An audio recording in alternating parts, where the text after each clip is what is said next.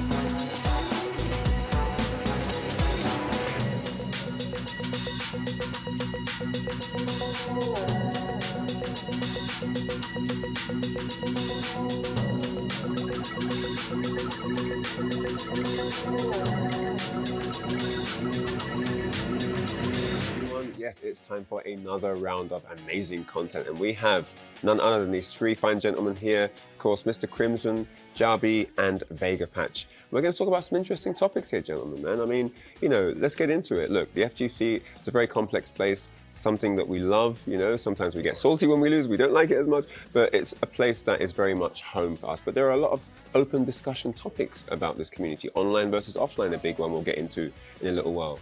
The first thing I want to ask you, though, is, in your opinion, I'll go around the one, you know, you can answer individually, but what makes a good fighting game? Who wants to start? Yeah. I will start. Okay, go ahead. In your opinion, tell me, what makes a good fighting game? As a competitor, what made me choose Street Fighter over many other fighting games was the competitive area.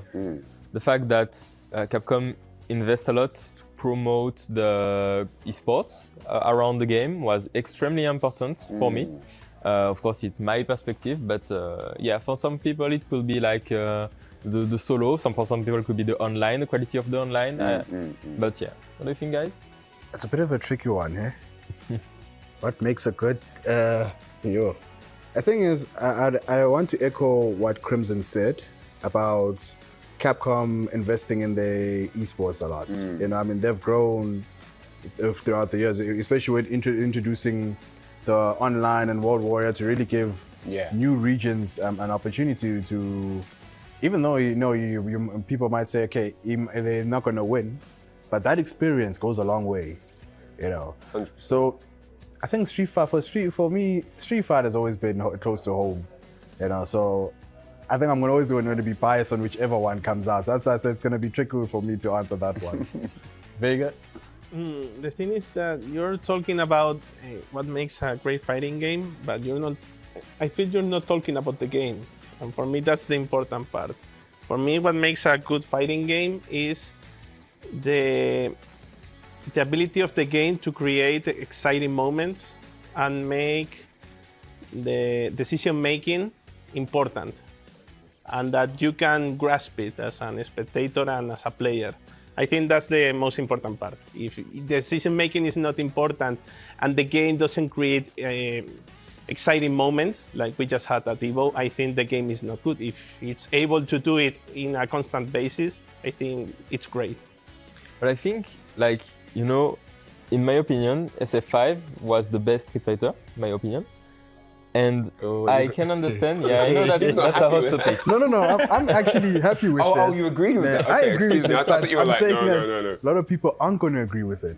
Definitely. Sure. But that won't change my opinion.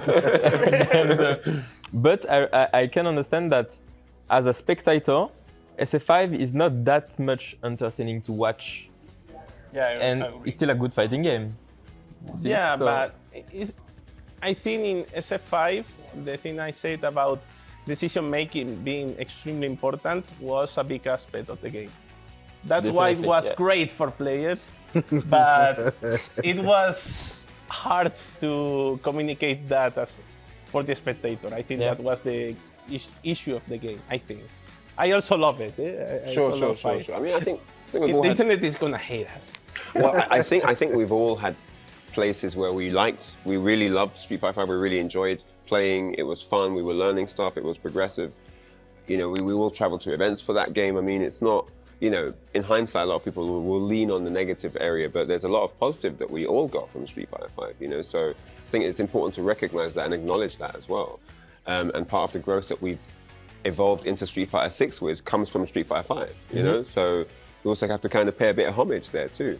And as we get into Street Fighter 6, I'll just lead in with that as a segue, but we talk about, you know, functionality, right? Leaning into user-friendly controls and stuff like that. And we do have, you know, classic, modern, dynamic. Is it important that the moves are hard to do? Is that important? You know, the more I play and the more I don't think that is that important. My main way to use the modern right now, sadly, is not in the game in the competitive area, even if, as we all know, there is a potential of like having something competitive. But it's just to explain and to teach to the newcomers in the game. You can explain a basic Hado trap, okay, you use the Hadoken to cover the horizontal angle, and you do the Shoryuken to cover the vertical angle. And skip the learning process of doing the motion of the thing, and you win a lot of time. You can explain that to a 5-year-old kid, and he will understand how to do a basic auto trap. Right, So for me, that's the biggest strength of that modern mode. I think there's not really a need to execute the most difficult combos. You know, I mean, I was a Karin player in 5. I never really did in 10-hit combos. You know, I'll be maximum 8, and they'll do a lot of damage, you know. But I think what's more important is how the game operates at a competitive level. You know, what makes the game, what makes you want to go more in depth, you know, because if it's just execution, then I think that's a bad game, you know. So that's why when it comes to modern scheme, the modern scheme and the classic scheme, I like how they did it, you know, to be honest. We're from the classic era, so there has to be some benefit to us who want to continue to play it, and we've seen it with the damage and so forth. But there must also be an edge for the newcomers who don't want to do the motions, you know. But I think Capcom really nailed it when it comes to the in-depth about the game. You know, that's why I don't see it as, and execution's like a huge barrier that everybody needs to come across, you know. But Marisa does need to be touched, eh? That 8-hit combo that kills you from 80%. No, that's then too much. It's too much. Yeah, I personally don't like the modern scheme and simplifying controls that way. But yeah, if you like them, it's good. It's just that I'm not gonna use them, but it's good to have the option. And for it to be separate from classic. Why don't you like it? Because I'm too attached to the idea of doing an input that in some way is like, you feel like you're also doing the motion the character is doing. Like for example, forward, down, forward, diagonal punch, doing a GP is similar. The motion, the quarter circle forward punch being a Hadouken also feels kind of similar. Just doing forward a special button being the fireball, you don't feel as connected to what's happening on screen, in my case. And also the fireball is stronger also. If you skip the motion part, the move will be stronger. It will be the same move, but if you put at like the 360 of GIF, if you put it on a button, GIF will go higher in the tier list. So that's a good thing that they done, is that they nerfed slightly the damage of those moves. I still don't understand why you can still execute them by the normal motion and still having the same damage than a normal move. But yeah, something that I like is that they give you the choice between execution or modern control with easy things. Yeah, like they didn't just force it on every player. You know? I think, you know, could it be connected to, let's say, you know, combat sports or martial arts where, you know, I don't know, if you want to perform a sidekick, it takes training to deliver an effective sidekick in combat. You know, like if it's two professionals, these are not just standard jab right crosses. These are people that have trained on punching bags. They've been in boxing rings. They've done hours and hours of sparring. Like, they've perfected the technique in these moves, right? So maybe having harder inputs is a similar thing, that you have a way to train your attacks before they're effective. You know, you don't just get to go in and do everything at max damage, but you have a process of beginning and learning how to fight, like you learn how to fight, you know, and maybe there's some important correlation there. What do you guys think? There is something that I love that they bring to the game, is the perfect Sonic Boom, the perfect Flash Knuckle, all those moves. This is a great idea to give reward to the execution. Yes. And you can still do the easy thing. And you know, it's between the modern mod and the classic mod, this is a really great idea. I would love to see more characters who have those kind of timing moves. I think it's a lot more hype if it's like last game, last round, and someone jumps a new crosscut on classic than on modern. You know, because it's not easy to do when everything is on the line and you have to execute this, or else you have to guess for game. You know, but now if it's just one button and then, hey, GG's, I think that's where now obviously the hype dies down a bit. It's the same thing with Street Fighter 5 when comebacks were hype in season 1 and 2. Then from there it was just like anyone can do a comeback. You know, in Street Fighter 6 is a different case because if you're in burnout, that person's got full resources and they've got full health, you got 30%. The comeback there is very much unlikely, especially against Gal. So that's, for me, that's why I think, you know, the motion, there's a lot more hype around it than modern. In the fighting games, you ask us what was a good fighting game. Also, if I could say another answer would be something who was rewarding the guy who put the work on. Yeah. The guy who chose the hard combo, the technical combo should always have a better knockdown, a better damage or something like this. And this is something that SF6 doing pretty well. SF4 was doing that pretty well too. Big hype moments because you was able to see on the screen something that not a lot of people could do when you see a professional player with those characters. Yeah. I guess that's like in any sport, right? Or anything that's competitive. You see the upper echelons of something, it's the best of the business doing it. And these are people that have honed their skill for generally years, right? So I think there's an extra appreciation when we watch, I don't know, like NBA or football or whatever, because these are the very best of the whole industry. And that means a lot, you know, because there are millions of gamers, 3.5 billion gamers worldwide or something. But in this one field, there are this small group of players that can do everything, and only those guys can do everything. And if you're a fan of this game, that must be so fascinating to watch, you know? I remember watching you doing EXDP Ultra One with Sagat against K-Brad at CEO. That was so hard to do. And I was in training, I was like, what? You did that in the match, last round? I needed that. I needed that to work. So, you know, speaking of tournaments, what do you guys think if time wasn't an issue, okay? What would be the ultimate best tournament format in your opinion? Open bracket for me. Like how many matches? Double elimination, single elimination? Talk to me. Double elimination, I think it's because, look, I'm a fighting game player by heart, you know, I started from the arcades and stuff. Open bracket is just, it's almost like paying homage to that. You know, that's how I look at it. So I wouldn't feel good if I won a Capcom Pro Tour event and it was an invite only, you know, because you basically just now just gave these few players an opportunity.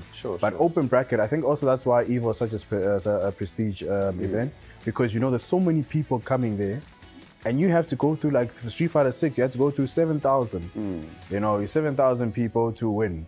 You know, a lot of people. That is, you know, and that's where you look at. I think that for fighting games, I don't know for other games, but for fighting games, I think open bracket is always going to be the way. I mean, well, what I wanted to touch on is actually the format itself. So, you know, I mean, I do agree, you know, open bracket, that's opportunity for everyone, of course. But what I wanted to get to is, you know, is it then single elimination? Is it double elimination? Is it round robin? Is it a league format where everyone, you know, there's multiple open bracket formats you could potentially engage in, right? If time wasn't an issue. Yeah, that's why I said that, because that's a massive factor there, right? So if time wasn't a factor, because, you know, you have arguments like, well, I'm the second best player here, but because I played the only other guy that can beat me in round one of the open bracket, now I'm in loser's bracket, you know. But if it was a league format, you wouldn't have that problem, you know. So depending on which format you pick, you kind of pick your poison that comes along with that. So I think I'm gonna give you credit. Yeah, I can. You know, esports have a lot of similarity with sports. And one of the similarity is that we want to decrease the random factor. And I will go on. If the time wasn't an issue, you take a whole week, okay, first to 5, between open brackets, okay, and 3 match a day for everyone or whatever, and loser bracket. And final, first 10. You'd be burnt out. I love it.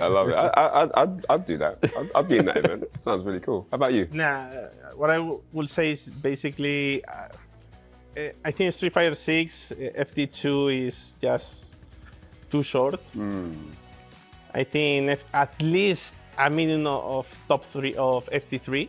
Right, at least. Yeah. Okay. On the first phases of a tournament, what I will do is round robin, because a lot of players, especially the ones that are just starting, with the current format, don't get to play that much. Right. And they make a huge percentage of players. For example, if you remember back in the day, Sonic Boom, Yes, CPT, of course. the first phases were round robin. You got to play more. And that, I think that was something that made us different. Yeah. And people were happy of, oh, I traveled a lot, but at least I got to play like 5 games. Yeah, I lost 5 of them, but I got to play against this guy and this guy. And also, it was a relief for professional players, because even if they mess up once early, they were like, okay, I mess up once. I have 5 more guys to go. Yeah. And I think that's would be better for everyone. Yeah, on the final phases of the tournament, yeah, you have to do it like regular matches, regular bracket. But yeah, if time wasn't an issue, FT5, probably, something like that. Would that be too tiring to go through a top 16 and it was all, or top 32 and it was all first to 5? Yeah, what do you think about if that? Time is not an issue, you have multiple days. Fair enough. And so if you spaced out across a number of days, okay. That's a perfect world. Perfect world, yes. If we had the utopia, right? Speaking of the utopia we don't have, professional gaming is something that's become more and more synonymous within fighting games as a genre, right? But we still seem to face a lot of difficulty, you know, in maintaining a sponsor, in having the right resources, in finding good enough connections for the game you play, people to play with and stuff like that. From your own histories, you know, maybe share with us, you know, what are some of the issues you guys have faced or are facing in terms of how you can maintain that professional gaming lifestyle? In my case, I will say that, well, I'm from Spain, not the biggest country in fighting game teams, all of that. And it's really hard to get a team in Spain. Why? Because it's simply that there are not too many teams interested. Yeah. You can be the best of the country and go to Capcom Cup, perform well there, and still have no team. That's a big issue. Yeah, we have tournaments and all of that, but it's interesting the big names of the esports, I think. I think in my case, for where I'm from in my country, it's a bit of a tricky one to convince a sponsor to sponsor a fighting game player, you know, because obviously then what are you looking for? You know, because the minute you start saying travel, now their pockets are not that deep, you know, and from where we are, there's not much CPT tournaments out there, you know.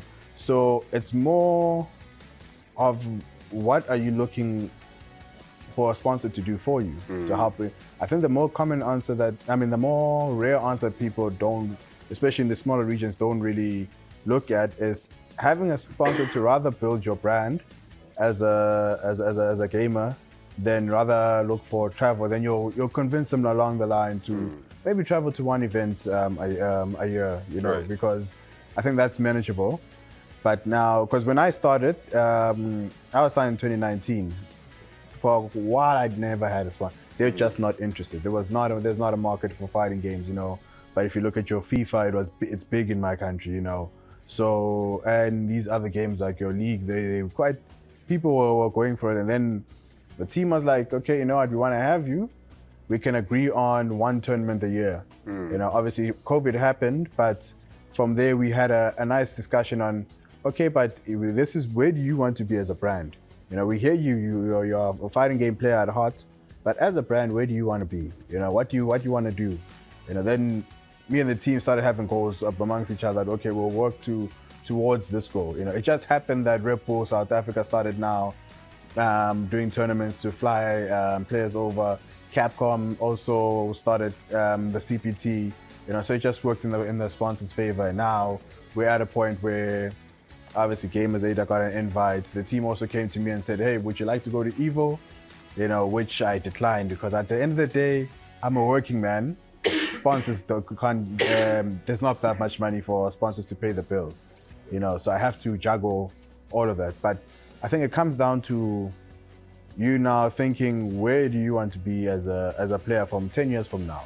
Do you want to still be competing for your next meal? Or do you want to go and compete at the same time, be able to, you know, win or lose, there's still something coming in? We'll get your answer, Crimson, then we'll move into a final question. Yeah, so I feel a bit the same than Vegabatch.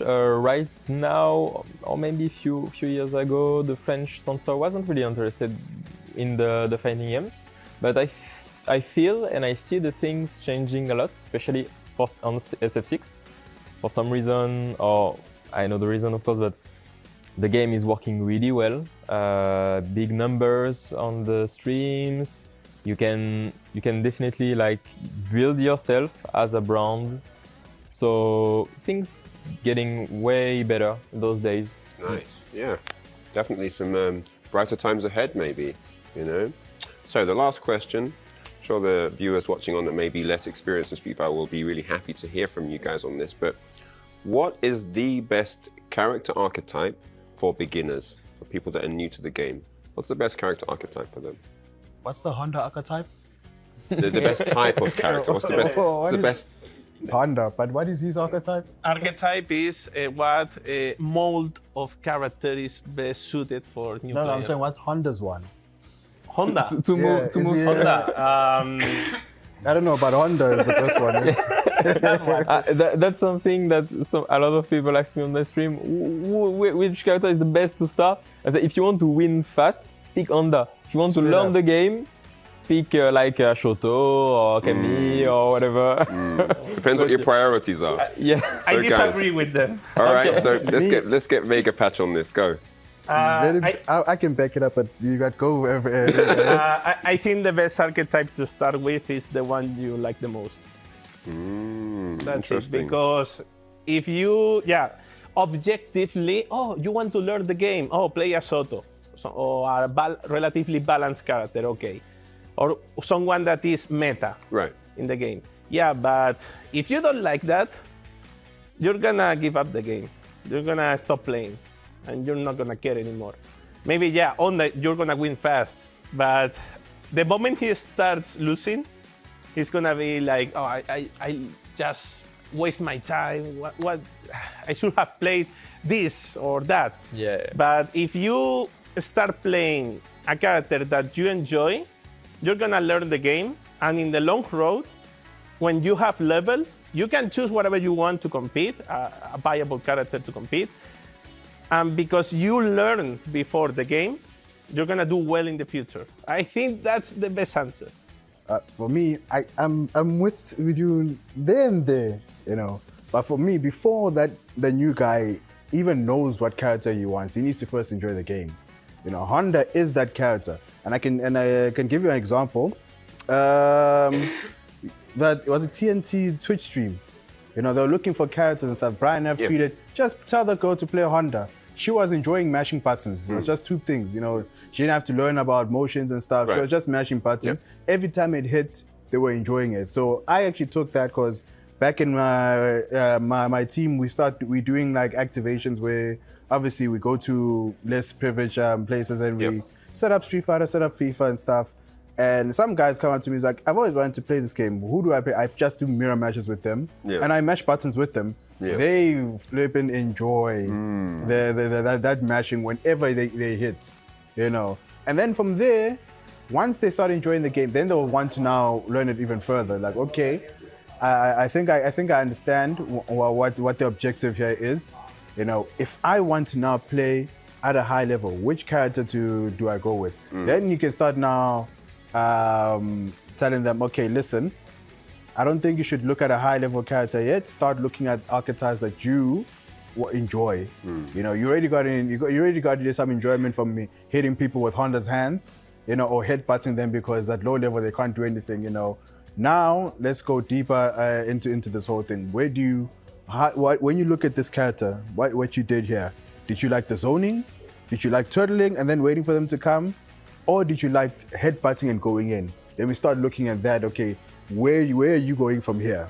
You know, which character will suit this now? Very true, very true. Yeah, no, definitely a lot of points there. I think one point we can all agree on is that fun is very, very important. You have to enjoy the experience or pick Honda. So we're going to wrap there, guys. Thank you so much for your time. That was really, really cool. Hope you guys enjoyed that watching in the chat. And yes, if you're new to the game, pick the character that gives you the most enjoyment, or pick the character that everyone tells you is going to win, or Mr. Jarby's route, pick Honda. Either one. Take your pick, guys. But for now, we'll say goodbye. We'll see you next time.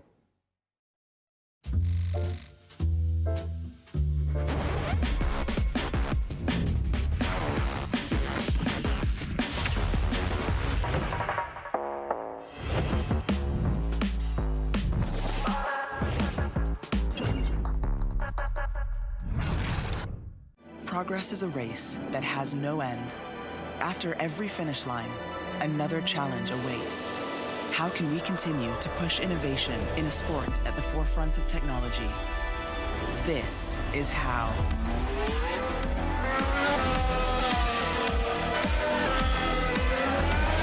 Discover how Aramco and the Aston Martin Formula One team aim to meet Formula One's sustainable fuel targets. Aramco, powered by how.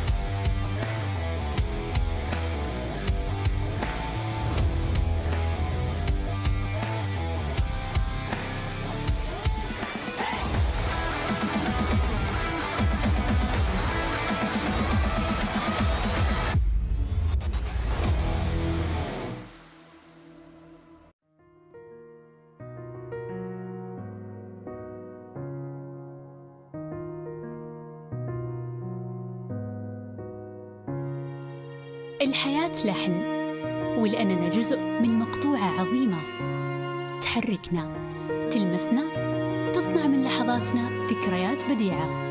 لأن الوجبة، التجربة، المغامرة، حياتك بعد جديد في هيلتون الرياض.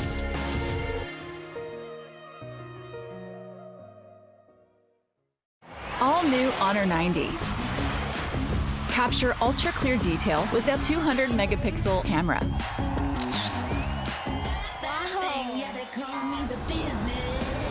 Care for your eyes with risk-free dimming display.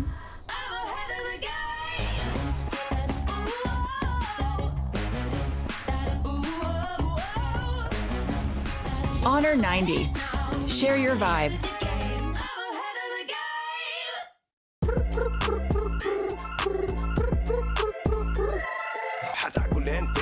وانت مستمتع وتلاقي الوجبه جايه على الاصول. واو يجيك العيش هش طالع من الاوفن والدجاج يقرمش just the way I love it. وتسوي كذا وتسوي كذا وتسوي كذا مع الحشمه وانت بغراب خفيفه جيب تويستر. انا اجيب لي وجبه الزنجر بس كله يجيب اكسترا تشيز على الكرانشي تشيكن في السنتر. حطوا الباكت حطوا الزنجر حطوا مايتي حطوا تويستر. جيب له باكت جيب له زنجر جيب له الاصلي جيب له تويستر. delicious yeah.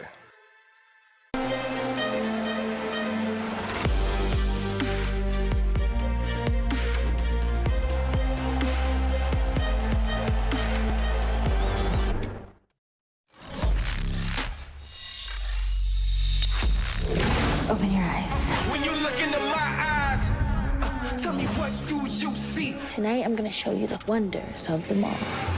Hey, I got nothing to lose. I got nothing to lose. I need warriors. So is this what you want in? You wanna war?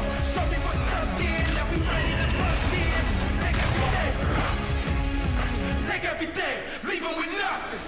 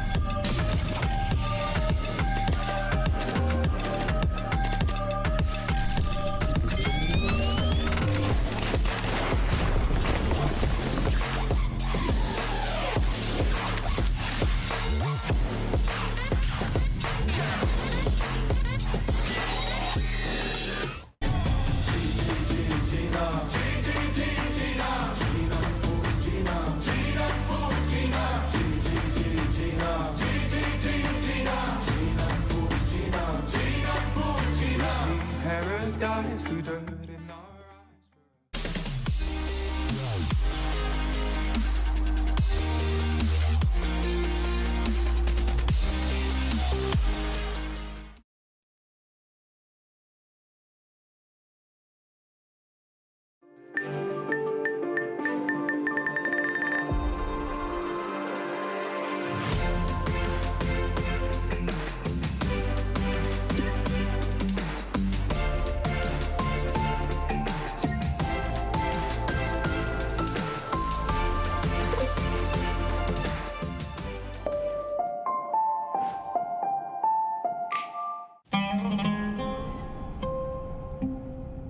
There is a place where you can elevate what's hidden inside, where you can reframe yourself.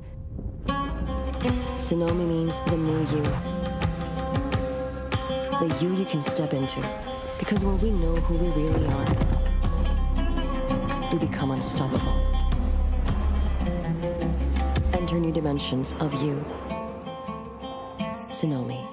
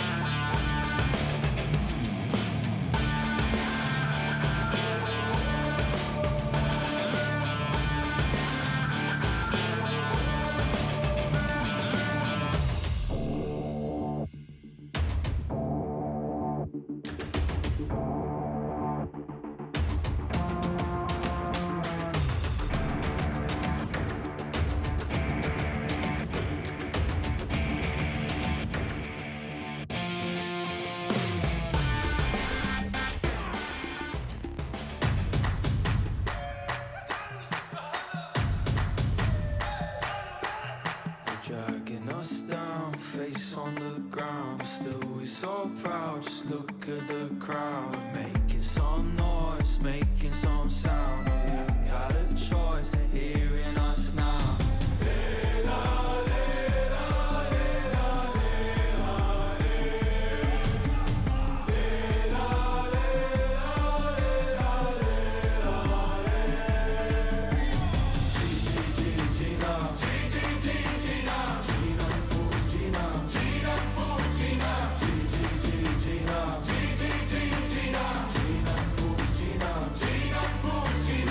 Paradise through dirt in our eyes for us. Oh, Echi, I'll try, Echi, I'll fight for us.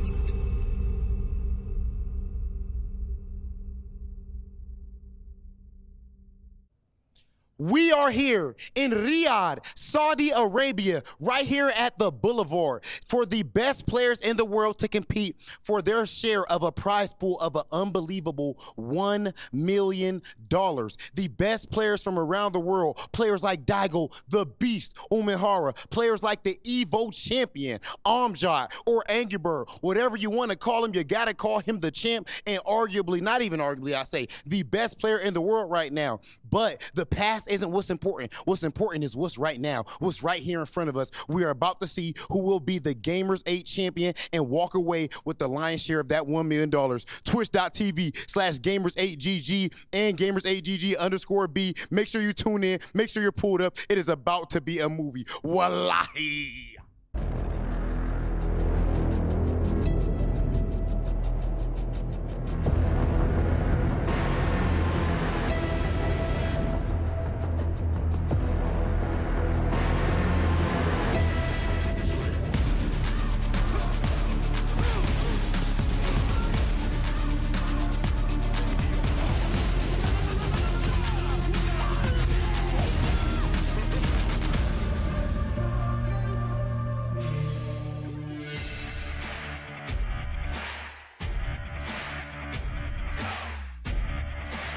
MashaAllah, Sheikh Rob.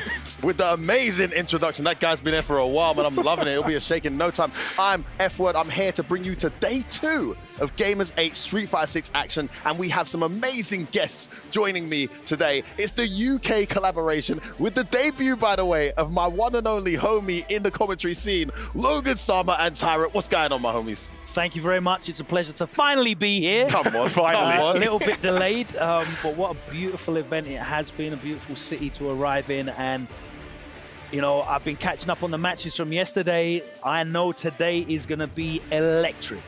Come on. What about you, T? How you feeling, bro? Yeah, man, feeling good. Yesterday was a great way to kick things off, but the action is going to continue, and we're going to get to see some players that we didn't get to see yesterday play on stream, and I'm really looking forward to that. Super excited for that. Well, speaking of yesterday, Tyrant, let's take a look at how some of these juicy games went. There were some amazing matches on both Stream A and Stream B, focusing primarily on Stream A, looking at a highlight video of what went down. We saw some crazy matches, of course, kicking off with the DJ group. DJs all over, winning left, right, and center. Zen, of course, Mono, and then Zen taking out Punk. I think it was 4 rounds straight in that one. No one saw that one coming, guys. Yeah, that was huge. Zen with a massive performance. Like, no one really kind of expected to see him on that kind of level. Of course, Punk third at Evo, and Zen really shut him down. Exactly. Logan, this next one coming up, of course, Otani with one hell of a performance that we saw. Talk us through this one. Yeah, it's really exciting to see some of the younger Japanese players stepping up as well. Of course, you know, Otani is a player that we saw come through in Street Fighter 5. But like the likes of Kakaru, really stepped it up here in Street Fighter 6, becoming a real threat here again. Wes, a local player, of course, repping Saudi, going up against Sian, and gave him a run for his money. Hey, but come back of the day, this. Yeah, it was an incredible feat here, catching him off guard with the drive impacts, and and again. But that DJ, man, is such a strong character, and we haven't really had the opportunity yet for Xian to show out on the world stage with that character. Had a disappointing run at Evo, and agreed. Other than that, hasn't really been able to display what he can do with the character. We saw a tremendous start from Latif in this game, but Phenom made the adjustments there, Tyrant. Still an impressive performance. The Saudi guys not having the best start, but still holding their own. Yeah, absolutely. Latif, yeah, you can see his reaction there to getting caught off guard. Like, he should have had Phenom that round, but of course committing there and getting hit with a level 1 super. But great performance nonetheless. MOV, the legend, the master of vampires. Master of Vampire. Talking about the younger Japanese players that coming through. MOV, a true legend. 2 decades deep, at least in competitive fighting games, and here he is. Chun-Li, master. Really, really good stuff from MOV, but yeah, really shut down here. Couldn't really get going. And, bro, Ken, once again, Logan, you know this character's really, really strong, bro. Absolutely one of the very best in the world right now, and there's the man himself. I recognize those pecs anywhere. Oh, look at this confirmed. That was sick. Yeah, that was so good. Love that. I mean, he's been very unlucky. He's actually had to play JP, I think, 2 or 3 times already. Lost each time. But with one time he didn't play JP, he managed to pull off an impressive victory against NL. So we know he's got a good chance here, but man, those matches suck. And you can see again, that was such a clean way to close out the round there from the legend himself, Daigo Umehara. After he finally found his way to the setup, that was that was an incredible performance. I was going to say, thank heaven his gameplay isn't quite as bad as his walkout was. Otherwise, he'd be 0-3 without a shadow of a doubt. Yeah, he's never really been a showman off the sticks, but in-game, he's always delivered, right? Exactly, exactly. I think for you guys who didn't tune in yesterday, it's important to understand how things work at Gamers8. It's a very unique format. So, Tyrant and Logan, why don't you talk me through how things actually work format-wise and how we get to that top 16 and to that finals? Right, okay, so it will be the group stage, which will be 8 groups, 4 players in each, and it's a double round robin, so everybody plays everybody twice, which is obviously different to a traditional round robin format, and it's going to be best of 3 in the group stage as well. Top 2 from each group go through to the playoffs, which will be... Yeah, the playoffs will see 16 players progress into a traditional double elimination bracket format, and that one will be best of 5 matches, so we will definitely see the very best players progress in there. And of course, those players all duking it out in the group stages. At this stage, no one's won a penny. No one's earned any dollars at all at this humongous event with a $1 million prize pool. However, those who qualify guarantee themselves $5,000 minimum, and the money goes upwards and upwards, doesn't it, Logan? Absolutely. What an incredible prize pool that is, the likes of which we have never played for before in the FGC. And here at Gamers8, someone's life is going to be changed forever. What an incredible number that is to see. 400,000 to first place. But even, you know, finishing in those first 8 spots, a huge, huge amount there. Come on. You got a deposit for the house, bro. The further you get, the closer you get to just buying the house, hands down. Tyrant, what would you do with that kind of money, mate? Mate, I don't know, man. Like, you could do a lot with that. Like, let's say, probably open a pub, wouldn't I? I know you were thinking that. I know you were thinking that. Come on, Tyrant, get him in, son. Get him in. Listen, on top of that, of course, not only is there tons of money on the line, an amazing format, an incredible setting. We're in the beautiful city of Riyadh, but also the caliber of talent we have here for Gamers 8 is second to none. Talk us through this first page, Siren. Look at the legends you see on your screen right here. Phenom, Punk, Kills You, Nephew, Foulmaster, Mr. Crimson, Luffy, Big Bird. That's already like 8 of the best ever. Come on. Angry Bird, Latif, you got Wes, Hometown Hero, Vega Patch, Daigo, Otani, Kudo, and MOV. It's beautiful to see the spectrum of legendary players that have been playing Street Fighter since Street Fighter 2, and players that have picked it up literally in the last couple of years. Players that are under the age of 20 still in this lineup. You've got world champions there. You've got players that have taken super majors. You've got reigning champions in that lineup, and you've got really exciting prospects coming through that are hoping to not only make a name for themselves, but make a small fortune as well. Exactly, and that's just one page. Let's take a look at the second page here, Logan. It only gets better as the talent just continues, my friend. The only man ever to win Capcom Cup twice, Mena RD, first name on the list. Hot Dog, who has been so impressive. Hot diggity dog.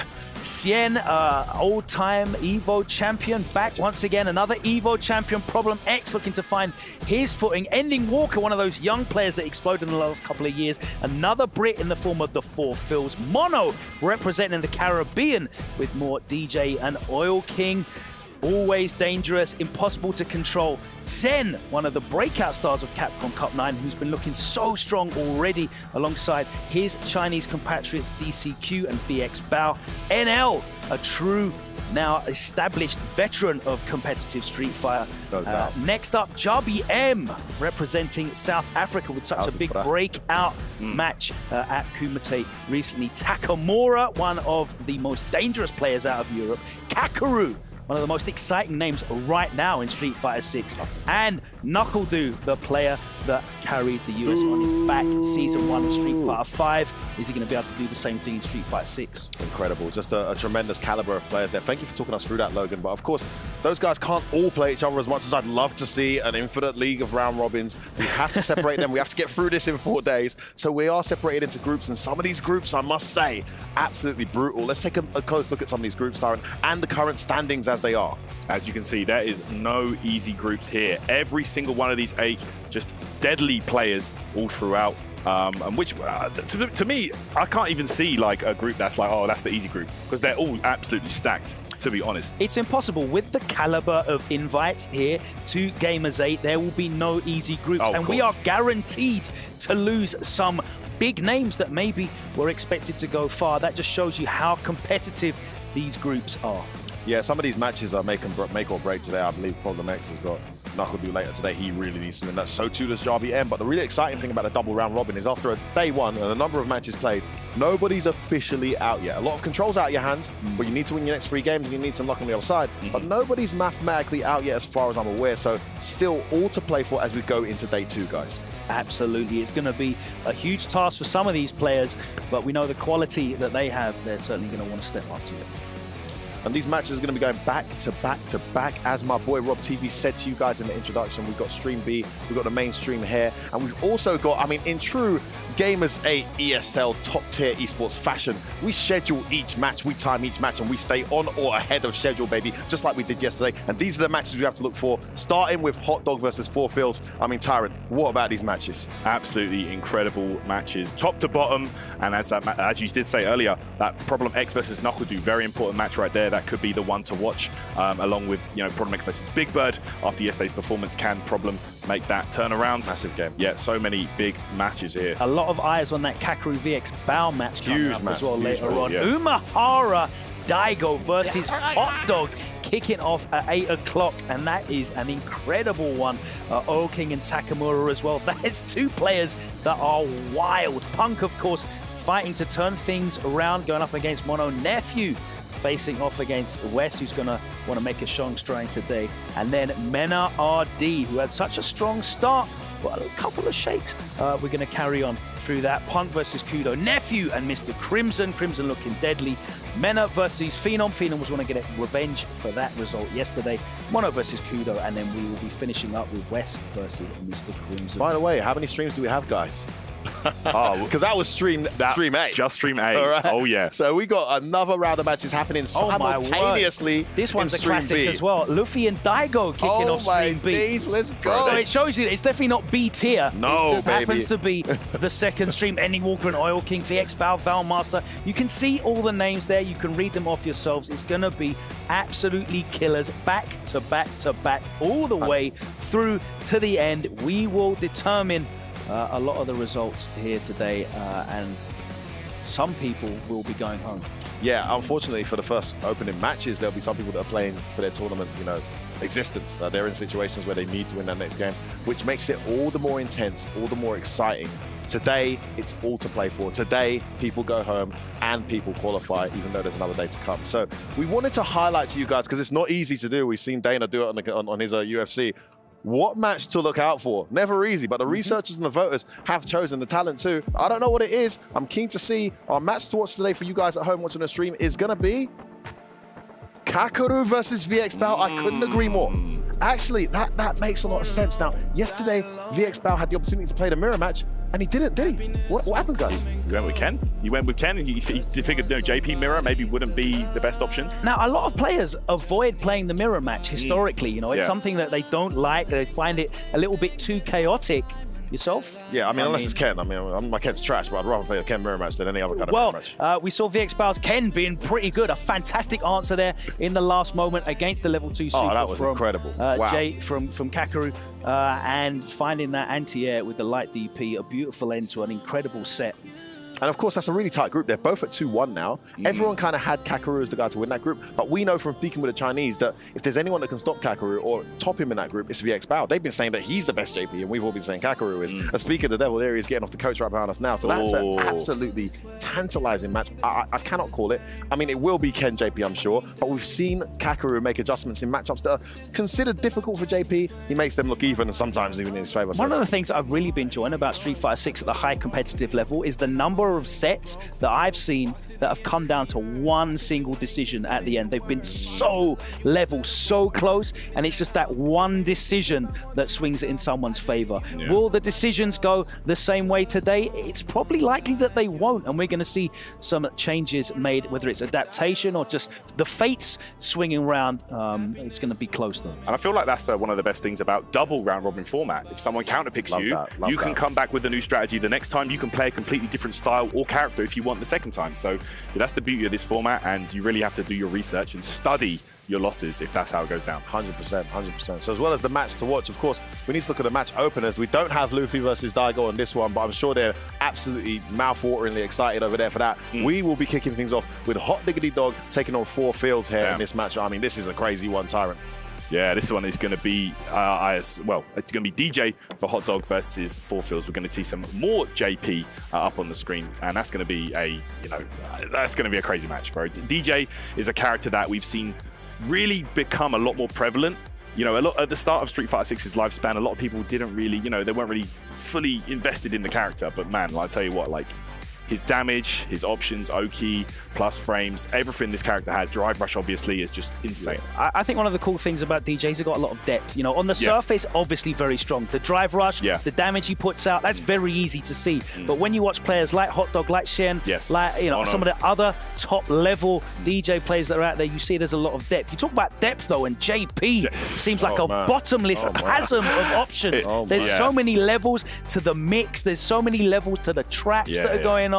What a fantastic addition he is to the Street Fighter roster to play. So frustrating to play against, though. Yeah, no, he's scary. A lot of people comparing JP to a character like Urian. On release, maybe weren't seeing the full potential, but now JP, it's hard to ignore how much of a problem this character is. Absolutely, man. And there's so many high-level JPs out here competing, as you mentioned, throughout this competition. Even, you know, in the same groups. A lot of them are so popular. He's so popular. I mean, we saw him at Evo as well. Very well represented up to top 96. And then top 26, he was still there to be seen as well. He's definitely a force to be reckoned with. Of course, that's not the only match to look forward to. There's another juicy one coming up, and we have the Pride of Belgium representing Zentin going up against the Pride of China and DCQ. I mean, these are two incredible players that are going to be going head-to-head at Tyrant. Yeah, this will be an absolute banger, to be honest. Like Takamura, always so explosive, you know, and he's always exciting to watch. You know, always putting in work. Did a great performance at Capcom Cup for Street Fighter 5, and he was always consistent in that game, really leveling up throughout the years. Great. And I expect to see the same here with Street Fighter 6 as well. You know, going with that Ken, who's just always an incredible pick, and DCQ. Like, you know, this guy breaks the game down to a science. You know, great performances in SFL, really holding it down for his team when he needed to in those clutch moments. Super clutch, man. Yeah, and let's see if he can make it happen here in another super clutch format with Gamers8. Very interesting situation there in that group. I'm just taking a look at the group standings. Very early on, they've only played 2 matches. Takamura 1-0, DCQ 1-0. I mean, that's not exactly what you might have anticipated. I mean, they're all great players. Yeah. But in you're looking at Street Fighter and his history and the performance in the recent Capcom Cup in Street Fighter 5, you might have had it the other way around. You might have had Oil King at the top of this group or Ending Walker, those two sitting on top of the other two playing catch-up. You just can't predict things. It's too early, it's too soon. We don't quite know where these incredible players are. Some of them are still mastering their craft in this game. But needless to say, this is a huge game because it's the top of the battle clash. Whoever wins this is going to be 2-0. The other one's going to be 1-1, which is a huge difference. Absolutely. Momentum makes so much difference going into these things. The confidence you have, of course, that can be pulled away from you at any moment because there's no guarantee that your momentum will continue.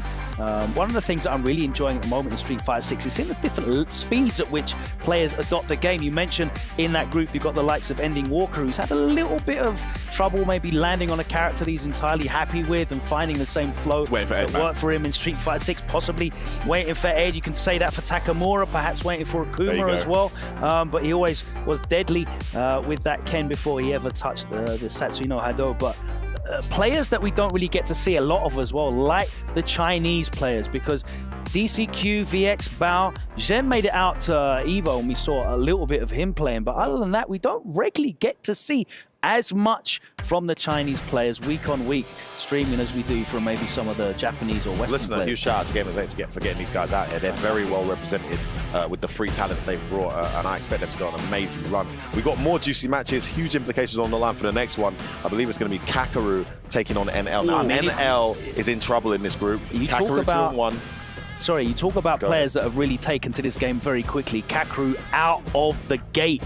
One of the biggest threats. He made that name change, of course, known as Uzura in Street Fighter 5. Ryu, right? That threw me right off, Kakaru in Street Fighter 6 immediately at the front of the queue, winning the qualifier from Japan to go Rebel Kumite, getting so deep in that bracket as well. And now he's here. He did fantastically at Evo. He is one of the biggest threats out of Japan. And what an amazing thing to say, because that is probably still one of the deepest talent pools when it comes to countries in the world. And to be at the front of that is incredible. But NL, again, you know, a player that we've seen really come through in Street Fighter 5. I know he's been playing the game for a lot longer than that, but on a competitive level.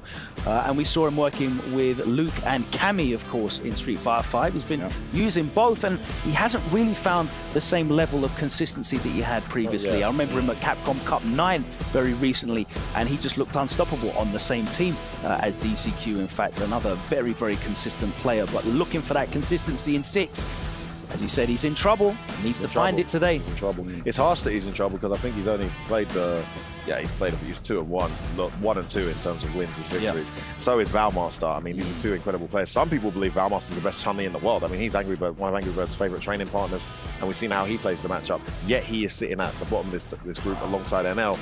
Kakaru and VX Bao, though, are not safe as a result of them being so close to each other as well. So, I mean, these next few matches are just absolutely... And this is what it's going to be like today, by the way, guys. I mean, the implications of each match we're going to see as we carry on through the stages in day 2 are going to be way more than yesterday, because at this point, you know, things are starting to formulate. The group runaways, we're seeing them, the Mena RDs, the Angry Birds, the Big Birds, the 3-0s, they're cruising. But the guys that are 2-1, 1-1, 1-2, I mean, they're I don't think you can afford to cruise either. Like, you know, 3-0, you're in a fantastic position. Of course, you know, you're at the front of the pack.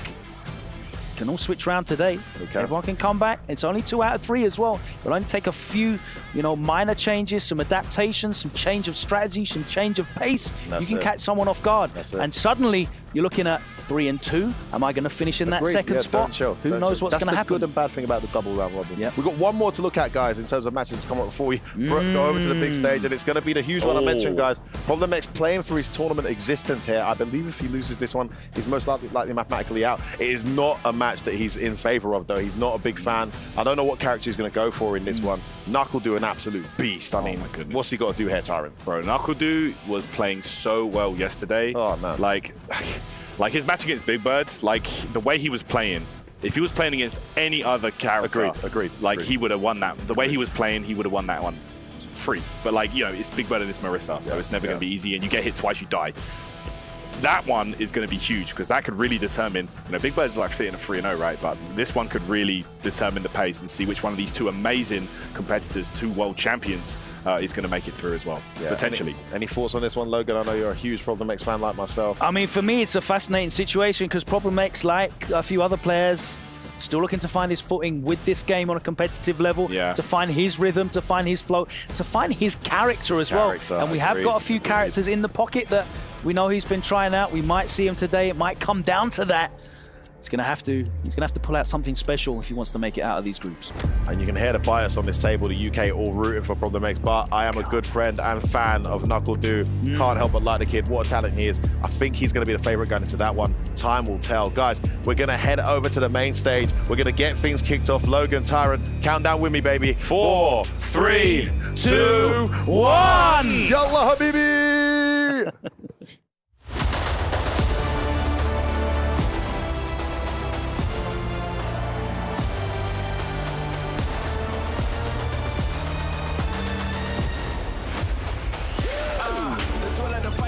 My night. With every win we ascend a new heights. I'm sharpening my skills and I focus my mind. The pride, nice in the heart of a lion. A battle with pride is a matter of time. I become the most greatest, the victory's mine. We reach for the cup, and the tension is up.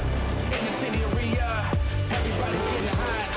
It's not about luck, it's simple the skills that we got. International scrubs from all over the globe. Are you ready to show off and blow up the spot?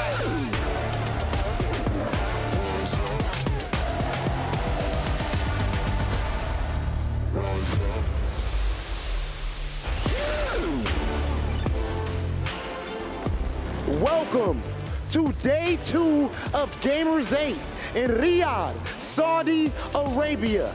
We have $1 million on the line at this amazing event. And I don't even want to call it just a tournament, Atik, because it is an event. It is something that is global, players from across the globe. But before we get into breaking down exactly what it is, I am your host, Hollywood, Rob TV, and we are joined. We have the honor, the pleasure of being with Atik. What's going on with you, bro? Honestly, it's my pleasure to be here also with you, and it's right. It is a huge event. It's not just a tournament, and we're having $1 million here on the line. أعزائنا المشاهدين، أعزائنا الحضور، حياكم الله في أكبر حدث للرياضات الإلكترونية في العالم للعبة ستريت فايتر. بطولة العالم معنا هنا مستمرة. شفنا اليوم الأول شلون كان، لكن ما زلنا مستمرين في المجموعات. اليوم ممكن في بعض اللعيبة راح يتحددون أنهم ينتقلون معنا إلى النهائيات، وبعضهم ممكن فرصتهم تقل جدا، لكن لسه الرحلة مستمرة معنا في مبارياتنا. There's rappers performing here and everything, y'all. I mean, this whole boulevard area that they got us in, absolutely unbelievable. Y'all see the stage, y'all see the production value, it's out of this world. You know what I mean? FGC, we winning, baby. We going up out here, and it's a beautiful thing to see. We just saw yesterday. The crowd was ridiculous the deeper that we got into it. Amjad, Angry Bird, he walks out there, the Evo champion. All you hear is Amjad, Amjad. Daigo, he's not even fully powered up yet. The beast himself. I don't even know if he was all the way awake yesterday, and he still got his W. Mans walks out, and he's like, all right, he's like, where do I go? But then when he got to where he needed to be, he did what he needed to do and got his W. Are we about to see more of that today? Well, there's only one way to find out. We do have our first match ready, but so you know the format, this is the group stages right now. Only 2 players from each group is going to make it out. Only 2 players from each group is going to make it out of this, and it is not going to be easy whatsoever. Well, exactly, and we are now in the second day. Some players maybe gonna be confirmed to go to the playoffs. Maybe it will be decided today. But some other players know it's going to be decided tomorrow. So it depends on the matches, on the situations. So today is really important day for the players, for everybody, also for us, and it's going to be exciting. The matches that we're going to have. أعزائنا المشاهدين عندنا الرحلة الحين المستمرة معنا في مبارياتنا لسه ما بعد انتهت معنا ولسه مستمرين في المباريات اللي في المجموعات زي ما قلنا لكم فيها اللاعبين الجاهزين يبدون معنا مبارياتنا الأولى زي ما شفنا أمس مباريات عظيمة وكثيرة كانت معنا لحظات تاريخية يعني في لاعبين من جد ضيعوا شوي على المسرح في بعضهم ورونا لقطات خرافية في أدائهم الأسطوري لكن اليوم برضو بيكون مو اقل حتى برضو عن اليوم الاول اليوم ممكن بيكون حماس اكثر وزي ما قلت لكم راح يكون يوم تحديد اشياء اكثر. So let's get ready. Now we are ready for our first match. Atik, it's finally time, bro. Let's take a look at our first player.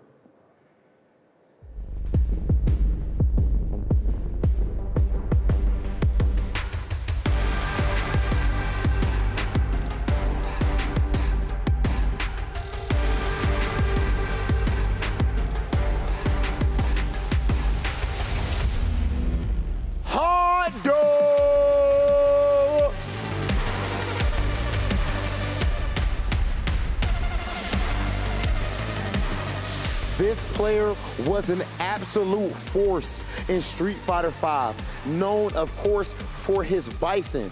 I remember him winning North America Regional Finals, walking away with $50,000 at one time, so you know exactly how strong he is when it comes to being under pressure, when it comes to being under those lights. He's been with his sponsor Talent for about 5 years now, I would say, and they know that they're not going nowhere because they know exactly who they have. Hot Dog, one of the most ridiculous players in the world, and is trying to continue his hot streak well into Street Fighter 6. And he did not play in the stage yesterday, so this is his first time playing on stage. He did play in the Stream B, and actually he won that match. So if he continues on that momentum, he's going to be in the playoffs. أعزائي المشاهدين بعد ما شفنا اللاعب معنا هات دوغ جاينا من هونغ كونغ من مكان بعيد وهذا اللاعب تحديدا كان محترف العاب الثانيه من العاب الفايتنج بعد ما حول للعبه ستريت فايتر بدا يهيمن عليها ياخذ بطوله واحده ورا الثانيه من الجزء الماضي والجزء الحالي بدا برضو معنا والحين متواجد في اكبر مسرح واكبر بطوله لها. اللاعب من جد مرعب لكن برضو خصمه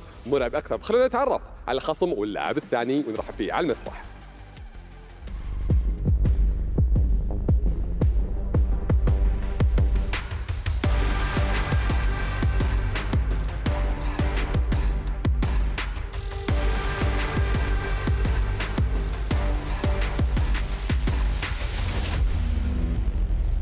أعطونا تحية ل The Four Fills.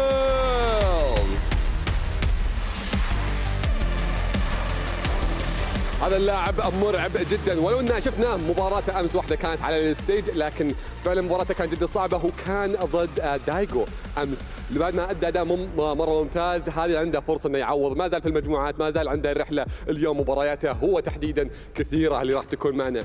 اللاعب جاي متاهب وانا شايفه وحتى برضه سائله قلت له كيف استعداداتك؟ قال مستعد اكيد في النهائيات وهو برضه بالضبط ان اللي جاي يلعب الحين في المرحله الحاليه مجرد بالنسبه له شيء بسيط لانه راح يبغى يكمل الى ان ينتقل معنا الى البلاي اوف. اللاعب هذا لاعب كبير لاعب ضخم زي تواجده زي حجمه برضو اثره في المباراه اللي راح نشوفها معنا اليوم.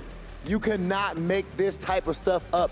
The best players from around the world. We have Four Fields all the way from England. We have Hot Dog all the way from Hong Kong. They both have a lot to represent. They know what's on the line right now, and only the strongest will survive.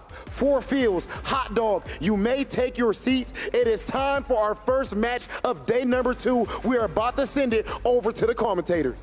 والحين أعزائنا المشاهدين نبدأ مباراتنا الأولى لليوم الثاني. خلونا ننتقل على طول ونروح مع المعلقين.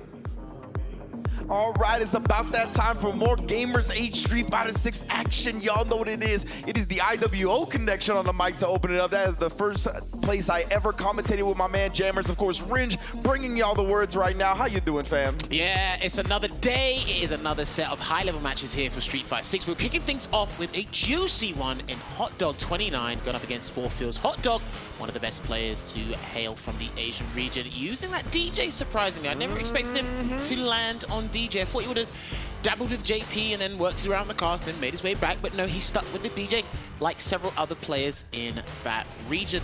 But he's going to be going up against 4Fields. This is another great experience, I should say, for 4Fields. He's in Singapore earlier this year. True. He's been traveling to, I believe it's World Games Week around the world. One was in Istanbul one year. Wow. And he's just been getting that, he's becoming a cosmopolitan, getting that experience and coming here. Now he finds himself going up against a very strong player in Hot Dog. So how are you feeling about this one, Ringe? I feel like this is a very important match, right? Because Hot Dog is coming off of a 2-0 victory against Luffy yesterday, right? Both of these players have only played one set so far. Hot Dog, as I just said, beat Luffy 2-0, so he's 1-0 in the group right now. And the 4Fields, he was our last match yesterday, right? Going up against the beast, Daigo Umehara, where he was not successful. He was down 2-0 to Daigo, so he's got to get a dub early on here, trying to make up for that loss yesterday. So it's kind of the opposite ends of momentum right now, right? Hot Dog coming in with a win, 4Fields coming in with a loss, both 2-0 on their respective sets. So we're going to see if 4Fields kind of bounce back a little bit. And I feel like it's no surprise that 4Fields is the one rocking the JP, right? I feel like it was kind of a natural transition from the Falk, just, in more than just the purple stuff in the cane, right? Like, I think of the way he likes to play and control the screen with the different tools, I think it fits his style with JP very well. 100%. Look, man, I like to put it in simple terms. I think JP's got 7 different canes for each day of the week.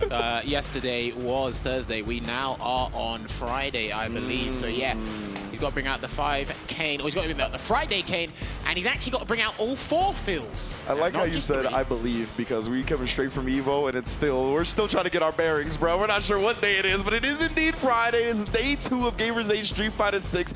And yeah, man, 4Fields, you know that Friday cane is specifically tailored to beat down some opponents. Indeed it is. So myself and Effort, shouts to Effort on the Desk Coast, we were actually talking about this matchup and about DJ in general. Hot Dog doesn't think DJ is going to be super viable in the long run at the highest level, because he hasn't got many special cancelable normals. Yes. Because it does help up close, because drivers up close doesn't really help DJ. However, he did say, it's like, well, not him. I do think this matchup is a bit problematic for JP. I do think DJ's drive rush, the speed of it as well, when he finds that window of opportunity, he can land the abundance of damage because he's got that punish counter starter from the funky slicer, and that should be the round. Just like that, Hot Dog starts it with a perfect. That is not what you want to see if you're a 4Fields fan. He got everything he wanted, right? Got in JP's face earlier and then never took his foot off the pedal. Yeah, do you know, outside of being complete rushdown with the drive rush, I think if Hot Dog's situational awareness and pattern recognition is good, he'll find huge openings here against 4Fields. Yeah, 100%. You can see already fading the fireball, trying to get with that drive rush, but that's the thing about JP. He's got great buttons to stuff the drive rush, ones that have great hitboxes like the stand medium kick. I think he did crouch light kick or crouch medium kick there, but either way, I like that pursue, right? Keep the block string going. It didn't get perfect parried, so it's still your turn. And he's like Hot Dog's acting similar to how Angry Bird and VX Bao have been working against JP. Just hold the parry, find the opportunity to drive rush in, because that is the matchup for him. And as long as 4Fields has the correct timing and is able to identify when to check it, he will get counter hit confirmed each and every time. Looks like that Friday cane is working. I like it. What a bounce back from that first round. Perfect, right? 4Fields just needed some time to get his bearings. You see Ari threatening with it, but I love Hot Dog using the drive rush after the block string, right? He knows his win condition. He needs to get in that close quarters combat. Stood up, no punish counter, so he just goes for a throw reset. Very good recognition. Risky but marvelous backdash there for 4Fields, giving that breathing room. Summons the EX departure. And he just snaps his fingers to go back to the neutral here. And as long as he stays close, this is the thing. Hot Dog said he needs that, but against JP, a drive rush into a jab even surprise you. No level 3, actually, I lie. It's a link. Now, there is that thing where if you don't cancel into level 3, it does a little bit of damage. However, I think when you do a fully scaled combo, the damage remains the same. Yeah, looking good. Whoa, and he baited out the parry, but couldn't capitalize on it with a tech as well. Hot Dog keeping 4Fields locked down, burns him out, and then takes him down with the soul bot. Now, this is unfortunate for Phils, because despite JP being a rushdown character that just happens to zone, yes, I said it live on camera, it is a thing where he's had Daigo and now Hot Dog, and they've come with these, you know, highly aggressive characters, belligerent, if you will, and they're keeping pace, or they're overwhelming him in terms of pace, because you can't allow JP to play his game range. Exactly, like you have to kind of go with the Kakaru strat, right? Where you can't rely on the bullet hell, you can't rely on the zoning, you have to really be a force with your own normals and play in that mid-range. As we saw, like Hot Dog, once he gets into a couple of character spaces away, that's when he's starting to use the drive rush even more and then jabbing him in the process, like about right here. But I like him switching it up from the jump, but you can't keep doing that on JP, and there's the drive rush. Double Sobat, good block there, but then the medium Sobat and the drive rush to close it down. Another 3-piece into the Sobat. Last minute drive impact. Is he going to get the side swap? He will. Double dash, and the roundhouse, no. He's going for a different follow-up here instead. He's burning the bar here, Ringe on level 1. Indeed, he's trying to put maybe Hot Dog close to burnout. Oh, what a timing on the teleport. That was crazy. And you have to commit to that departure window as well, by the way. You can't just wait and time it. You gotta commit to that. Goes to the funky slicer, 3-piece there into the rolling Sobat, and that is minus on block. Only -2 or 3, I believe, so it is safe.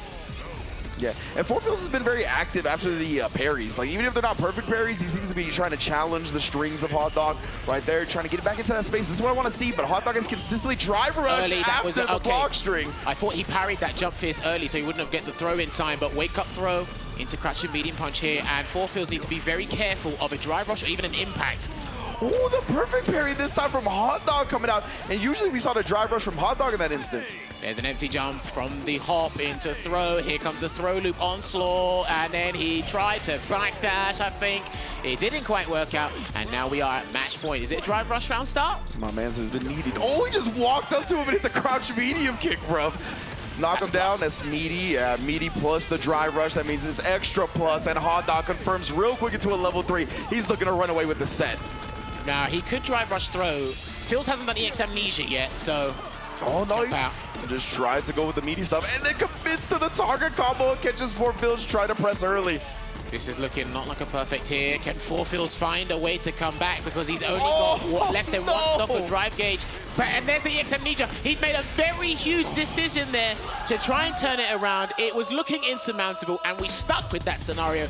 And Hot Dog takes it over. 4Phils here, game 1 today at Gamers8. I love Hot Dog not being afraid to just hold the parry in his face and then drive rush, even after a couple of seconds of holding it, right? Really catching 4Phils off guard, making him uncomfortable with the timing of the neutral. Just beautiful play from Hot Dog, and that DJ, man, it is a problem indeed. Maybe it's not viable in the long term, but right now as everybody's getting used to the game, especially against a character like JP where he really wants to set up and settle things down, man, it makes you uncomfortable. These two pathways in their group are going in completely different directions. 2 wins here for Hot Dog, and if I'm not mistaken, 2 losses here for 4Phils.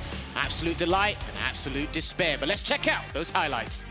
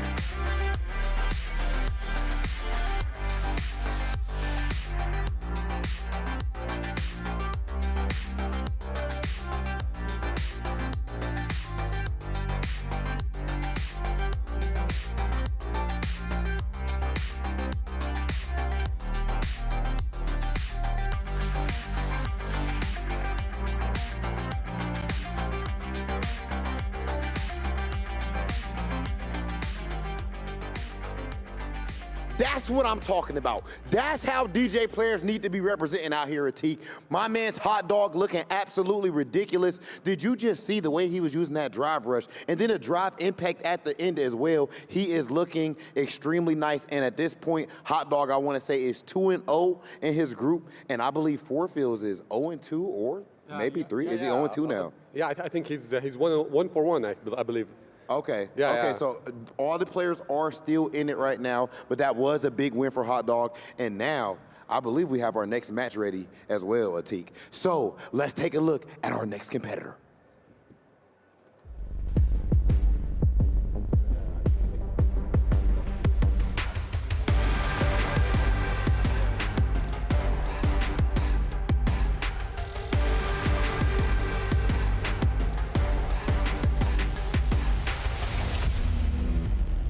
Takamura!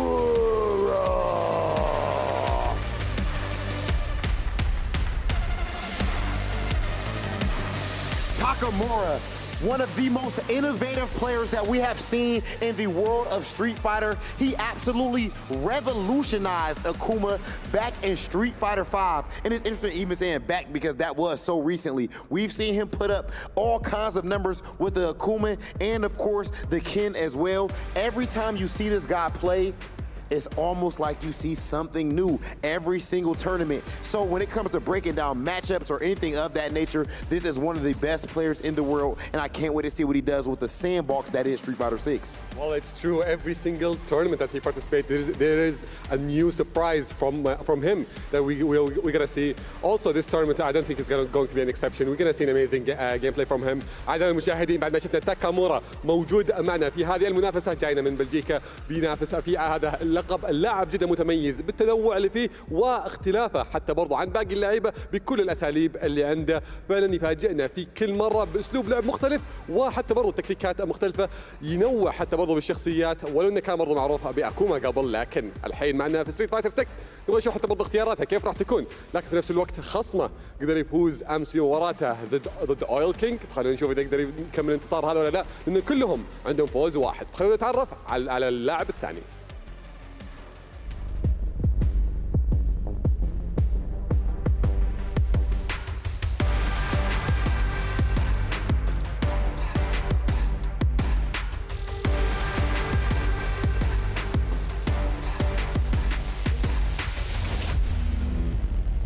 أعطونا تحية لدي سي كيو.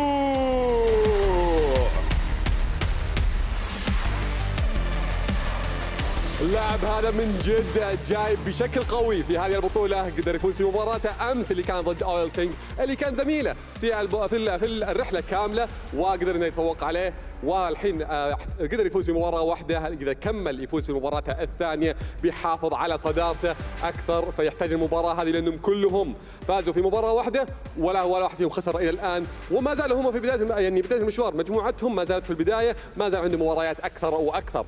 فخلونا الحين برضو نشوف يعني نبدأ لكم المباراة على طول فيها. I do not believe this is a matchup that we get to see every day, and I cannot wait to get into it. Takamura, DCQ, you may take your seats. It is time to do battle. Ladies and gentlemen, we are going to send it over to our commentators to get into the action.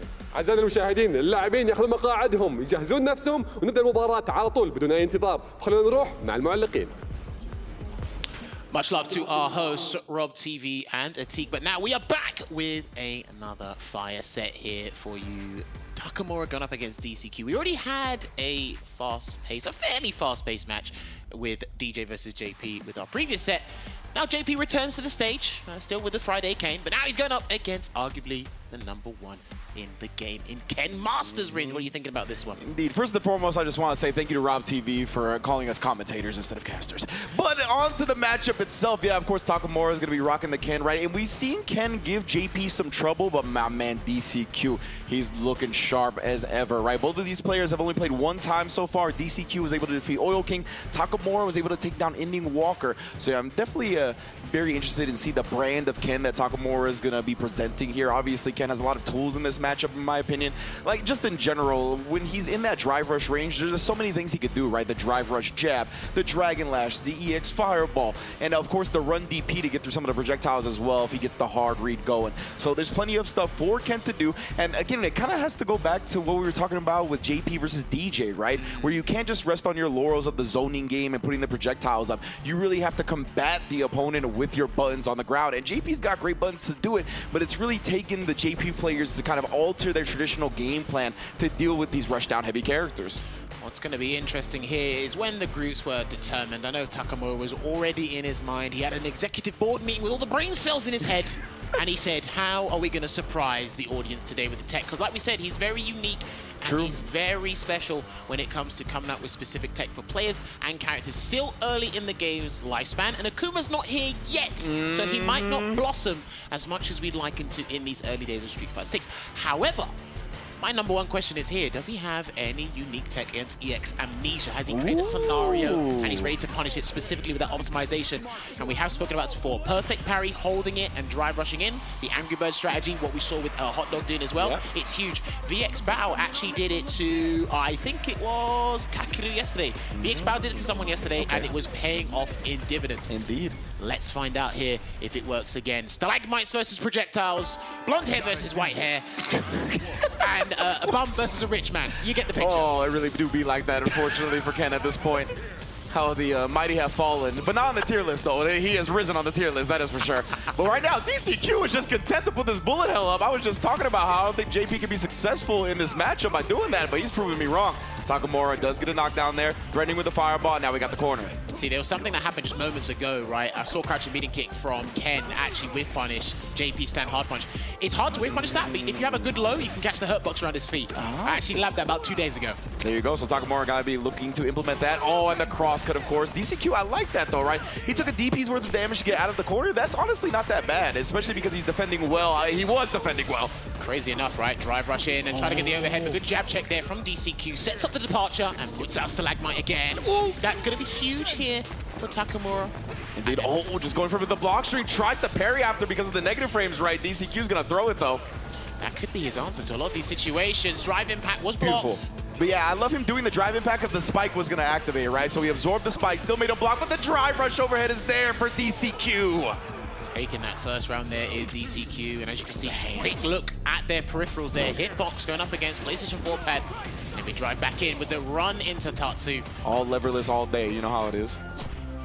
Just waiting there. He can interrupt that with the extra Yukin, I believe, but it might be a little bit too far because there is a gap with the ghouls on the stand fierce there. Speak of the devil, got it again.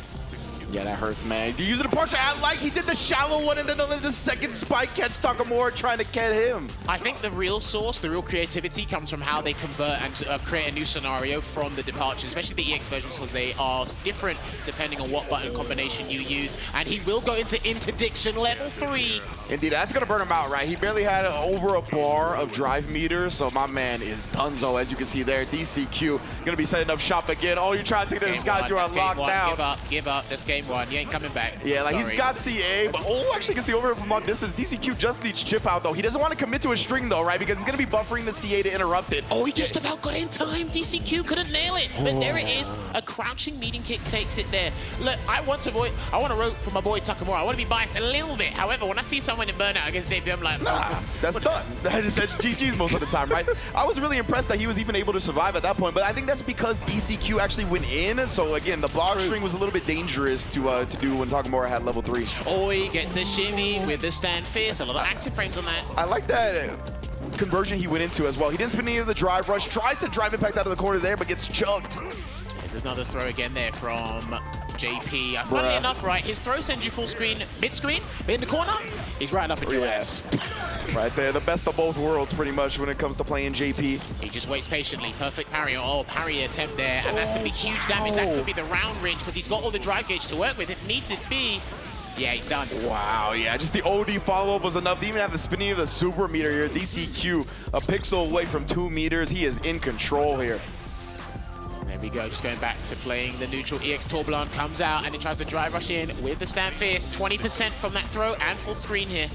Again, Takamura, it feels like to me he's committing to a lot of options. You see a lot of run in the neutral, a lot of parry attempts, but just not really coming through for him right now. It seems the parry attempts on DCQ side have been slightly better than Takamura's, and he's making it count in a much more successive fashion. EX, Archer gets blown up with the drive impact, and he will put JP in burnout. That does a little bit less, but it doesn't matter. Yeah, he was still so low on the drive meter that even the non-cinematic level 3 gets it. Triple light into DP, you know how it be. Overhead is blocked even on the EX, which is a little bit faster. That was so good from DCQ. Takamura committed to that Jinrai overhead because I did say punish counter, and he is going to do the interdiction CA version to get his full drive gauge back and have a huge drive gauge in range. And look, and he was just letting Takamura hold that parry for a bit. He was running out of drive meter. In this instance, he punish counters and closes it out. Just like that, DCQ, man. Complete control from start to finish.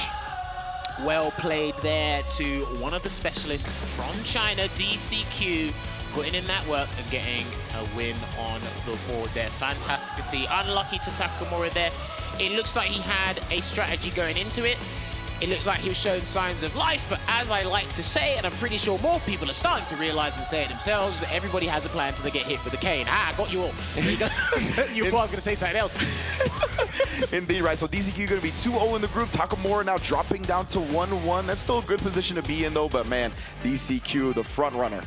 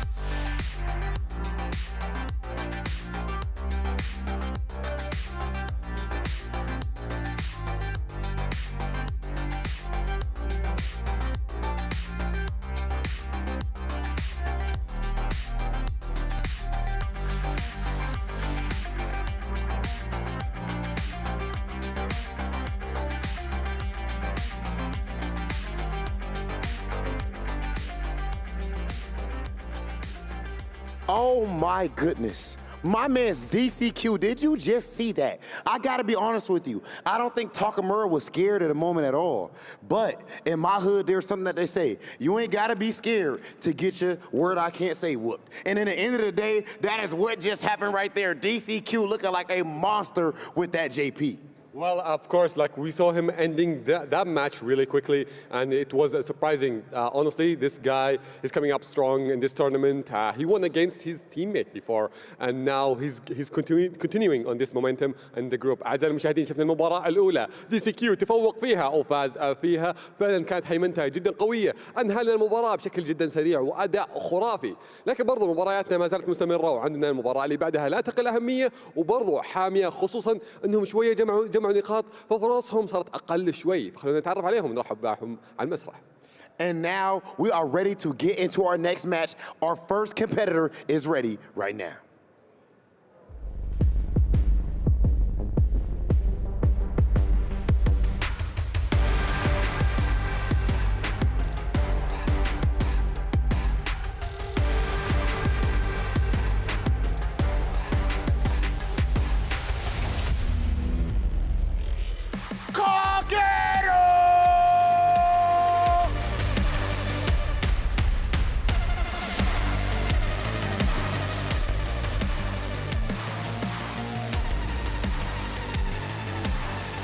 Oh, that pose is serious, Atik. He is not playing at all. The pose is serious, and he poses a threat, so it makes perfect sense. We've seen his JP look like what may be the best JP in the world right now. He is destroying everything. We see what he did at Red Bull Kumite, at Evo. The tech is there, and of course, he is training with the best region historically, maybe not in 6, but at least historically in the world of Street Fighter. So Kakaru is definitely ready for this match. And also, he's performing very well in his group. He won already 2 matches, and he lost only 1. If he wins this match, it will give him a huge advantage all over the other players in the group. أعزائنا المشاهدين، عندنا اللاعب كاكيرو، شفنا مستواه الأسطوري في مبارياتنا الماضية، وفعلا بشخصيته جي بي مبدع جدا ومرعب في مستواه الأسطوري، لكن في نفس الوقت خصوصا انه برضه فاز في مباراتين وخسر واحدة، ففوزه في هذه المباراة جدا مهم. خصمه ممكن هو في موقف أصعب، رغم أنه برضو عريق في البطولات ومعروف أكثر، فعنده فرصة للتعويض، خصوصا أن مباراته الحين عنده فيها فرصة جدا كبيرة. فخلونا نتعرف عليه ونرحب فيه على المسرح.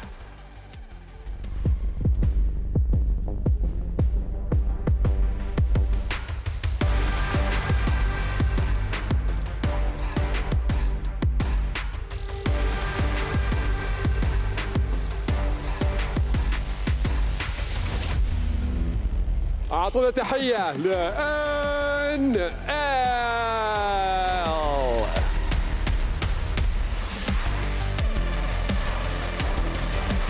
لاعب كبير، خبرة كبيرة من جد، وحضوره برضو كبير في البطولات بشكل عام. مرحلته برضو كانت شوي صعبة في البدايات، مبارياته كانت شوي أصعب، فاز بمباراة واحدة خسر 2. في حال فاز في هذه المباراة بتزيد فرصته للتأهل، وهذا كل اللي يحتاجه عشان يقدر يضمن مرحلته في البلاي أوفس.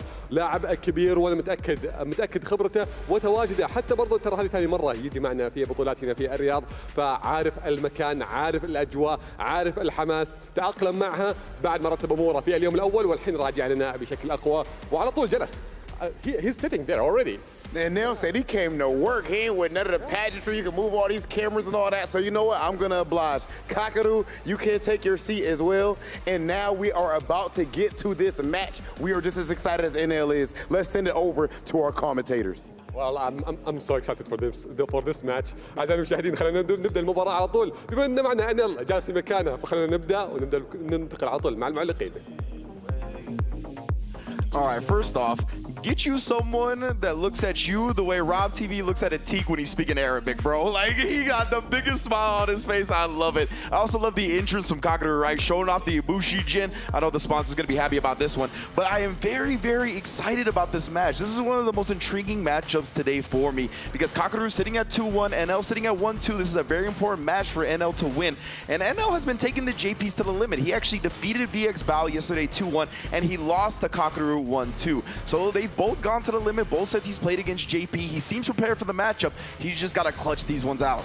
Well, here's the thing about the matchup specifically, right? So Luke is an excellent all-round character in this game. He's just a better version of Ryu, just more optimized and more forward-advancing normals, which is heavily rewarding in Street Fighter 6, at least thus far in this version of the game.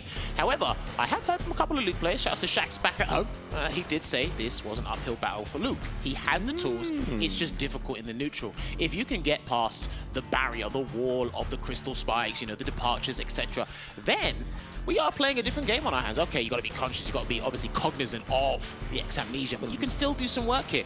And here's the thing, when the match starts, I'll kind of walk you through certain things to keep an eye out for. They might play completely different to how I see it, because these guys are the pros. I can't even do a down input with JP, but nah, I'm only playing with you. But it's going to be interesting regardless. Luke doesn't want to be full screen against JP. Definitely not. That's my #1 thing you must be looking out for, viewers at home. And because as well, Heavy Sandblast doesn't go full screen. Yeah. You always want to stay in that range as well. Once he does get level 1, the Vulcan Blaster, I think if he can play at the max distance as to where it's always a threat, Kakaru always have to consider it, because that way you can probably see a drive rush.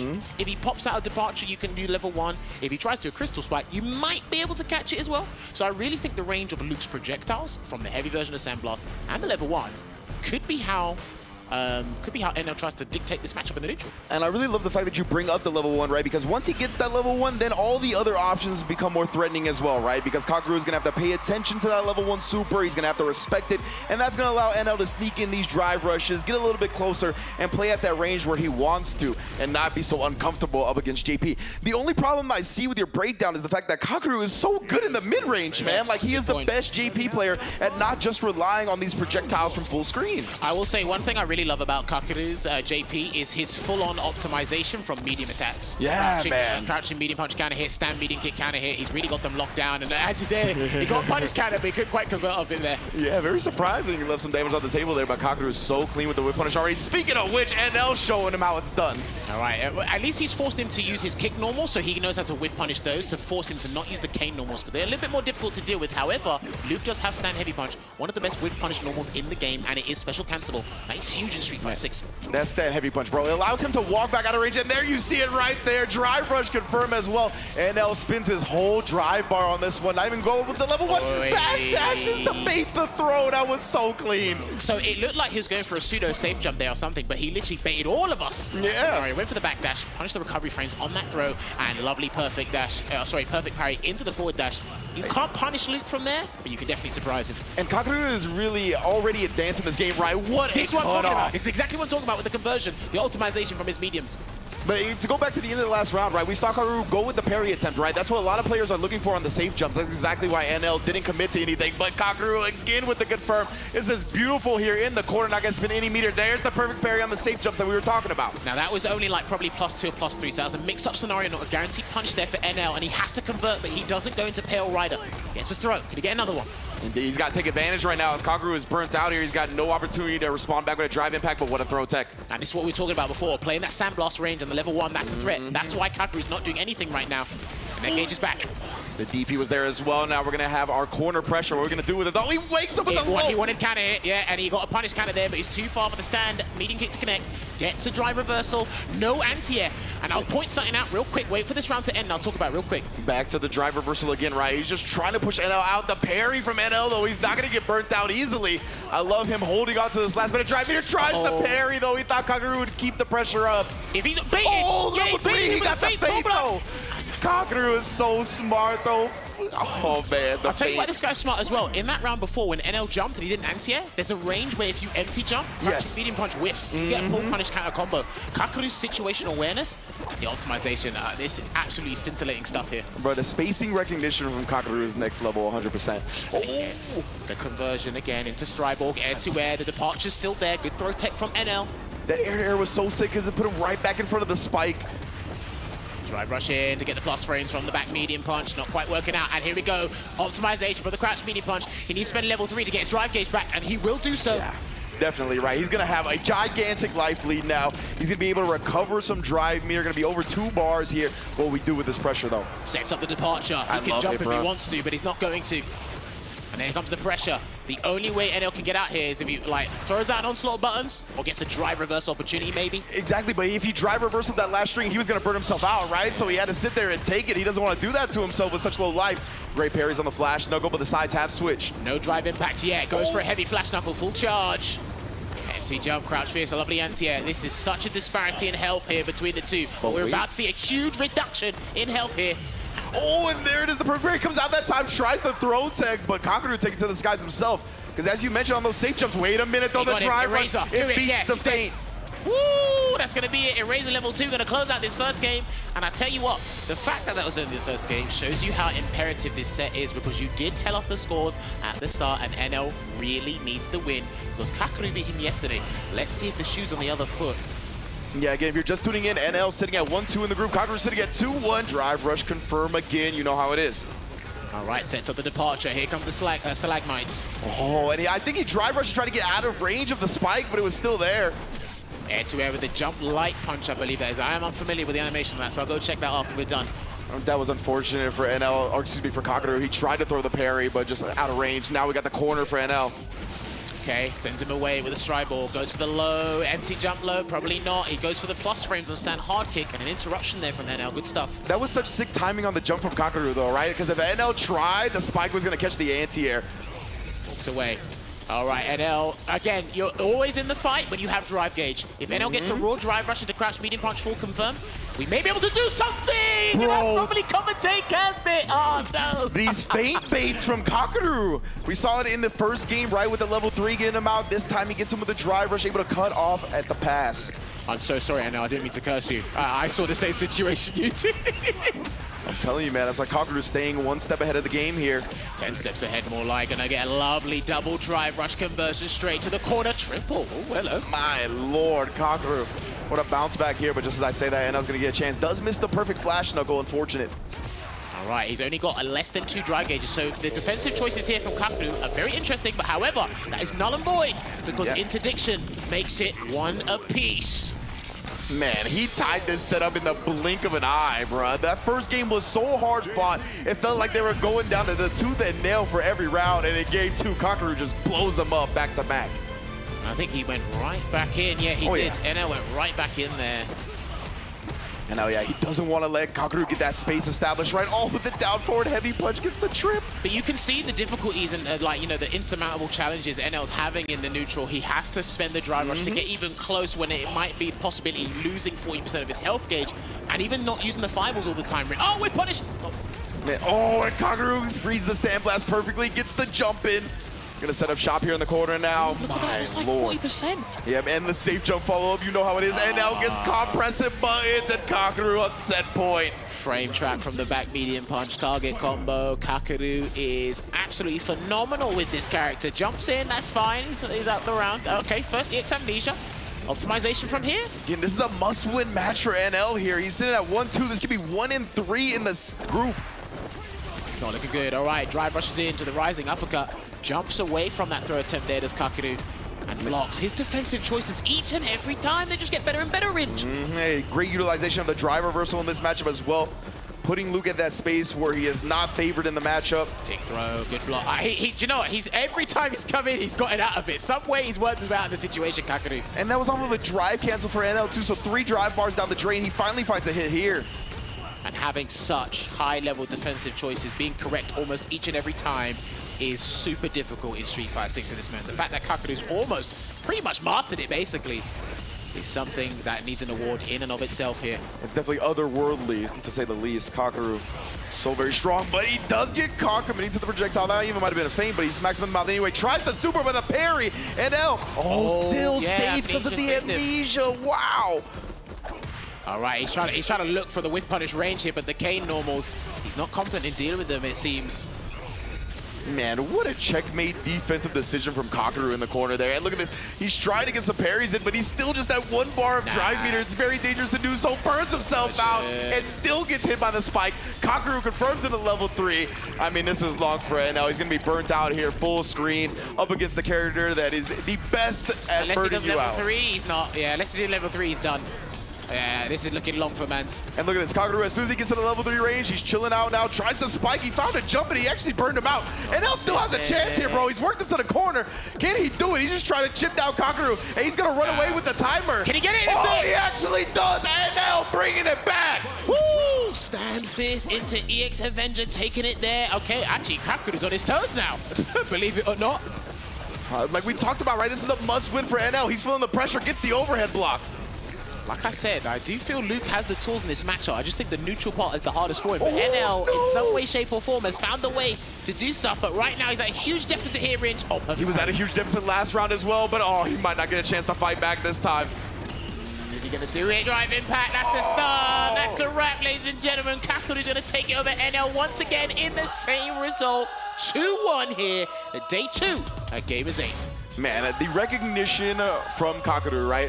From every angle, whether it's the spacing on the screen, whether it's his own resources, or in this instance, his opponent's resources, right? He spins the drive meter, he immediately recognizes it, it's time to drive impact. You can't drive impact back, you can't parry. He had the meter, but it was just such an awkward situation to cancel into a super there.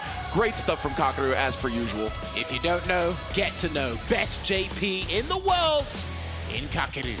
You don't know this matchup until you fight Kakaru. I stand by that, my man. I stand by it. So he's going to be 3-1 in the group.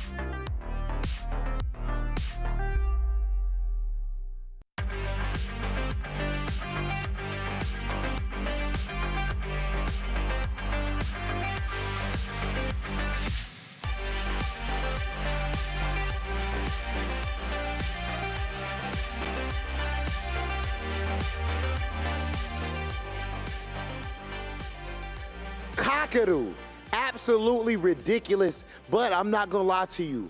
And Nail, he put that pressure on him. The way he clutched out at the end in that one round, that was ridiculous. Yeah, we saw it. It was a very close match. And now we know who's the best JP in the world. He literally proved that. But he still have more matches to come, and he's still not confirmed to the playoffs. He needs to win more matches to be there. أعزائي المشاهدين، شفنا المباراة الأولى، شفنا أن فعلا كاكارو قدر يتفوق فيها ولو أنها كانت جدا قريبة. NL ما كان خصم سهل. مبارياتنا مستمرة، لسه ما بعد انحسمت المجموعات. حاب أذكركم أن المركز الأول والثاني من كل مجموعة هم اللي يكملونها باقي مشوار معنا إلى البلاي أوفز. اللاعبين موجودين لكن باقي عندنا المباراة اللي بعدها اللي راح تكون في مجموعة ثانية. This next match that we have here is a run back. Of course, it is double round robin. So we are about to see who's going to take it. Let's take a look at our first competitor.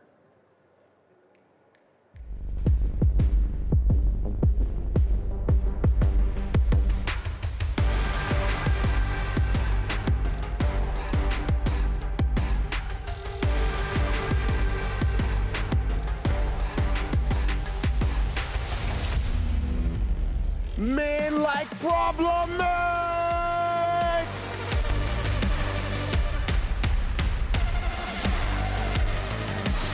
I mean, what you really want me to say?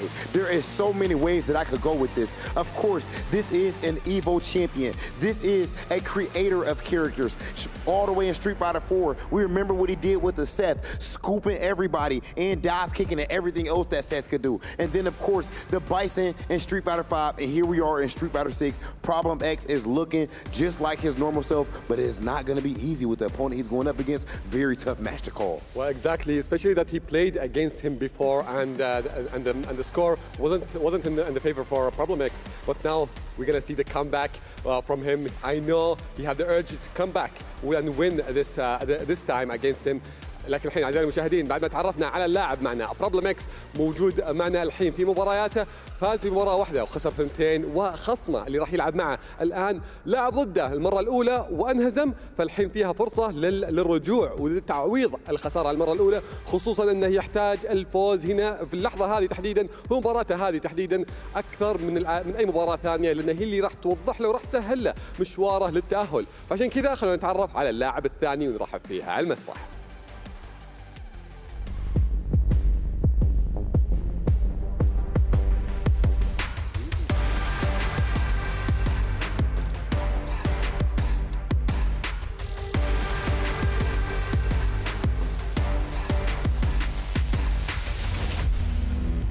أعطونا تحية لناكل دو.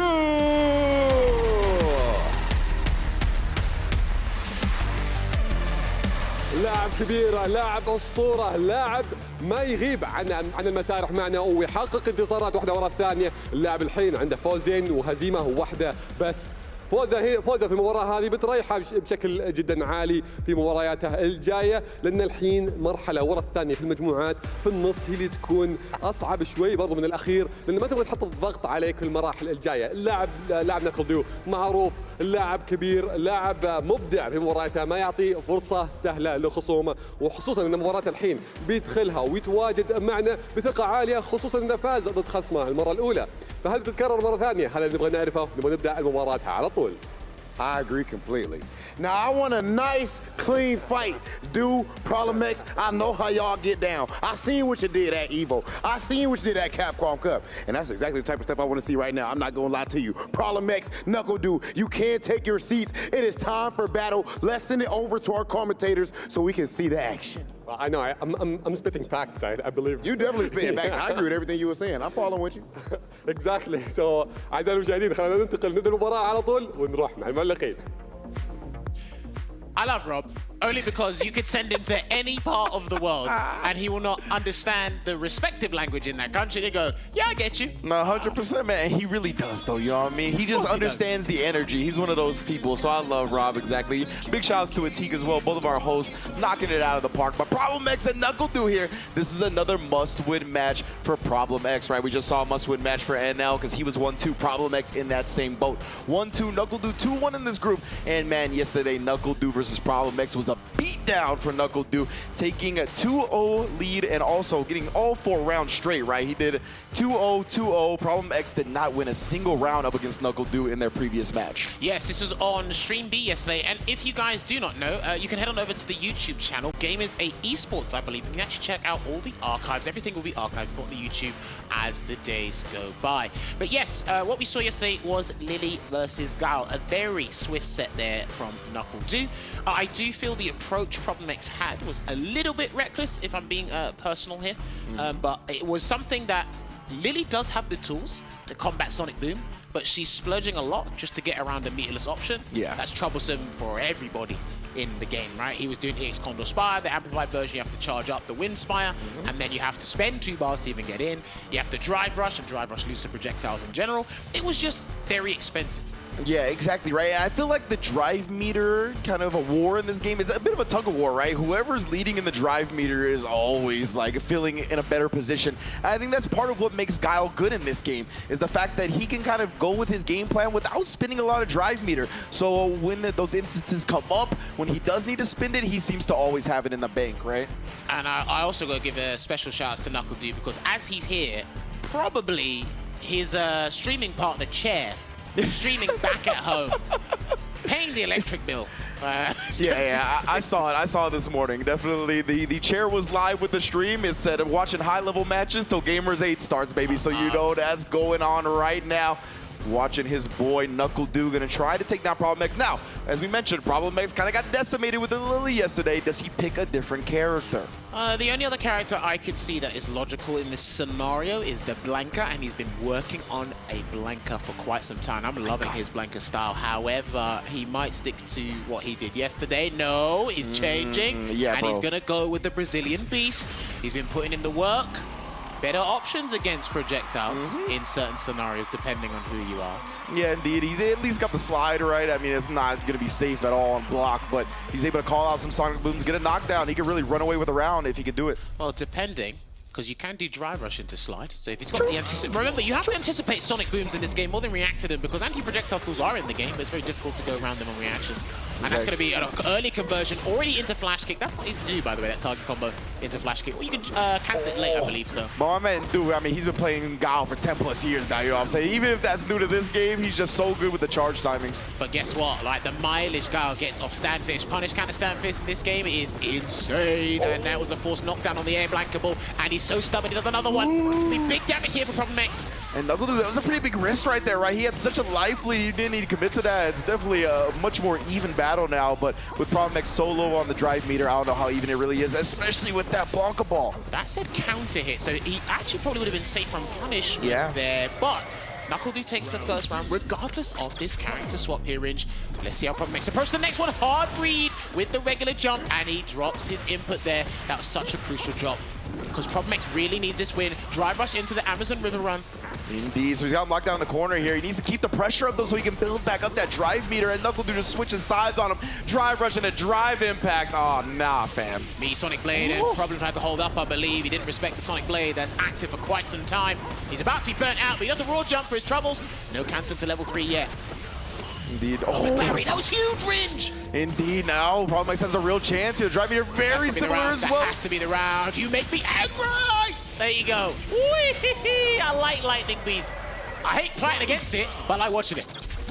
Yeah. Lightning Beast, I think one of the best supers in the game, bar none, man. We'll see if Problem X can build up that second bar, maybe get it popping again. That move is so silly. Forward fierce from Blanca is insane, but crossfire somersault into the early 45% life lead here for Gal is going to be huge. Let's see, Knuckle Doo, yeah, he's going to set up shop again. Roast the s'mores, tell the ghost stories. Oh, you try to interrupt my camp? I'll just flash kick. He done the early jump roundhouse yet. I don't think that's what Problem wanted, but regardless, he gets a delayed back medium kick into EX. I'll say rolling, here comes the setups with Blanca Chan. Let's see what he's got. Throw again. He's using it as a threat. I like this. Exactly. All he has to do is a frame trap into electricity. There it is. And he's gonna get picked up. Oh, nah. Still got some damage on the Blanca Chan. No burnout, though. I think he wanted Knuckle Doo to do EX flash kick on his own volition. Okay. Knuckle Doo able to fight out of the corner effectively here. He's still got one bar to his name. Problem X, he has the Lightning Beast on deck if he wants to activate. Oh, he needs to get him to block. That's what he needs. He needs to treat it like a V-trigger activation. Get the Blanca-chan out. No! Yeah, tried to activate the Blanca-chan, went with the lightning, ate up Sonic Boom for it. Okay, so for those of you who do not know at home, most people are aware of this. So when he like electrifies the doll, if he does it with regular electricity, it counts as a regular projectile. If he does EX electricity, it turns into an EX projectile, and there's obviously projectile priority in the game. Exactly. That's super key to point out there. So Problem X now, he's finally got the corner, bro. You got to make something happen here. That back medium kick is a great start. Already got Knuckle Doo down to less than half life. His back medium kick's actually a very versatile button in the game here. Plus on block, it can anti it in a certain scenario, combo starter, and it might be, there you go. Splurges that meter. Look, this is a much better time he's having here against Knuckle Doo with the Blanca pick. 100%, man. The Lily was just in desperation mode all of yesterday. So, and I love this pick from Problem, right? He's pretty good at these unorthodox type characters, and he's going to bully his way in one way or another. I think it was more a comfortability factor yesterday. It takes a little bit of convincing him to change character when everybody else can see it, but obviously he's the one at the pilot. The driver's seat, I should say. He gets slide, though. Oh, tries to get the grab in the air. Blanca ball has just been working out very well from Problem X so far. That's going to be a conversion there. Huge conversion here for Knuckle Doo, and he's going to end it with flash kick. And this is what I'm talking about with, I like the Lightning Beast, especially because Knuckle Doo's low on drive meter right now. You need to get in, not let him build that back up with a standard Guile game. I think he tried to heavy Blanca ball, wrist it with the slide as well. Now he's got to be careful of Sonic Hurricane. There's a throw, and he's got Crossfire Somersault ready as well. That was a float, so he could have got a conversion there. Yeah, because of the drive rush on the normal. He didn't make use of Lightning Beast at all. Oh no, that's huge! That is huge! Can he build up the bar for a level 1? This is big. Can he get the shout to Earth? And that's gonna take the game 1 apiece here. Great optimization from Problem X there, and that flash kick. Remember that guy that showed you this morning? I'm sorry. For those of you who don't know, we saw a hilarious guide on Twitter how to play these characters in a short amount of time. We just watched Guile react to a whiff flash kick. Oh man, that was brilliant. That's what those Guile players live for, right? Problem X knows that. He's been playing Street Fighter for quite some time, so a perfect bait to end that first match. And yeah, he's looking so much better in this matchup with the Blanca. Okay, good block. Now there is a 5-frame gap in between crouch immediate kick into the overhead. There is a 5, so you can jab, get the punish counter confirm. I don't know how many people actually know that. Huge punish. And that's what we talked about, right? Sometimes you have to preemptively try to call it the Sonic Booms. That's what he did there with the slide, but Knuckle Doo was holstering. There you go, holding his ground there. Uses the Sonic Blade as a barrier of entry here. Not looking good for Problem. And did you see Knuckle Doo put out the button preemptively to even trade with the slide right there? I love it. Well, he's at match point here. Knuckle Doo try to do forward fierce, and that's got an awkward hitbox and hurtbox ratio. But then we're going to send him to the corner with the slide Oki. There's a regular throw there from Problem. Can he sneak in another one somehow? The throws have been working out well for Problem so far, but yeah, he was pretty far away after the first one, so tries the OD Blanca ball, does get the slide after catching Knuckle Doo pressing. Okay.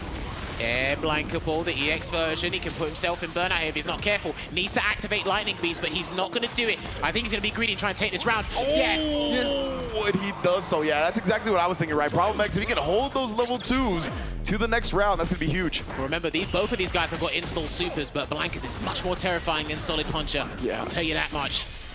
Knuckle Doo, oh, he's got the level 3. He's going to get the drive rush confirmed and spinned it as well. Now, if Knuckle Doo can take advantage of this entire situation, he'll win. But Problem X, the ball's in his court. Let's see here, man. Walks forward and Knuckle Doo, he was even down backing, but he didn't get the flash kick out. Good jump away to avoid the Blanca ball. He's put himself in burnout. There's a throw. Is it going to be a raw Lightning Beast or window on block? Here it comes. Not yet. Yeah, I'm surprised he didn't activate it considering he's in burnout right now. This is a tough situation to be up against Guile. But he's got to be careful with the boom because ground shave rolling the level 3, that goes mad far. Does Problem X though, he's not threatening with it just yet. No anti there's because he's moving forward. Can he bait flash kick? Oh no, he tried to do the command grab at the last exchange to try and turn it around, and it didn't quite work out for him. But absolute delight here for Knuckle Doo, taking it over. Problem X once again here at Gamers8. Well done from Knuckle Doo. He's even sitting there for a second thinking about the matchup. Problem X looks so much better on the Blanca, but when it was a must-win, he still came up a bit short here. That means that Problem X is going to be 1-3 in the group. Knuckle Doo, though, sitting pretty at a 3-1. And I want to hear what the analysts have to say about all of our sets so far. I don't think he's mathematically out. Oh man, there you have it. Incredible performance there from Knuckle Doo. So clutch. And of course, we're just sitting here deliberating with my boy Logan and Tyrant about what this means mathematically, whether players are out or not. I mean, whether he's out or not, one thing's for sure. If he's not out, Problem X has an absolute mountain to climb. I think that might have been it for him. Huge game, went with the Blanca, surprised us all. I mean, he saw, I spoke to him yesterday and was practicing his Blanca a ton. He can fight this match really well with Lily, as you referenced, Tyrant, but he went with the Blanca first and foremost. What do you think of that pick? Yeah, it was working out for him, but, you know, it looked like Doo was really ready for that matchup. There was a lot of specifics that perhaps Problem wasn't expecting. Knuckle Doo with all the different anti-airs, the interruptions on the Blanca ball with a flash kick as well, just really looking prepared for that matchup. And yeah, I feel like there was a lot of times where Problem perhaps couldn't get as much momentum and you know, that he wanted. Like there was a couple of level 2 scenarios and you know, he missed a couple of his setups and stuff like that, but yeah, Knuckle Doo is just looking too informed right now. And with a guy like this, you know, a Capcom Cup champion on form, who's going to stop him? I think that was the huge deal, right? He just wasn't really able to get that oppressive mix-up offense going with Blanca.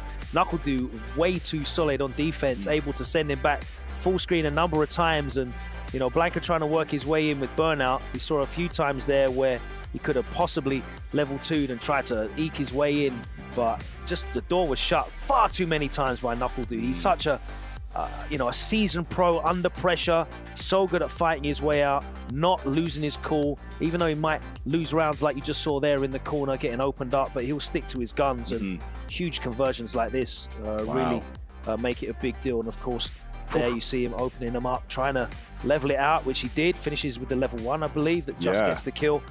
We went into a final game. Hopes were getting up, but unfortunately, didn't work out for Problem. Made a fight of it, man. You got to wonder what will happen for Problem X if he actually puts a lot more time and dedication into this Blanca. Matchups that are difficult can be matchups that become more fightable. I don't actually like that matchup for Blanca from when I've seen it played at high level. Yeah, I definitely don't think it's a counter pick. No, but I think for him, element of surprise against Knuckle Doo. Like, as I said, speaking to him yesterday, he wanted to watch the Mena RD versus Knuckle Doo first to 10, which was just released on I think it was on Reverse. I can't remember what channel it was on. Before concluding as to whether he was gonna go with Blanca, and I guess he saw some things, and we saw those things were definitely paying dividends, but just not enough in the end. Yeah, and you can see right there, Knuckle Doo almost expecting that EX command grab attempt at the end there, which we know can get Blanca a lot of offense. Knuckle Doo scouting it out and jumping out. So this is how the group standings look, guys. I believe Jarby's done. Anything else to call out here, guys? It's looking rough right here. Big Bird looking like the clear-cut favorite right now, of course. The big thing here is Problem X's future is not in his own hands. Knuckle Doo just needs to win 1 more out of 2 remaining matchups, and he's got to play Jarby M again, so that's going to be very difficult still. I'll hold my hands up to the fact that I actually don't remember or I haven't read what the rules are if you finish 3-3 both of them, because if Knuckle Doo loses his next 2 games and Problem wins his next, they finish 3, but Knuckle Doo beat Problem twice. And Problem has to play Big Bird again.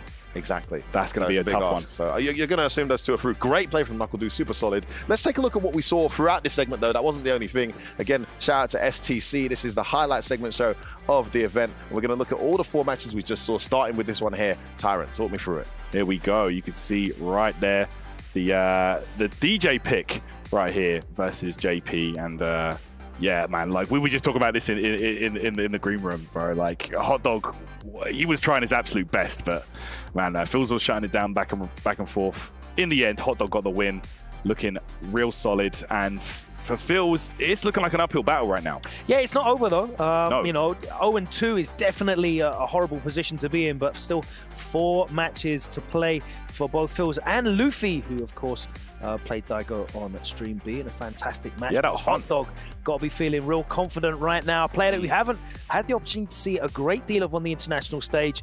He has come out and shown that his DJ is definitely something to fear right now. Yeah, another one of the Bison players that did switch over to DJ, you know. Yep. Yeah, it could be time for Problem to jump on that horse as well, you know, you never know in the future. But yeah, Hot Dog is looking excellent there at the top of the table. Yeah, then we moved into Takamura and DCQ. Takamura, we were hoping he would be on fire, no pun intended, with the Ken. He's so explosive. But DCQ, in the end, after going behind, was able to close it out. Really impressive stuff from him. Yeah, we're seeing so much JP here at the Gamers8 Invitational. It's a real treat. And yeah, real treat, bro. Yeah, you love it, bro. Oh, loving it, bro. Yeah, you get to see. Shout out the STC play. They're loving it too, man. Big up. I mean, it meant a lot to DCQ. Clearly, as a player he knew he could lose to. Sitting pretty at the top there, 2-0. Ending Walker 1-1 after losing yesterday and then winning today. Man, surprising to beat Oil King already. I mean, wow, in the group. He had JP first, though, to be fair, which is a tough match for both of his characters. And then Ending Walker just absolutely took him to school in that match. I was really surprised by that. It might be time for Oil King to really put some time into that Rashid. Listen, the character that Rashid, bro, I'm telling you, Rashid, I think, can fight JP. We just saw problems. Blanco, he didn't win, but when are you going to be? For me, at some point, you just got to whip the player out. Yeah. Do you know what I mean? Like, with this much money on the line, how many of these guys are going to have high-level Rashid experience? You know what I'm saying? And Oil King, you know, with his legacy on that character, going to pick him up pretty quick. I think Rashid's a really interesting character, though, because he's not obviously on paper, you know, too powerful. We'll talk about Rashid a little bit later. Let's get into this one, which is Kakaru and NL, the run back from yesterday. And unfortunately, it was the same result. NL went 1-0 up, didn't he? Yeah. Great start. And it looked like he was going to be able to get the job done, but Kakaru showing tremendous poise and able to bring it back. Poise, definitely the word when it comes to JP. His frame trap. Look at this. Man. Oh, man. Swinging that cane. Clean rush down. Some of the best target combos in the game. And listen, let's not put it all on JP. Kakaru's just so clutch with his decision making. Really did well to close this out. But there were some wonderful moments from NL. I think maybe the player of the day so far from NL to try and bring it back, but just wasn't enough. And Kakaru, after being in quite a nervous position yesterday, that loss that VX Bao experienced, putting him at 2-2. Now Kakaru, now the group is starting to look a bit more like we might have anticipated with Kakaru at the top of 3-1. Well, we were quite excited, weren't we, when NL went up 1-0, because we thought it could be in a position where the whole group was on 2-2, but Kakaru obviously managed to get the win, and he sits atop 3-1, but still very tight in that group. Yeah, super tight. No one's really out yet, at least. So. Nah, for me, the thing that speaks volumes about the level of players here is seeing NL at the bottom of his group, bro. That just, come on, like the amount of amazing players here, you're going to be seeing that a lot. But NL, you know, the Street Fighter 5 champion NL, come on, like that's crazy to see that. This is it, man. As Logan mentioned earlier, it's the standard of what we're dealing with here, the caliber of players, the accolades they've accumulated over their years and their tenured careers. I mean, speaking of tenured careers, we have Problem X with Mike Ross. This was actually before the match. It'd be great to hear how he was feeling going into this one. Take it away, Mike. Let's talk to Problem X.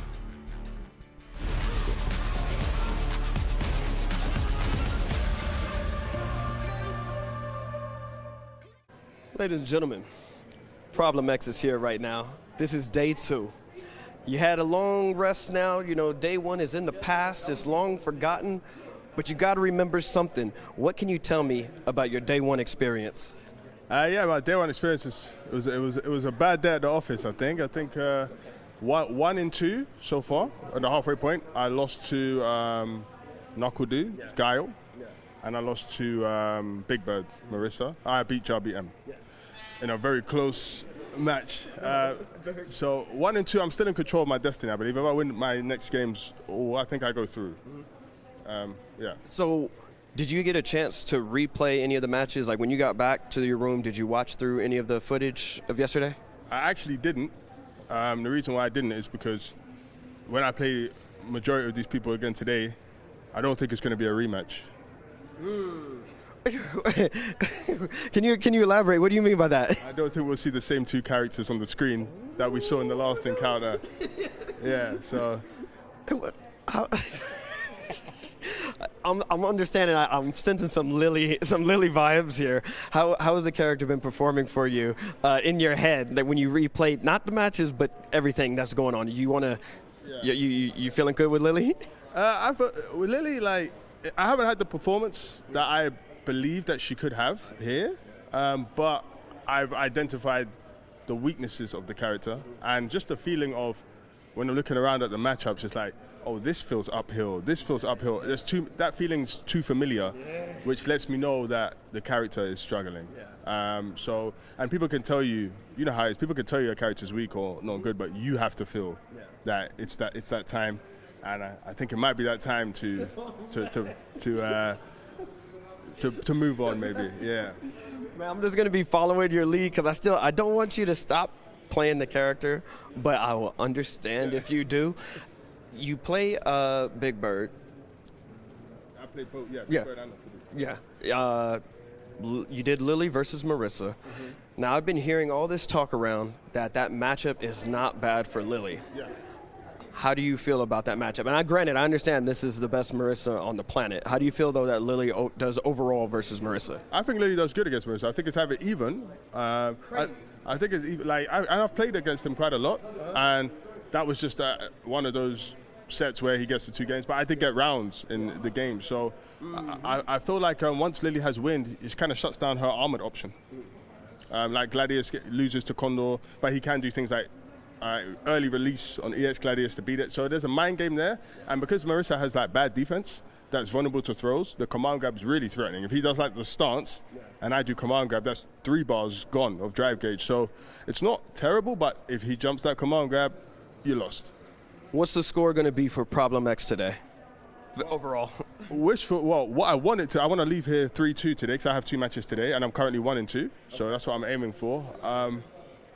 Yeah, I at least want to be. I don't want to be negative. Right now, I'm negative 1-2. I want to at least be minimum 2-2, or sorry, yeah, or actually, I can't. I have to be 3-2 or 2-3.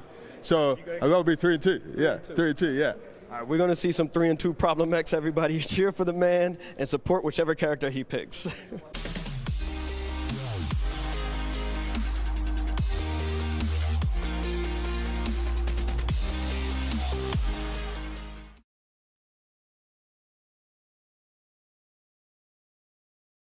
Progress is a race that has no end. After every finish line, another challenge awaits. How can we continue to push innovation in a sport at the forefront of technology? This is how.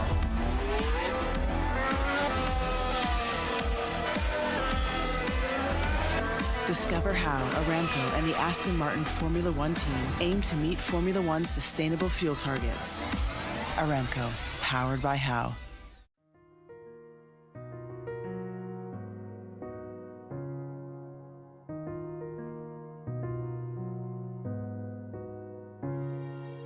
الحياة لحن، ولأننا جزء من مقطوعة عظيمة تحركنا، تلمسنا، تصنع من لحظاتنا ذكريات بديعة. لأن الوجبة، التجربة، المغامرة ياتيك بعد جديد في هيلتون الرياض.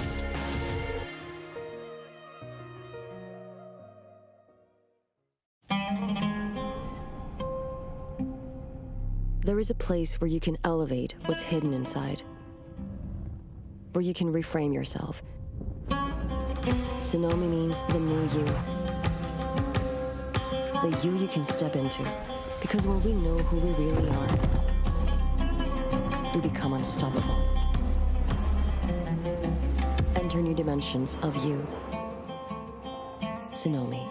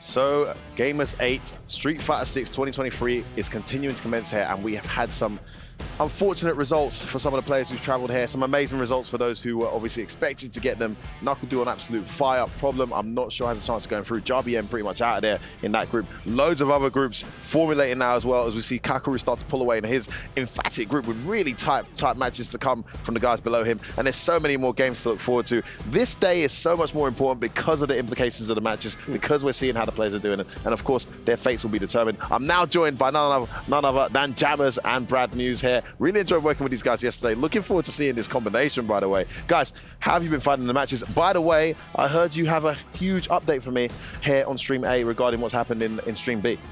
Yeah, well, we were actually having a discussion in the player lounge, and then we just heard a loud noise. And I was like, what was that? And then obviously I had to ask the stream production over there, and I said, did Vega Patch beat Angry Bird by any chance? They said, yes. And I said, was that what the... And they said, yeah, that's why he was shouting. So that is the big news, everyone. Vega Patch did beat Angry Bird. I'm not sure of the score. I've heard 2-0. I've heard 2-0. Yeah, same. I heard the same. Yeah. Didn't see the match. I mean, we actually picked that match out yesterday because remember, for those of you joining late, it's double round robin. So the players here this weekend are playing each other twice. So they played once yesterday, and we picked that match. Angry Bird was so dominant against Vega Patch yesterday, we picked it as a highlight performance and showed one of the perfects from the rounds.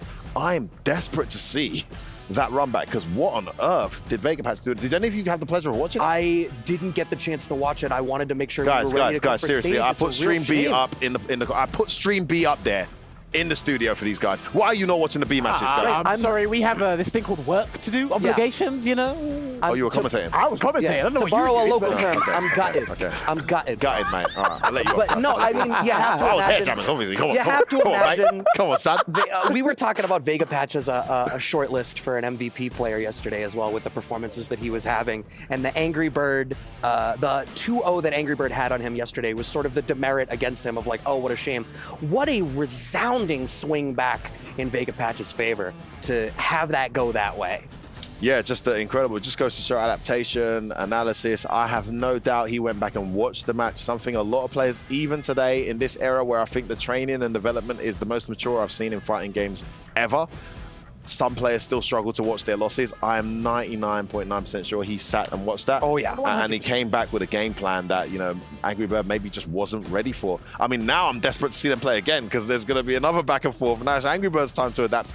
But their matches are done for the group now, although Angry Birds should still be sitting pretty 3-1, right? Yeah.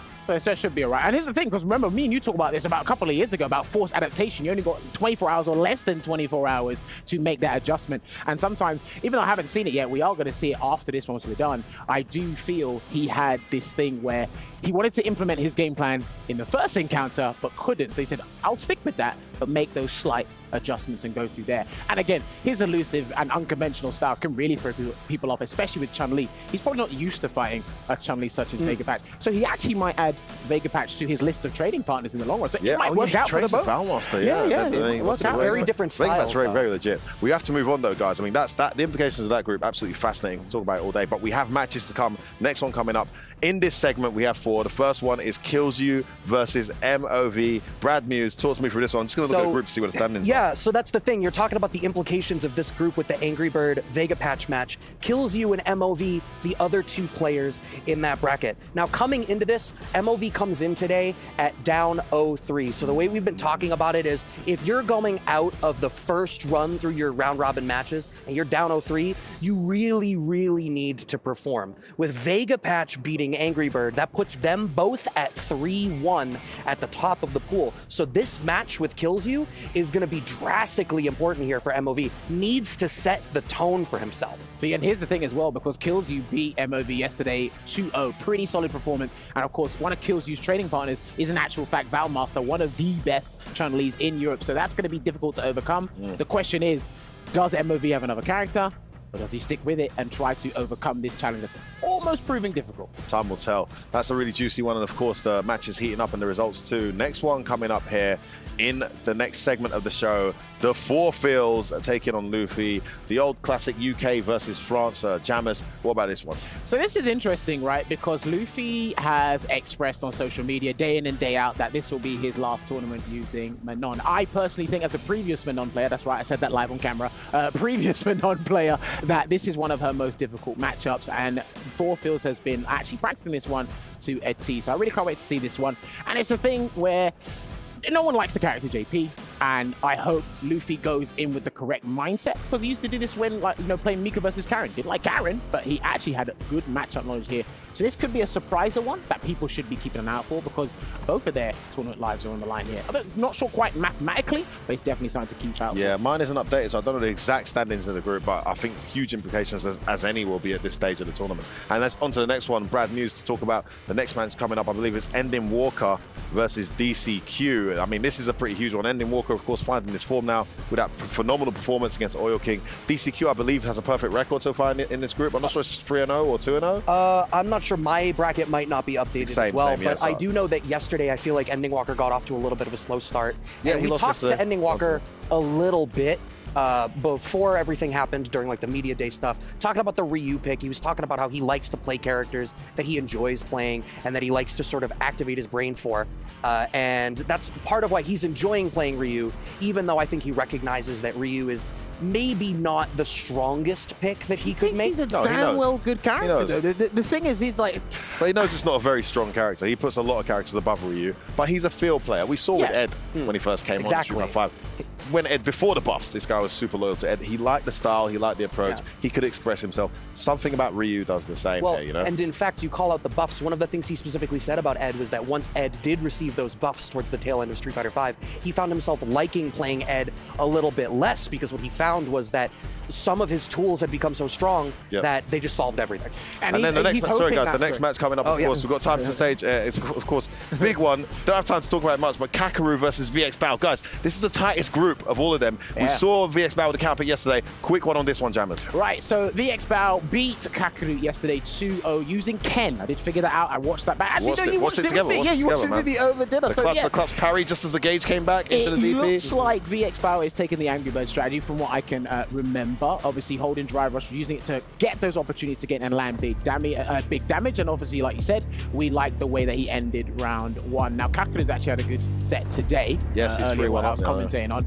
So I think this will be another riveting, blood-pumping matchup we might see. So I can't wait to see that one. Huge implications, guys. We're going to head over and get this next round of matches started in 3, 2, 1. Gamers8, let's go! And just like that, we are right back with more amazing Street Fighter 6 action right here in Riyadh, Saudi Arabia. We just saw some of the most phenomenal gameplay, but we had Problem X go down again to Knuckle Doo. Just like that, it could possibly mean that that's the end of his run here. Possibly. I think that Big Bird so far has clutched his spot out. It's looking like Big Bird and Knuckle Doo are going to make it out of that group, but we still have to see what happens with the rest of these groups. And I'm not sure exactly what the math is on that, so don't quote me all the way. Yeah, exactly. We still have more matches, and each player gonna play like 6 matches until it's fully confirmed. And we already enjoyed the one match, and we still have more to come. أعزائي المشاهدين، شفنا المباراة الأولى كانت صعبة. بروبلم إكس صحيح إنه خسر فيها وممكن إنه طلع من المنافسة، لكن ما زالت الفرصة جدا ضئيلة بالنسبة له. فعلا يعني ناكل دو قدر إنه يتفوق فيها وممكن أخذ مكانه في المجموعة مع أنجري بيرد، لكن ما انحسمت بشكل كامل. لسه عنده مباريات مستمرة وعندنا برضه مباراتنا الحالية ومكملة معنا. And this next match is just as important. Let's get right into it. Let's see our first competitor.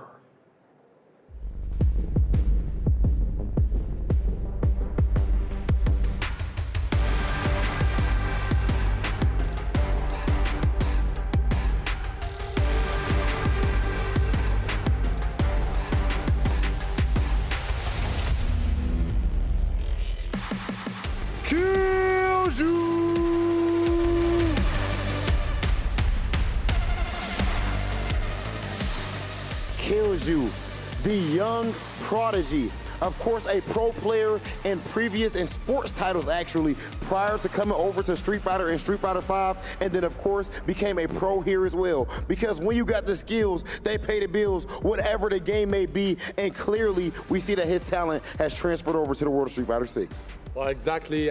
Kills You, he had a tough start match, but he's coming up strong. You, like literally, you called him, he's one of the youngest players as well. He's coming up, he's developing really well. أعزائي المشاهدين، Kills You راح تتأو بالأصح مباراته الأولى كانت شوي صعبة، لكن مباراة ورا الثانية جالس يتطور، جالس يتحسن. في المجموعة هو برضه في موقف أصعب شوي، لكن دائما تخاف من مستوى اللاعبين الصغار، لكن برضه منافسة راح نتعرف عليه الحين ونرحب فيه في المسرح.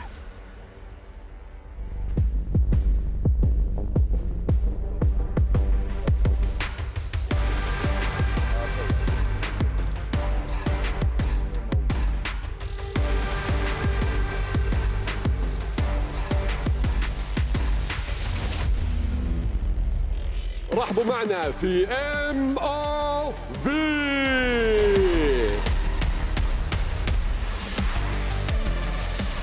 صحيح MOV في مرحلة جدا صعبة في المجموعة اللي هو فيها ما قدر يحقق انتصارات، فيحتاج يكمل في مبارياته الحين، يحتاج يحقق انتصارات أكثر، موقفه أصعب، فمباراة الحين برضو راح تكون الصعبة، خصمه ما هو سهل، رحلته جدا صعبة، جاينا من اليابان، يحتاج الانتصارات فيها ويبغى يثبتون جدارتهم. دائما اليابانيين ما يخلون العاب الفايتنج براحتها، دائما نشوفهم متواجدين معنا مباراة واحدة ورا الثانية، وفعلا شفناه الحين برضو متواجد معنا في هذه المباراة الصعبة.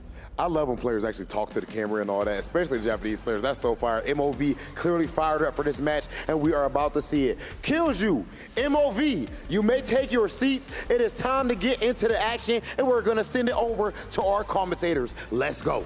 مباراة الحين راح تبدأ على طول، زي ما قلنا لكم هي مباراة مصيرية بينهم الاثنين. خلونا نبدأ على طول ونروح لكم مع المعلقين.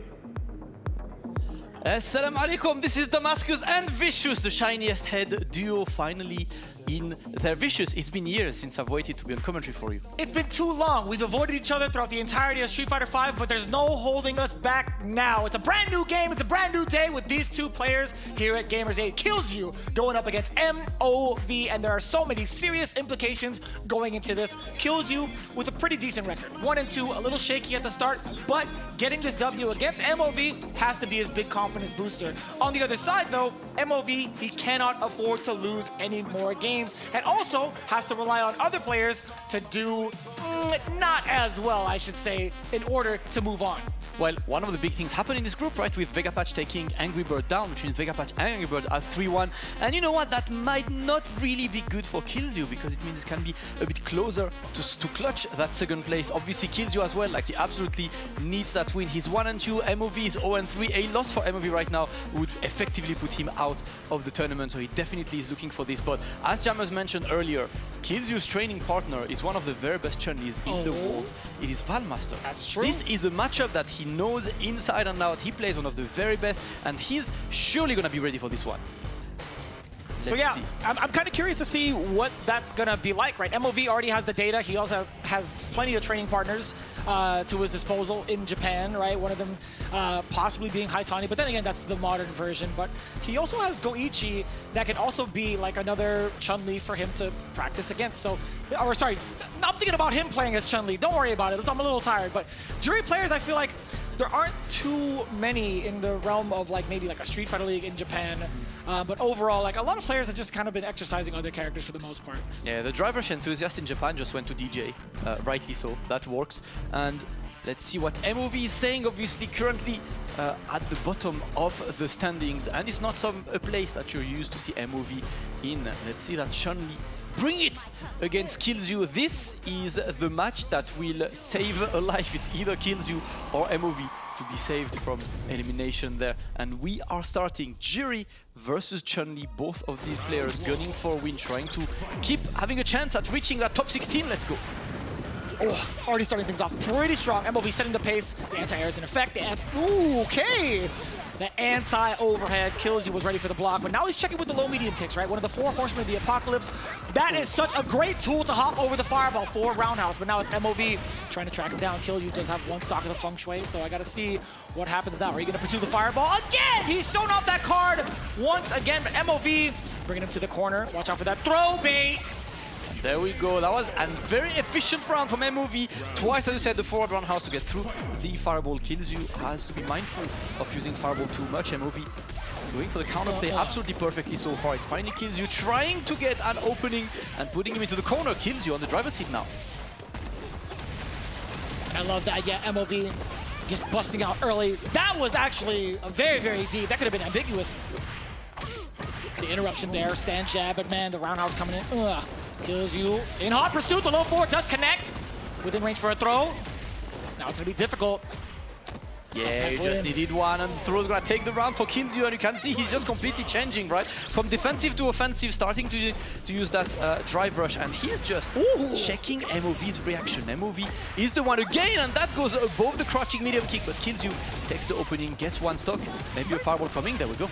Very surprised that she was even out of place to even like whiff that throw because of her walk speed. But then again, Jury, oh, wait a minute. Sonten Ranka off the juggle. This is going to be great because I think you might reach the burnout, right? It's going to be 1.5 bars. Does get it. Very clutch from MOV. The decision making so on point thus far. Yeah, I like the escape from Kinzu there, but you're going to need a bit more. Obviously, level 3. No, that's going to be blocked, and MOV is not going to need much more. The game is going to go to MOV. He's looking for his first win this tournament. 1-0. What can Kinzu adjust now? It's very difficult to, right? There's so much ambiguity as to what MOV is going to choose to do on Wake Up. He's already shown that he's wild enough to do tension kicks on Wake Up and also deliberate on just kind of waiting there, waiting for the throw, waiting for any normal back throw. It's going to be so huge for MOV. Just jumps out of the corner for free, kills you, has time to kind of dictate the pace. But no, MOV is just still firing away. No control. I like the approach from MOV. He's being really fast, and there we go. The DI as well completely works. Kills you, looking for solutions, but MOV is in his head right now. Doing much more to get the round and offer himself too much points. MOV waiting. We whiff. There we go. An opening, but no conversion. The drop kills you. Just looking a little out of place in regards to some of these big confirms, right? Like he needs to get some of these openings and capitalize, whether it's damage, whether it's corner. I gotta say, like there's just not enough right now. The corner carry is just there we go, or at least the damage there. Keep on you. All right. Hiding. That should be enough, Vicious. That should be enough. Big comeback from Kinzu there. That round looked long. I believe that the movie was about to get around, but Kinzu with a big comeback, and that might be the moment for him to build on the confidence. Crouch medium. That's level 1. No, not gonna spend it. Okay. Yeah. For that little extra damage. Yeah, I totally respect it. Yeah. Keep the pressure behind, but that kills you in the corner now. And MOV is going to spend what he can, taking some of the drive gauge out of Kinzu's. And I love that safe jump setup after the Hoyokusen. Kills you, managed to get himself out of the corner, but here we go. Yeah, drive rush, the control from the fireball, still MOV. He's keeping it very difficult, but man, how many times has he done that thus far? That is the 3rd time, I believe, this set, and Kinzu is stubborn. Kinzu continues to use fireball at this range.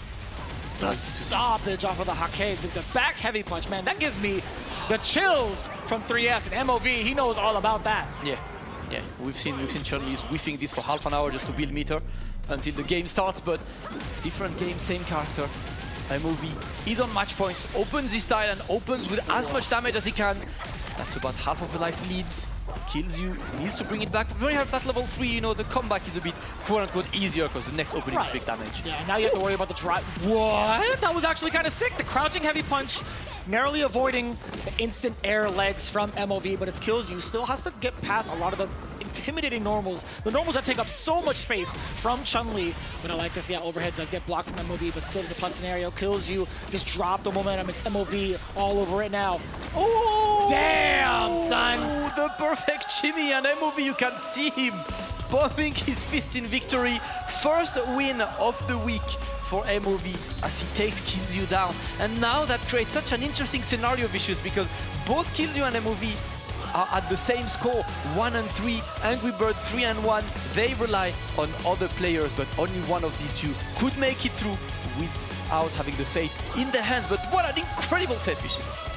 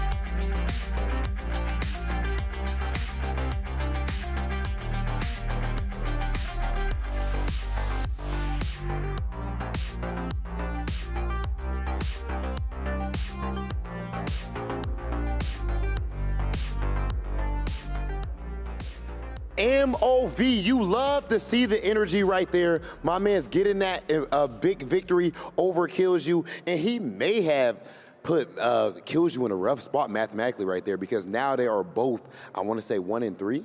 Exactly. Like now, both of them are in the lower in the group. It's going to be tough for them to get qualified, but there is still more matches for them. We're gonna see how the scenario is going to be in the matches. أعزائي المشاهدين، شفنا المباراة الأولى MOV قدر يتفوق فيها، فاز بعد ما كانت بدايته جدا صعبة، كان منهزم 3 مباريات والحين قدر يتفوق أو بالأصح فرصة تأهله الحين صارت جدا صعبة، لكن بنشوف شلون راح تكون بالنسبة لكيلز يو وحتى برضو MOV. لكن برضو المباراة الثانية سيناريو تماما مختلف، راح نشوف برضو مباريات مختلفة. هم برضو عندهم مباريات أكثر اليوم راح تحسم لهم من اللي راح يتأهل. And now it is time for us to get into our next match. Let's take a look at our first competitor.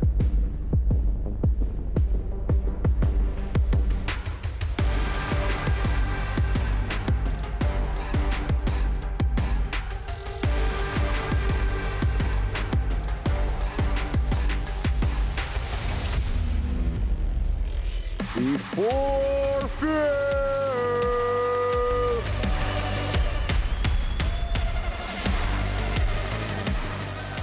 I'm seeing a whole lot of smiles in the crowd as Four Fields makes his way down to his station, and with good reason. Four Fields definitely one of the more beloved people in the scene. Of course, a younger guy fighting out of England. His fault was the absolute creme de la creme back in Street Fighter 5, and right now in 6, he is trying to build that exact same thing, but only take it further.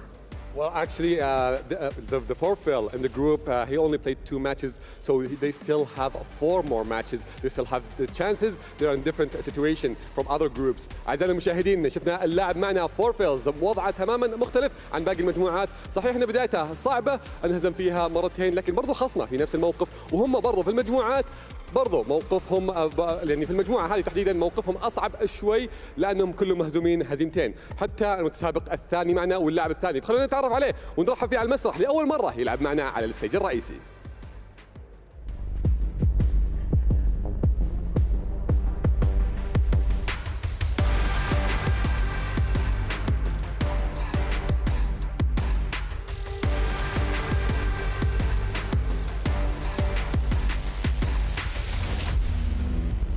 أعطونا تحية للوفي.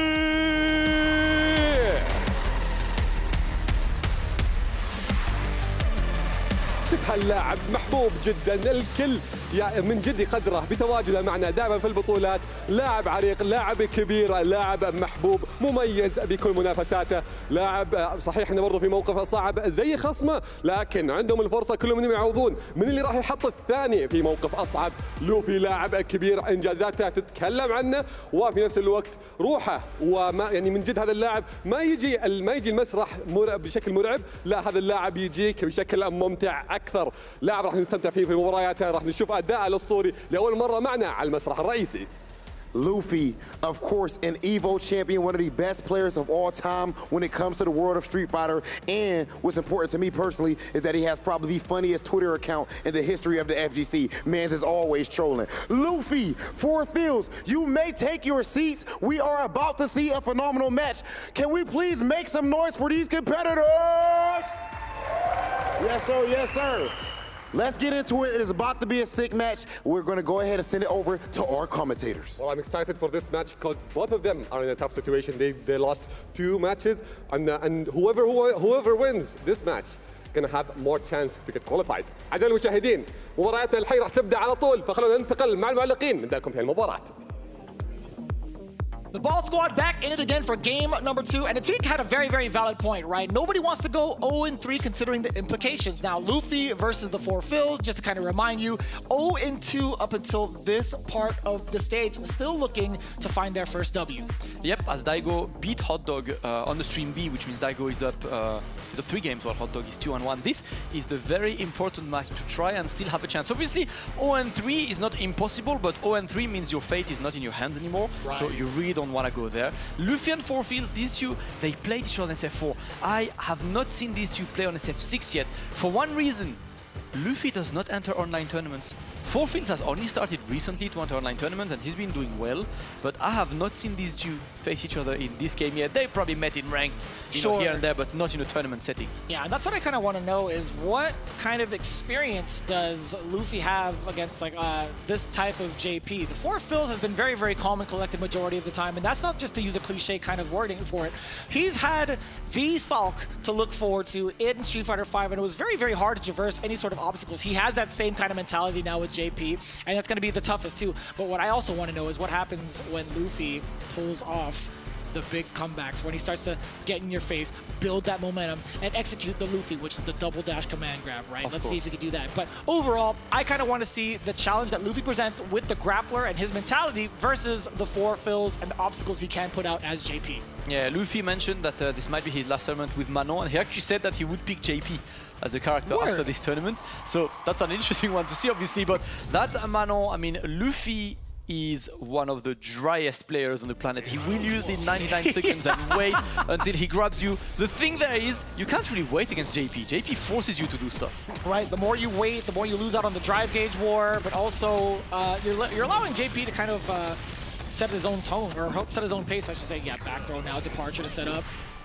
Yeah, the OD amnesia is definitely going to be a factor there, you know, to beat command grab attempts. And you can see first Shimmy. Have you noticed during Luffy's matchup with Daigo Umehara over at Stream B not too long ago, how often Luffy uses that standing heavy punch as a counter-poking tool? Yeah. And it's been punished majority of the time, and that's exactly what set the pace for the Four Fills. The command grab, very sneaky punish counter, set up the spike. Luffy's being real impatient, man. It is a hard task to get close to a JP like this with Manon. Luffy trying to play the patient approach is not going to work. Maybe need to go for a bit of craziness. Gets the extension. That's going to be in the corner now. And he is being very respectful of the opponent till the DI comes out. Which is wild because the Four Fills actually went for a feint. He just didn't think Luffy would have responded with the DI, and that's going to be just fine for Four Fills. Does get the punish counter, sending him full screen, but here comes the level 2. Do we set up the departure? That's 1. We use it for the teleport. Getting the throw bait? No, sir. Luffy with the immaculate defense. Up until that point, hey, that's not bad in comparison. Yeah, got hit by the command, by the grab, but that's not that much. Jumps over as soon as he sees the Pierce trying to get there, and Luffy getting closer and closer. The Four Fills challenging. Right challenge used, and back to full screen we go. Bullet hell. Triple jabs just in case for the confirm. Level 2? What is that, like twice in one round? That was. Are you kidding me? Maximum meter use, and he's extending. Can he kill with this? No. Doesn't get the final kill. No. Oh! He didn't want to spend the level 3 though. The level 3 would have killed more. He's not dead. No He's not dead. way! No! Luffy taking the risk, but the button pressed by the Four Fields. Luffy probably got surprised there and took a decision on the spot to go for the overhead, but the Four Fields was ready, and we immediately rematch. We ain't waiting for the cameras. No song here. All right. Set up the departure again. 2 jabs, see what Luffy does in response. Plus frames as well. No, sir. -8. You're going to have to hold that. Four Fills. You're going to set up another departure, or are you just going to go all damage? You have to, right? Yeah, and that's going to be a bit more. The Four Fields extending. That was a speed run of a round, and the Four Fields already on 2 match points. Kakaru, is that you? Have you possessed the body of the Four Fills? The UK version, indeed. The UK version of Kakaru? I believe Kakaru. it, man. Or is Kakaru the Japanese version of the Four Fills? Exactly. Master student. We don't know. Everything to be defined. For now, as Luffy gets the punish counter and put him into the corner. When is the command grab coming? That's always the question. Man. He's trying to beat the OD amnesia, right? That's why you go for that neutral jump, but unfortunately the read doesn't work, and we are back to bullet hell mode. Boy, up until that point, man, that angle, dude, that JP gets the cover with the crouching heavy punch is just so sharp. Oof. It's so active. All right. 2. And it's such a tough hill to climb. No, you're deader than dead. That's the Four Fills. No doubt about it. Level 3. Luffy, again, not able to get past the wall of fills. It was a difficult one for Luffy, and the Four Fields gets his first win of the tournament. Luffy is 0-3. Luffy still has a chance, but obviously his fate is not in his hand anymore as the Four Fields tries to take a step towards redemption. That's right. Could still make it through. The game was good. Luffy, though, struggling, man. Good games for both. Again, in Group H, it's going to be pretty tough to get yourself the rest of those W's to move on to the second phase. But as it is right now, the Four Fills and Luffy, we bid you adieu. Hey, so it was difficult, but, you know, the Four Fields getting the win. Now, you know what? Let's take a look at the highlights of this match, Vicious.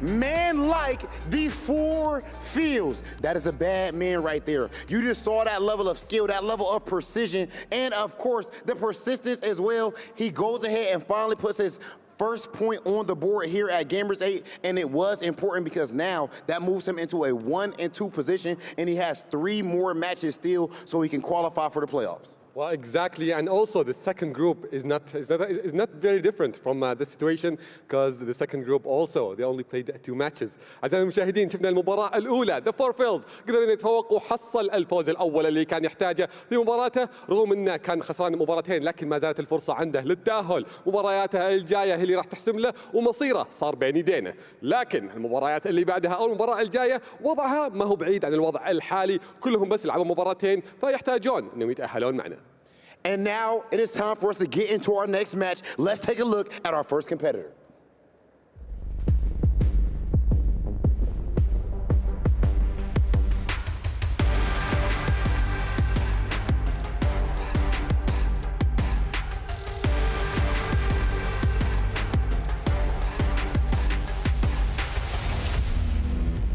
DCQ!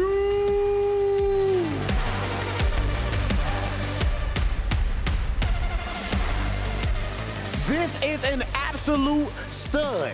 And do not be confused by my man's drip. Of course, he is always pulling up clean and all that, making sure the fit is on point, but he also makes sure that he puts points on the board when it comes to the world of Street Fighter in-game. He burst onto the scene in Street Fighter League last year, defeating the best players in the world and pushing his team to a championship, and we are seeing that momentum carry over into Street Fighter 6. Well, this guy is unstoppable. He already won 2 matches, and if he wins this one, he's almost guaranteed to get qualified. أعزائي المشاهدين دي سي كيو بعد ما لعب مبارياته الأولى قدر يفوز بثنتين بدون أي هزيمة الحين معنا. إذا كمل على هذا نفس المشوار أو نفس الرتم بيقدر يضمن التأهل بشكل سهل. مباراة الحين برضه ما هي أبعد من هذا السيناريو، إذا خسرها لسه ما زال عنده الفرصة، وإذا فاز تقريبا شبه ضمن التأهل، لكن برضه خصمه وفي وضع مختلف شوي، خلونا نتعرف عليه ونرحب فيها على المسرح.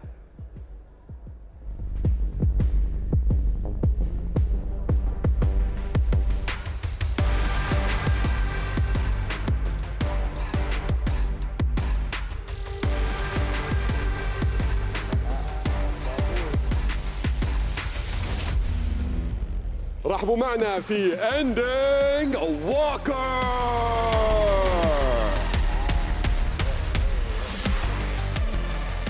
اللاعب هذا ما يعوقه شيء من جد، يجيك بهيبه وبسطوع دائما عالي. اللاعب كبير ولاعب معروف، لاعب معنا مباراه واحده على الستيج قبل، لكن المباراه الثانيه خصمه ما هو سهل، هو في موقف اصعب. فوزه في هذه المباراه تحديدا راح يكون مصيري، والمصير الحين بين يدينا، يقدر يحدده اذا فاز وادى اداء ممتاز في هذه المباراه. مباراتها جدا صعبه لكنه قدها، ونشوف اذا قدرنا نتفوق على دي سي كيو. You hear the crowd hyped up for him. Ending Walker, of course, only 17 years old. There are literally competitors here who have been playing competitive Street Fighter longer than he's been alive. Yet he's been able to fight his way into Capcom Cup and fight his way onto stages like this at Gamers8. Ending Walker, DCQ, you may take your seats. We are about to get into the action. Commentators, take it away. Exactly, we're gonna see an amazing match. أعزائي المشاهدين خلونا نبدأ مباراتنا على طول. معنا لاعبين كلهم أساطير ومباراة مصيرية، فخلونا ما نطول عليكم أكثر ونروح مع المعلقين. All right, another exciting one, Vicious DCQ Ending Walker, and they mentioned it, right? DCQ could go up 3-0 and like almost guarantee his place in that top 16. Ending Walker, we saw him beating Oil King earlier on the mainstream, going for the Ryu. So let's see which character he plays, right? Because both, like, he has the pair, Ryu and Honda. He's been going from one to the other. And I don't know, man, it feels like Ending Walker is in different character mood every day. There are tournaments he goes and just plays Honda. There are tournaments he goes and just plays Ryu. It looks like a Ryu day so far.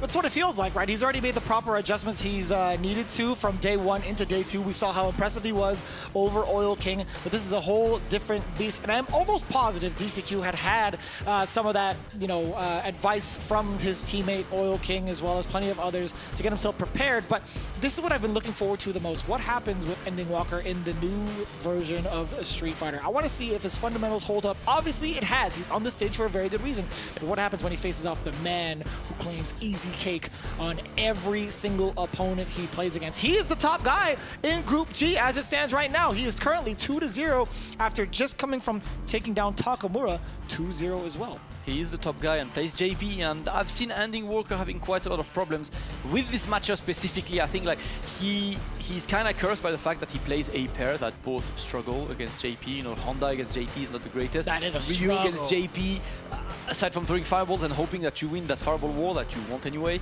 it's quite difficult. So last time I've seen him against JP, that was the Red Bull Kumite Last Chance Qualifier Finals, and man, he got obliterated by Kakaru that day. But of course, the kind of player he's a serious player. He got home, he loved the character. There is plenty of JP experience we have just in the UK, right, with both the Fourfields and Broski, but even in the European region you have like 4 or 5 top level JP, so definitely a lot to train against. Yeah, I mean, he's been very active in like ICFCs, also in like Salt Mine Leagues, DCQ. I haven't had the pleasure of being able to follow his journey in regards to the weekly events that he's gone on, but I do get to watch his CFN, and that's where I get to learn the most about JP, is like his character, the way that he navigates this character is so difficult to traverse. I'm not gonna lie to you, man. He makes it very difficult to tell whether it's gonna be a projectile, whether it's gonna throw out the big command grab. But overall, man, his presence in the game in regards to the neutral, he's not gonna be giving up space. He's gonna be battling you for that space all the time. He's not gonna be moving. There he goes, yeah, immediately for the feint to kind of see what Ending Walker wants to do to start things off. And here we go, game 1. Yeah, knowing Ending Walker is gonna try to go in ASAP, and the jump in is going to work. That is putting his opponent in the corner immediately, trying again to bait throw or the amnesia. Whoa. Not going to go anywhere. And back to full screen we are. You got close so early, unfortunately. Everything to do again. We do have the dungeon install. Man, the empty jump to catch DCQ to commit to the anti-air. I love that. Ending Walker, forward throw. Let me see those plus frames. Yes, sir. Hashogeki. I like the patience from the DCQ there. He's just happily waiting in the corner. He knows that there isn't much that he can do at this range, but the empty jump gonna get the opening, no overhead. Okay, we got the Ending Walker sweep. It has to happen once per match. Do it twice. Contractually twice. This is over contract, Vicious. Oh man, he could have ended it with a sweep if he wanted to, just to make it nice for the folks at home. But it is the throw. Build yourself some meter to get into the next round. I like this from Ending Walker, but damn, that cane hit from so far away. Yeah, let's go back to full screen. And now, how do you navigate through all of this? I like the driver's attempt, but against the OD spike, that's not gonna work. The second one is catching you. Trying to just parry. Going for, I like the patience from Ending Walker so far. Manages to successfully get close multiple times, but he had committed. No end here. I love that. That's such an obnoxious button too. That jump medium punch from JP, just covering so much ground as he jumps back, which is great for DCQ because as soon as Ending Walker sees you kind of give up some of that space, he's chasing you down with drive rush. And I think I like that control from DCQ, but thus far, Ending Walker, he's still on his tail. Back throw into the corner. The DI gets perfect parried, and it's gonna be fine. DCQ sends him full screen, dead. Dead. Perfect parry into death, of course, in the corner. Sometimes on wake up, you don't want to go for the answer to DI. The meaty DI is the parry. Is a bit of a more successful option. 1 round each in this very disputed match, and Ending Walker is trying to get close again. Damn, what an anti-air off of the roundhouse. DCQ set up after the Phantom. Yep, level 3 into a lot of damage, but more so, I think just he wants to get some of that drive gauge back too, and have to, you know, establish his pace for the life. Playing JP is a drive war, right? If you get burned out against JP, it's pretty much good luck. So you can see now Ending Walker trying to escape the blocking situation successfully as well, but pretty low drive and the sweep. He's so He's sick putting extra time right now. Somebody pay this man overtime. Man, what am I saying? He's like, what, 16? Bro, he don't even pay taxes. Don't give him overtime. It's not yet. I don't think he knows the taxes are. Give him a few years, bro. Oh, the DI attempt that at least absorbs the post spike, but another jump, and that's going to be difficult as this is optimized. This is not going to be dead yet, but it might as well be, because full screen, what do you do? What do you do? What do you have? No, not again. No, stop walking back. That's gotta be in his contract. He's gonna level 3 after this. He had it. Oh my god, Vicious, I swear. Ending Walker had it. He put his, no, he legit had it. He missed to confirm. He put his hand out in disbelief. He did low forward, nothing. But if he did low forward into the donkey kick, he would have been able to get the critical arm. That would have killed DCQ. DCQ was scared, but you know what? Straight back to the game we go. Ending Walker doing a great job so far, but DCQ is the one running away with the first game, and immediately drive rush into sweep, into the throw, he puts you into the corner, throw loop. Watch out for the OD amnesia. Another sweep, Vicious. How many sweeps are we gonna see this match? We've been blessed. We've legit won the sweepstakes, to be honest with you. I've never seen this many in my lifetime, or at least in a single match. All right, back to corner we go, and of course he is burned out, but if he's on the offense, it's not gonna matter too much. DCQ looking good. What is Ending Walker doing to try and escape against the DI? Oh my god, he was so ready. Too ready and too scary. I gotta say, man, DCQ is an assassin. He already predicted that outcome 2 rounds ago, perhaps. Yep, that was lethal. The overhead's gonna be parried. I like that, right? Not playing the high-low game, just parrying, playing the throw or no-throw game. That's exactly it. That's gonna be the main counter tool against something like Ending Walker strategy, going for that overhead. The stoppage on the medium kick. Man, that thing is mad active as well. And it's so far. As always, have you seen the amount of times he uses the OD portals there? Always setting 2 to stop Ending Walker from taking the initiative. I like the anti-airs. DCQ's game is looking good. Anti-air again. This and guy's a another robot. time, 2 portals. How do you escape the situation? Somebody check this man. He is a robot. Vicious. Vicious. Wait a minute. This is looking long. Burned out against JP. He's really trying to get through right now, but... Oh, that was sick! All right. Okay. I like that. Get some air meter back, but also, this is going to be great for Ending Walker. DCQ is now in burnout. We're going to drive rush forward. Are we going to get it back in time? Yes, we are. No, not burnout. My mistake. That was huge. A huge miscalculation on my end. And it's DCQ. You hear the song already. Taking off the headset. The way that man took his headset off meant the business was done. I get done. Goodbye. On to the next To the back room we go. Hey, nothing personal, kid. I got a tournament to win. I got a tournament to win. That JP is looking extremely lethal. DCQ is an absolute threat. He's a player we haven't seen that much, right?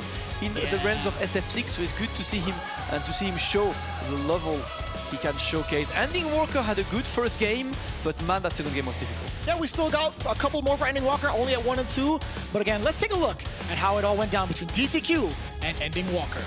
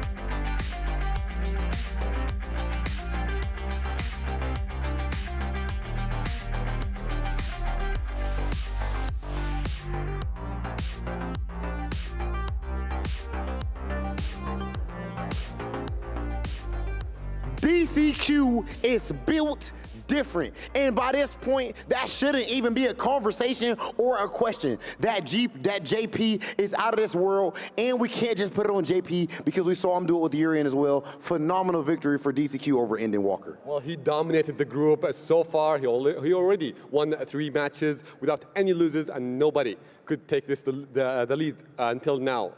لكن أعزائنا المشاهدين برضه بنشوف باقي مبارياتنا الحين اللي راح تكون معنا. منافساتنا ما زالت مستمرة في جروب ثاني، وضعه مختلف، وضع حوسة. فبنشوف ايش راح يكون. خلينا نتعرف على اللاعبين. And now we are getting right into more Street Fighter 6 action. Let's take a look at our next competitor.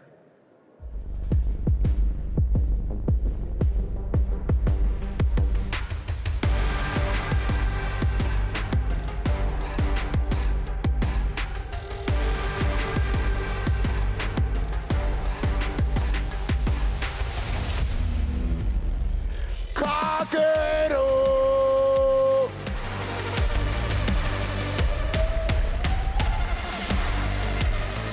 Now, mind you, Kakaru done switched outfits on us already. Earlier at the jacket, he did the turnaround pose. This is his DLC outfit right here. This came out with the new DLC, so he's switching it up right now. My man's Kakaru, you see he's at this point, he's all smiles because he has been cooking up to this point. I want to say that he's 3-1 in the group right now. All he knows is victory. All he does is win, and he is feeling good about it with a good reason. That's right, give him that peace sign, Kakaru. Well, he always come on stage with a big smile on his face and confident also here in every matches that we're seeing from him. أعزائي المشاهدين كاكرو مستمر معنا في الانتصارات، هو برضه المتصدر في المجموعة، لكن النتيجة عنده بالنسبة له ثلاث انتصارات وهزيمة واحدة. رغم أن المجموعة اللي فيها هو شوي حوسة، يمكن خلينا نقول الترتيب ما بعد وضح معهم، لأن الخصوم الباقيين برضه يقدرون يرجعون يقدرون ياخذون الصدارة منه. عندنا الخصم الثاني فاز مباراتين وخسر ثنتين. خلينا نتعرف عليه ونرحب فيه على المسرح.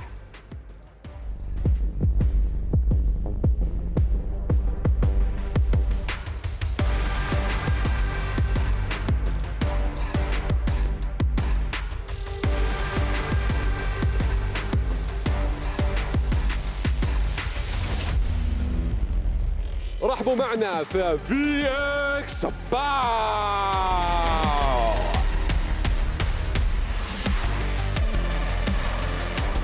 لاعب مختلف، لاعب يعني من جد صعب تتوقع اي شيء يسويه في مبارياته بشكل عام، لاعب مستواه متذبذب ممكن مختلف لانه صعب التوقع فيه على كل نتيجه وعلى كل شيء جالس يسويه، انا متاكد حتى برضو الشيء اللي جالس يسويه كله في بدايه المشوار هذا يعتبره بس اختبارات بالنسبه له لمستويات اللعيبه، الحين وصل مرحله جدا بعيده، اذا فاز في هذه المباراه راح يلخبط المجموعه اكثر، ما يبغى يعطي فرصه لان الباقيين عندهم المجموعه كلهم عندهم الفرص للتاهل، ما حد بعيد عنها. هو برضو موجود معنا VX Bao وبرضو كاكارو، كلهم بيتنافسون في هذه المباراة اللي ما راح تكون طبيعية. من اللي برضو بياخذ الصدارة؟ لأن من جد إذا نهزم فيها كاكارو ترى ممكن تروح من الصدارة على طول، مباراة ما راح تكون طبيعية. These guys are in one of the most competitive brackets, one of the most competitive groups up to this point when we were looking at the scores. So this match has extreme relevance. VX Bao. Oh, I'm tripping. I thought DCQ was still over here. I'm sorry. I'm still thinking about DCQ cooking last game. Kakaru, my apologies. You guys can have your seats and get into battle. Ladies and gentlemen, Kakaru versus VX Bao is about to go down right now. Let's send it over to the commentators. أعزائنا المشاهدين، أعزائنا الحضور، خلونا نبدأ مباراتنا على طول ونروح لكم مع معلقين. This is it right here, ladies and gentlemen, the final match of this block, but this is the rematch. Kakaru coming in hot off the tails with his current win against NL. VX Bao falling just a little bit short against Valmaster. However, VX Bao had the best of Kakaru the last time they engaged, right? He actually went, instead of the mirror match, deciding to play off as Ken against Kakaru's JP. And that's where the mind game goes, right? Because this is double round robin and they play twice, is VX Bao going to set to Ken once again and avoid the mirror match? Or are we getting a JP mirror? I like that VX Bao put that threat in Kakaru's mind, because Kakaru is like, how do I approach this now? Is he Ken? Is he JP? Is he both? Like, is he going to counterpick me mid-set? That's a lot of factors to take in. I would love it if we actually got the mirror match to kind of throw him off, but then I don't know, man. Personally, I would not love the. I don't know about you, right? I would not love a JP. I would not JP. I wouldn't entertain that idea either. I would much rather just have like to observe. See VX Bao play Ken. You want to observe the games. Yeah, man. That's kind of, sort of, low key, a little bit. Well, with JP, it's man, I'm going to see so many different departures. I'm like, come on, guys. Yeah. Come on now. And we've seen, I mean, it was interesting to see DCQ right before, because I've never seen someone using the OD portal so much. Like, it feels like every single time he sets a portal, he actually sets two, and I really like the approach of this. Very, very different. And one thing we kind of neglected to mention was that it didn't lead to a burnout. Majority of the matches that DCQ had put those out. So I'm kind of wondering whether or not VX Bao, if he goes for JP, if he would have a similar style, considering they are teammates, right? Yeah, we still have a few, different styles on this, and the players are looking for their character of choice for this one. Kakaru, I mean, he's going to be JP, no doubt on this. This man has been consistently rising through the ranks since SF6 came out. VX Bao is using the Ken. There we go. We'll see if VX Bao put his chips on the right part of the table, and that's going to be the big gamble here. But again, VX Bao took the W the first time against Kakaru. We'll see if he can repeat those results. Looking a little confused over there. Ken, you all right? He's like, that's the guy that took all my winnings. This is the guy that made me bankrupt. He took my company and my family. He promised me NFTs. That's what I'm saying, man. They were not the right ones. He stole my profile picture. All right, driver Shin, immediately we've seen Kakaru, you know, like having to face against so many Kens, right, at Evo. Endurance, definitely a matchup that he needs to be ready for. VX Bao beat him in the first leg yesterday, and this is the revenge. Can Kakaru get the run back? Oh, and I love that. Yeah, studying where exactly Kakaru kind of wants to place some of these normals, finding the jump and the crosscut DP in case. Yes, sir. Man, fist to the face. Kakaru just ate it. Yeah, standing fierce, definitely one of the most ridiculous buttons in this game. He's trying to play the shimmy game now, but great backdash. He read that throw. Go back to full screen, bro. Now you gotta earn your way in. No, the big difference, right? We don't see the double departure. That has to be the green light for the drive. The back throw though, in the corner, in burnout against JP. You need to escape that situation. Be ready for that level 1 potentially. But Kakaru decides to give him some space. But you know what? That might be cheaping fully vicious the jump. Oh. Nah, the jump was not good, but no conversion. Oh, that's rough. That's actually super rough. VX Bao, he avoided at least one of the ghosts. He got hit normally by the other one, and it was just enough to put him in chip damage. But now it's Kakaru setting up the departure from behind. VX Bao gets interrupted. The drive rush no go. Perfect parry, you know it. Right, great. More space once again, and VX Bao looking for the way in now, but Kakaru's defense is looking solid. Finally gets in with a drive rush. Overhead is there. Oh, I thought it was meaty enough off of that, because he did a frame kill off a jab. I think he believes it was meaty enough. That's why he pressed the button. Right. But for now, Kakaru doesn't need much more. It's his drive rush and the back throw. To the corner you go. That was way too late. That was way too late. A little suspicious. He got the loops into the CA. Vicious. It is dead. It's CA. No, I'm gonna say no. Down and shut up. Okay, I'm a liar. I'm a liar. You are a liar. There was only one. You are I had to officially get a liar, wrong Vicious. once, man. You lost your channel points on Sage Jump stream. I always do. Dude, I have like 67K left. It's fine. You have like minus 1,000. I still got 67K left on that bad boy. Don't you worry about that. I'm a champ at Willy Kill. Are you kidding me? All right. I'm tired. VX Bao making it work, and that's going to be putting the JP immediately into the corner. Beautiful. I love the driver shoot, but no conversion. Oh yeah, that was plus enough. You saw the counter hit. The frame trap was indeed there off of the stand jab. Kakaru in deep trouble. Uppercut afterwards. What's going to be the play off of the meaty? Fierce again, but it's a counter at full conversion. Kakaru falling short in the corner. VX Bao already finding himself the perfect. Oh my god, that is absolutely ridiculous. Next round needed for them. VX Bao is looking very strong, but that Ken is here for business, and I'm well impressed. And we haven't really seen a lot of defensive options from Kakaru. He's been a little bit antsy. I think it's been buttons and movements that have been the choices, but he's been very reluctant to go for that OD amnesia. Yep, for now at least. We might see a bit more later. It is 1-0 for VX Bao. And right as you say it, Vicious, he remembered he had OD amnesia. And now we'll never understand why OD amnesia is the only orb JP has that does not disappear on hit. I'm telling you, man, with all JP, of the other orbs disappear, bro. Portals disappear. Everything disappears except OD amnesia. That's just the thing. Senility is a real thing for JP, I gotta say. Punish, counter, forward throw. Do it again. Oh, maybe not. That was a checkmate scenario, if you ask me. But I don't think Kakaru wanted to spend the level 1, right? Although I said checkmate, I meant it in the sense that Kakaru didn't think the reward off of a level 1 get off of me would have been any beneficial towards his comeback in the round. Yep. And for now, VX Bao confirms that he has Kakaru's number so far. Won with Ken yesterday, looking to win with Ken again. Kakaru finally getting, he's one of the most optimal JPs on this planet. I'm always impressed at seeing Kakaru's conversions, but VX Bao not really giving him a chance. That's a great challenge on the drive rush. Especially utilizing that crouching medium punch. Man, it just reaches so far to interrupt, and now VX Bao is trying to get some of that gauge back. Oh, that was quick. I couldn't tell what normal came from Kakaru, but it was interrupted outright. I like the fakes as well. He's trying to bait him into doing something for now. VX Bao not biting the baits. Just playing the fireball game. Oof. Oh, that's done. Dang. Oh, that is quick. That projectile is deceptively fast. I always forget. Yeah, always. Kakaru saving 1 match point. Need to bring it back again, but it's VX Bao putting the pressure on. this. Look at the control from VX Bao, just so intimidating with offense. Kakaru just forced to kind of sit there and parry majority of it. The crosscut is there. He has to hold this. Great block on the overhead from Kakaru. Yeah, great block and no challenge. After this, not trying to get these negative frames, and we try. Ooh, no punish though. When have we ever seen that from Kakaru? Listen, every once in a while you need to surprise your opponent. The surge is not working. Oh my god, he's not gonna get the full animation though, but still Kakaru is in burnout. No, not far enough. A bit too far. A bit too far. Do it again. You know what? Do it again, and this time you stun. And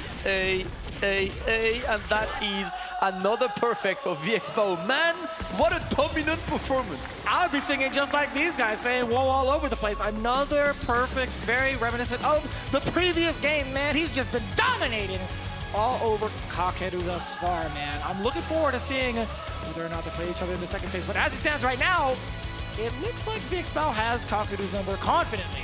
No, I mean, we've seen Kakaru against Angry Bird, we've seen him against Tokido. The matches were really close. That was close to no match. Even close. That was not even close. And I have not watched the one yesterday because I'm on the B stream, but that is 2 in a row. That is crazy. I gotta see what the guys over at the analyst desk has to say about that one.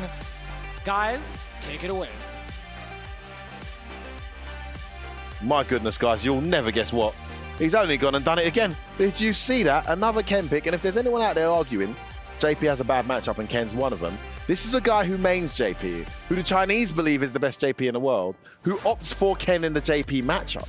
So if there's anyone who, if that's any data to go by, I mean, that's pretty reliable evidence to suggest this is one of the uphill matches for JP. No matter what I might think, what my esteemed colleagues here might think, this guy's just set an example as the real counter of how to fight this character, and he's done a great job of it. I'll admit, I feel Kakaru was definitely a bit flustered at times. I think VX Bao's strategy was super oppressive, super effective, and that blows open the group as well, because I think they're both now free and free. I'm F-Word, back here with the STC highlight segment with Jammers, of course, and of course my guy Brad Muse coming all the way from the USA. Guys, one hell of a segment, loads of matches on Stream A and Stream B. Talk to me, what did you think of this one? Yeah, this was brilliant. Again, it's a case that is highly convincing of Ken beating the hell out of JP, but then I always like it whenever... Beating the hell, I love that. I like it whenever somebody, a player or a character, forces Kakaru to use EX Amnesia on Wake Up more than 3 times. I think there's a little bit of a problem. It could be a player problem, it could be a character problem, but I've seen him use it several times. You mean 3 times in a set? I think 3 times overall, because he rarely uses it anyway. I mean, but he was meatying the hell out of him. Right, but then here's the thing, right? That's where, has he got a lack of understanding? Because remember, he lost to VX Bao just yesterday. Has he got a lack of understanding of the playstyle? Is he just uncomfortable with Ken, despite training with like the guys like Daigo and Tokido, so on and so forth? So I really think just the playstyle of VX Bao just might be extremely uncomfortable. What do you think, Brad? Well, I think we can combine your point and your point, F-Word, in both, right? The Ken pick, a bit of a surprise yesterday.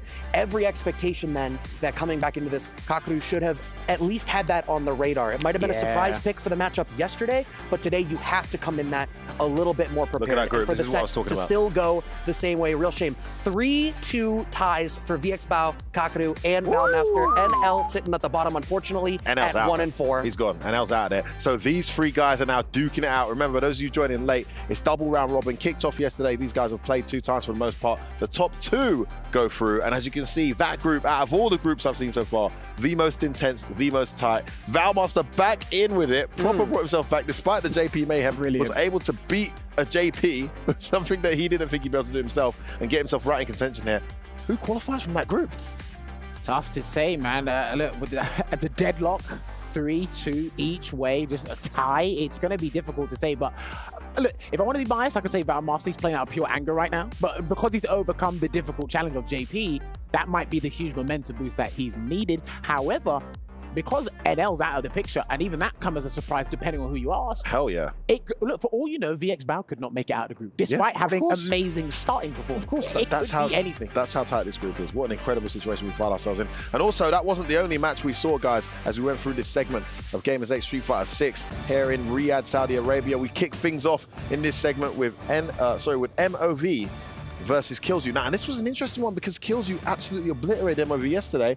MOV made the adjustment, guys. Brad, did you see this one? Yeah, this was hugely important. Like I said at the top of the block, MOV coming into this with a problematic record, to say the least, was very nearly out of it, just numerically. So having that turnaround for himself, drastically important. And again, like we opened at the top of the block, this group has turned out pretty interesting with Vega Patch getting that surprise win over Angry Bird on the B stream earlier today. So I think numerically, as you can see up there, 3-1, 3-1, and then 1-3, 1-3 kills you an MOV.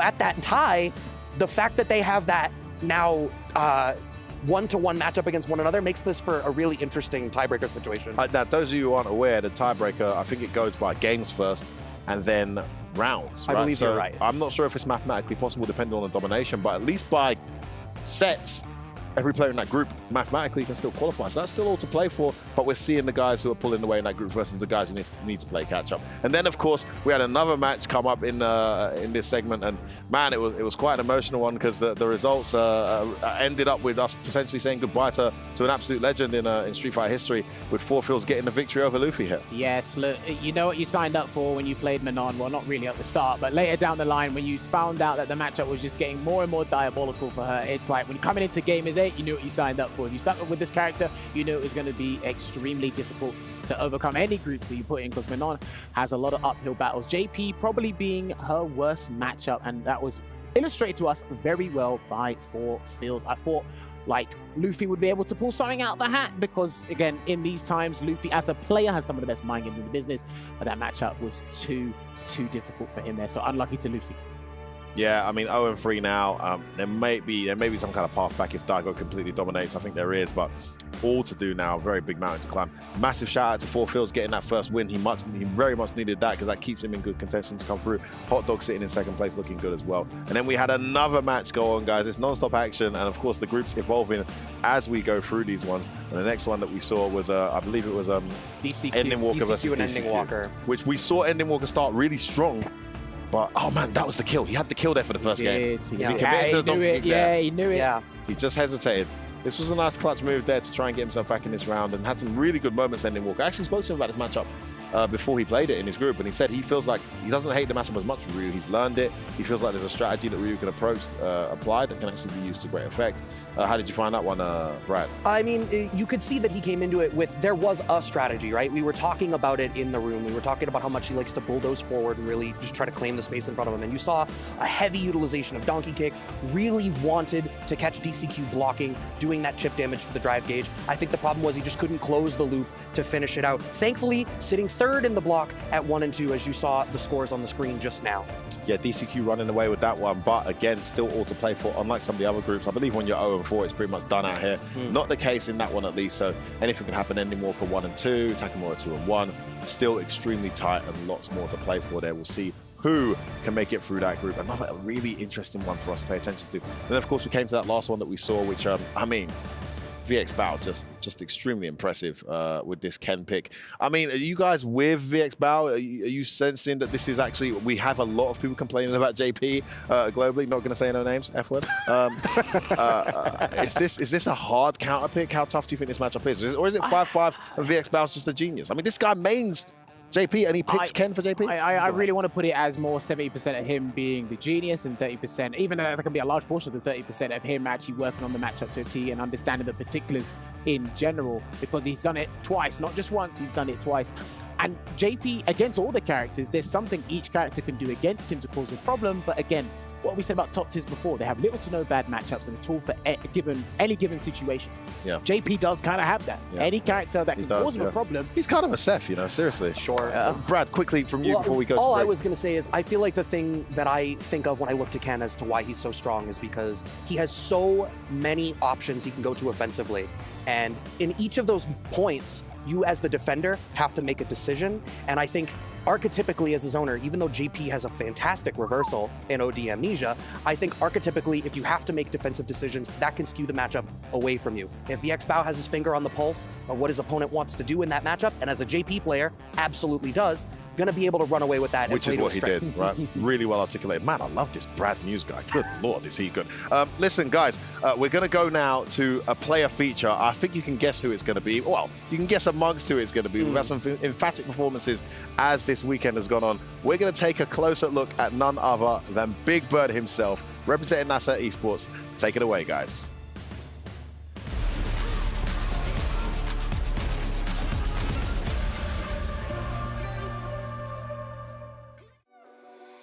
Big Bird burst onto the scene during the Street Fighter IV era. and has had strong showing after strong showing ever since. Starting as a local player in Abu Dhabi, he is now known all over the world for his dedication, passion, and talent at Street Fighter, having won multiple tournaments all around the globe. Good stuff by Adil.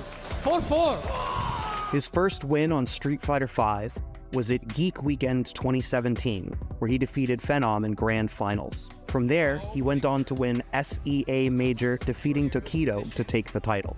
Pushing, there it is, Big Bird, your champion here at the Open Bracket SEA Major 2018 tournament over Tokido. A valiant performance at the EVO World Championship scored him second place, losing only to his Red Bull teammate Bonchan in the finals. What a counter from Bonchan! He jumps back, he read it, and he takes it! Bonchan! This loss only added fuel to the fire, which already burned strong. Big Bird went on to become a double champion, winning both EGX and the regional finals of the same weekend. He's your back-to-back champion. As now we've entered into the world of Street Fighter VI, Big Bird has not slowed down, already winning 2 major tournaments since the game's release in June this year. He grabbed first place at Slash and Dash Emirates Showdown and flew to South Africa to take home the trophy at the Red Bull Kumite. The challenge to stop him at Gamers8 will be nothing short of a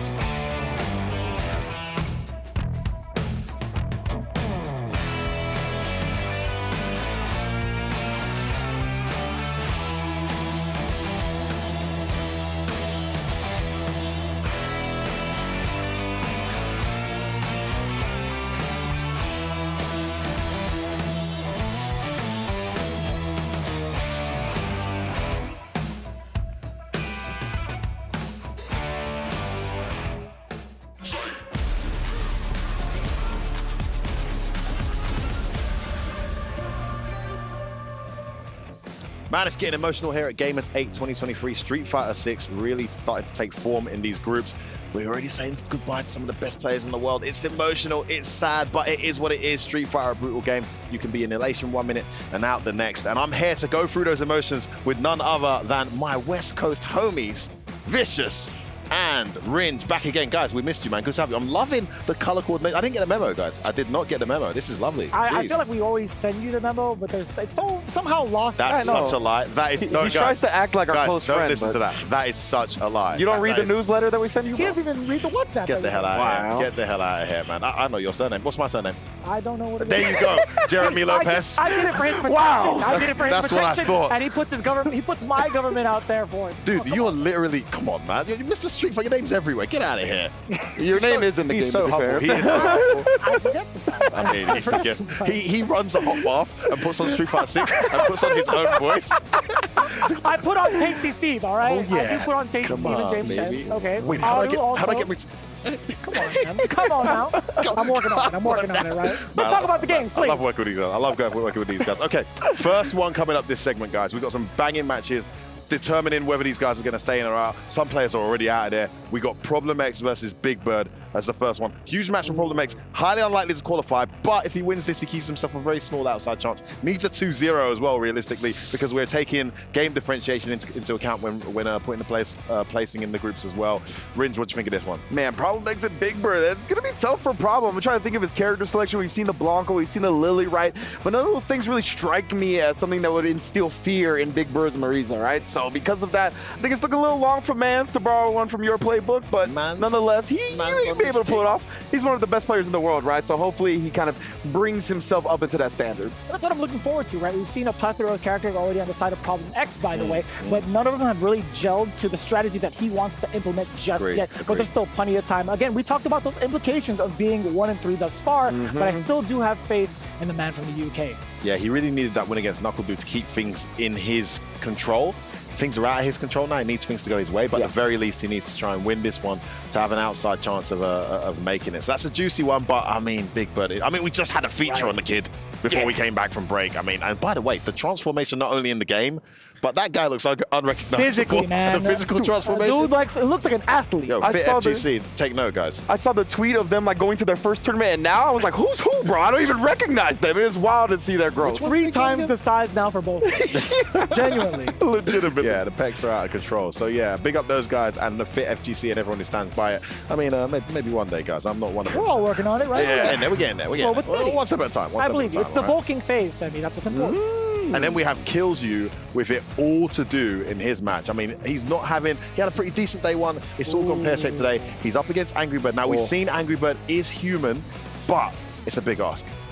No doubt, right? We've seen, well, some of you may not have seen it, but you've heard the news around the world over on Stream B. Yeah. Angry Bird fell short to Vega Patch in what looked to be a big mental warfare, to be honest with you, and Vega Patch had the pop-off. But we're talking about Angry Bird now, one of the big prospects of taking it because of his performance over at EVO. Currently sitting at 3-1, he was the big dog of the group, but again, you mentioned it, he does bleed. Kills You, however, also in that predicament of 1-3. He fell just short in the matches prior over on Stream A. I'm kind of curious to see where he's going to come back with that jury, and that's a big character in the current meta. It's what are you going to bring to the table that Angry Bird hasn't already seen? Exactly. I want to see if he's kind of powered up by the fact that he's down in the dumps right now, right? 1-3, as you mentioned, that's kind of where you get to the point where you need these W's to stay alive, to keep it in your control, as you lovely put it. But in this case, Angry Bird coming off that match against Vega Patch, I feel like he's going to be even more motivated than usual. It's a big ass. Kills You sitting at the bottom there, 1-3. MOV was bottom of the table, 0-2, I think, yesterday, or 0-3. He's now 2-3. He's moved into third place. Wow. He's literally just shot right up. So Kills You is just, I don't think he could have imagined this. So he's got it all to do. He really needs to win this match. And then, of course, we move on to the next group where it's all to play for. Every single group we have here, guys, is all to play for. And we have none other than going up against Hot Diggity Dog. This is a hot one. Daigo on absolute fire, 3-0. No one's been able to touch him so far. But what do you think of this one, guys? I'm looking forward to this one a lot, honestly. Daigo and Hot Dog. And Daigo has seemed so in control, right, of all of his matches so far. I want to see the chaos that Hot Dog brings, especially with the DJ. I think he can get into his face really quickly, make Daigo uncomfortable. But is Daigo ever uncomfortable? My man's been playing fighting games for like 25 years. He just seems like he's ready for everything. I don't think you've seen his player intro from day one. There's nothing more uncomfortable than just seeing him just kind of nonchalantly walk over. He's like, oh, is it my turn to play yet? Oh, I'm ready to go. Okay, I guess so. He even walked up to Rob to me. He's like, do I go up? But in all seriousness, though, by the way. We've talked about the kind of chaotic nature that can be DJ, right? There's a lot to kind of consider. But Daigo's been kind of chaotic himself, if you haven't noticed. He's been throwing out a lot of I guess Ume Shoryus, not OD Shoryus. You have to go back to the actual original. Ume Shoryus have been a big part of the game plan, but he still manages to clutch it out and throw a lot of people off guard. So it really is up to Hot Dog to kind of match the pace that Daigo's playing mentally. Absolutely, and Hot Dog can obviously go very close to top place here if he can get to 3-1 instead of 2-1. Try and put a dent in that Daigo record right now, the perfect record of Daigo. If you're going to stop the momentum, now's the time. Because right now, he's in a position where he's still a bit vulnerable. Yeah. You know, and Daigo's going to run away with this, and he's got to duke it out with the rest. If you can win this, suddenly you bring Daigo into the equation, and, you know, you're both fighting to try and qualify. It gives you a better chance. So it's quite a big match for Hot Dog. Although they're in a better position, I must say, than 4Phils and Luffy, who are also in this group, and just not looking good at all. Yeah, man. Definitely running into some trouble. I mean, they got some top contenders in their way, right? Daigo and Hot Dog, I mean, they're not in the slouch at ever. And because of that, I mean, yeah, tough draw, but that's what this competition's all about, right? Like rising to the occasion, getting the best possible practice there is, and we got the best players in the world here to duke it out. We got one more group to look at, guys, in this segment. Very exciting one coming up. Vicious, I know you're looking forward to this. It's Oil King taking on Takamura. Oil King 0-3, bro, in his group. I don't think anyone saw that coming. Takamura, the legend from Belgium, one of the crowd's favorites, coming here and doing his thing with Ken. He can actually send Oil King out of the tournament. What do you think about that, Vish?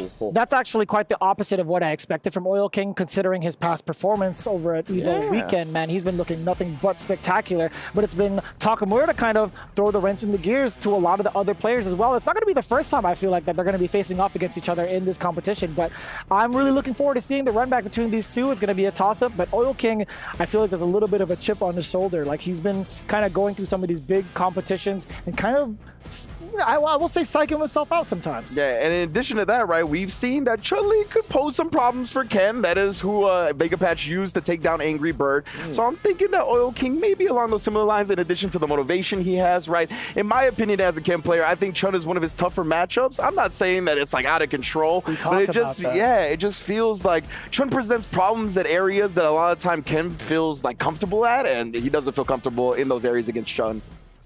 Man, really well said, guys. There's so many juicy matches to get ready for. We got the countdown on our screen. It's just a matter of time now before we kick off with these games. Lots of players' fate will be determined after this block. I'm talking elimination and qualification. This is going down in 5, 4, 3, 2, 1. Stay with me, guys. Yalla Habibi! We are nearing the end of group stages. Not all the way there quite yet though, Atik, but some of these groups we are starting to see how they are gonna end up playing out. So right now we have a lot of people that have 4 games played, 5 game plays, and there's only 6 games per player. Right now we are getting into crunch time. Exactly, we're very close to know who's gonna make it to the playoffs.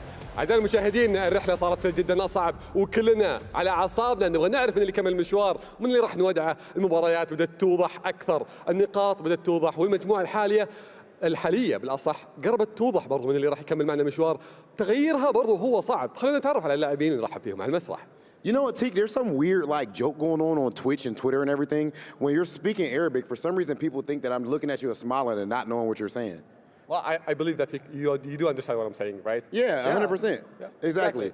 So look at that. Oh, look at that synergy. Yeah, we have a good synergy here. So, so we completely understand. He taught me Arabic and I taught him Ebonics. That's called cultural exchange, okay? There is nothing wrong with that. Now, with that being the case, we do have our next match ready. Let's take a look at our first competitor.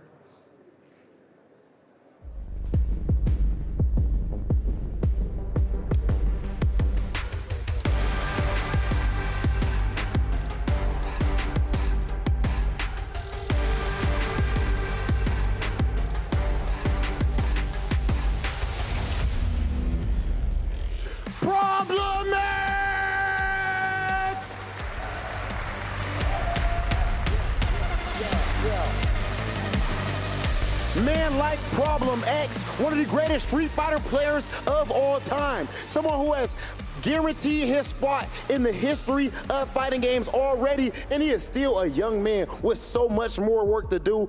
Problem X right now is not having the easiest time in this bracket, and of course, he is using some Lily, which is a bit surprising. I think there might be a little bit of a change after this event, but right now, he is trying to get his W. Exactly, but his opponent, he hasn't lost a single match. So we're gonna see how it's gonna go. And it's really tough for Problem X also to get qualified. Like the chances are very, very low. But we're not gonna lose hope. He's still here and he's still gonna play, and we're gonna see how he's gonna perform. اعزائي المشاهدين، شفنا بروبلم اكس في منافساته وفي مبارياته الماضيه كان مبدع ومستواه كان يتحسن، لكن وضعه الحين في المجموعه صعب جدا على انه يتاهل. ممكن يقول السيناريوهات هي اللي راح تحكم شلون هل بيقدر يكمل باقي المشوار معنا ولا لا، لكن في نفس الوقت خصمه ما انهزم اي مباراه، وخلينا نرحب فيه معنا هنا.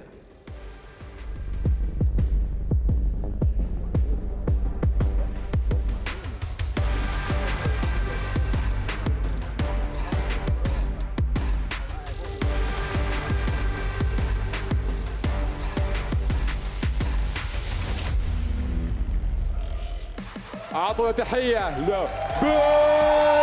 باو.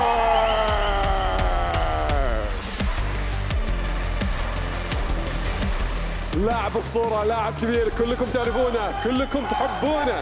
هذه جماهيريته وشعبيته موجودة هنا في الأرض، خصوصا بعد ما أبدع في رحلته في بطولات العالمية. هنا فرصة للتعويض، زميله قدر يحقق بطولة ايفو، ممكن هو برضه يبغى يحلق ويلحق معه في البطولات العالمية هنا معنا في جيمرز 8. This is pretty much a final boss fight if you know about the world of Street Fighter 6. Two of the greatest players in the world, and of course, Big Bird up to this point is undefeated in this event. He has the crowd, the entire country, the entire Middle East behind him right now. Big Bird, Problem X, you may take your seats. It is time for us to see this amazing battle. Ladies and gentlemen, we're gonna send it over to our commentators. أعزائي المشاهدين، كلكم مستنين هذه المباراة، فما نبي نطول عليكم أكثر، خلونا ننتقل مع المعلقين. All right, it is time to kick off this absolute blockbuster of a group here, Logan. We've got some exciting matches on the way, and we're kicking off with two champions and two very well-versed training partners, actually. They play quite a lot, don't they? Absolutely, they got years of experience going head-to-head across multiple iterations of Street Fighter, but right now, Big Bird is definitely in the driving seat when it comes to Street Fighter 6. Problem X looking like it's unlikely he's going to be able to make it out of this Group E at all, with Knuckle Doo winning his 5th game to put him at 4-1, but Big Bird sitting there at 4-0. He has only dropped 1 game across those 4 sets with a huge lead here in this group. And if he can close out another win against Problem X, that will see him absolutely firm for the top of the group. But we might be seeing something changing from Problem X since they played yesterday, right? Yeah, absolutely. So we potentially will see one of Problem's other characters. You know, we did say in the interview with Mike earlier that he might be switching up a bit, and we saw that against Knuckle Doo. The Blanca pick was working to an extent. Doo did close that out, but Problem definitely showed signs of brilliance, and there it is on the screen, guys. We are getting the Blanca pick from Problem X. He's going to test his might here against Marissa, and Big Bird is, you know, really, really dominant with this character, and we've seen it many, many times. And that set with Mena going down to the wire, you know, in the reversal TNS suite. Very, very strong performance from Big Bird. Unable to close that set out, very down to the wire, but let's see how Problem does here in the same matchup. Yeah, I mean, they played yesterday. It was a clean 2-0 for Big Bird against the Lily. Not able to follow up after the wall splat, but he's in the corner exactly where he wants, and the Gladius pressure. Problem X fighting his way out already. He's got a lot of combos down, right? But it's more of the mix-ups and the pressure strings, the shenanigans that Blanca has that might take him a little while longer to get completely fluid in a match situation. Yeah, and you can see right here, the spacing is definitely there. It's just Big Bird. Oh, beautiful, perfect parry. On the Gladius punch. Perfect timing for Problem X to the wire. Oh, no anti-air. Okay. Yeah, we saw that a couple of times against Doo as well. There was a lot of jump-ins from Doo, and Blanca, of course, has that roundhouse kick, starts up so quickly. A fantastic anti-air tool for Blanca. Yeah, and get such big damage off of it, you know, like in a game like this, having damage off an anti-air is such a nice luxury. There we go, level 1 does not kill though. Marissa holding on with that high HP, but the Blanca Chandol saves Problem in that first round, and he's going to take it. Was able to activate it with the electricity. Yeah, very nice. Wow, Ball just beats out the Superman punch. You see the crowd right here in the Gamers8 arena. Okay, gets the extension, and we're going towards the corner. Not quite there yet. Charges the Gladius, and Problem. Yeah, I like parry again. He gets out of the corner though. Oh, here we go.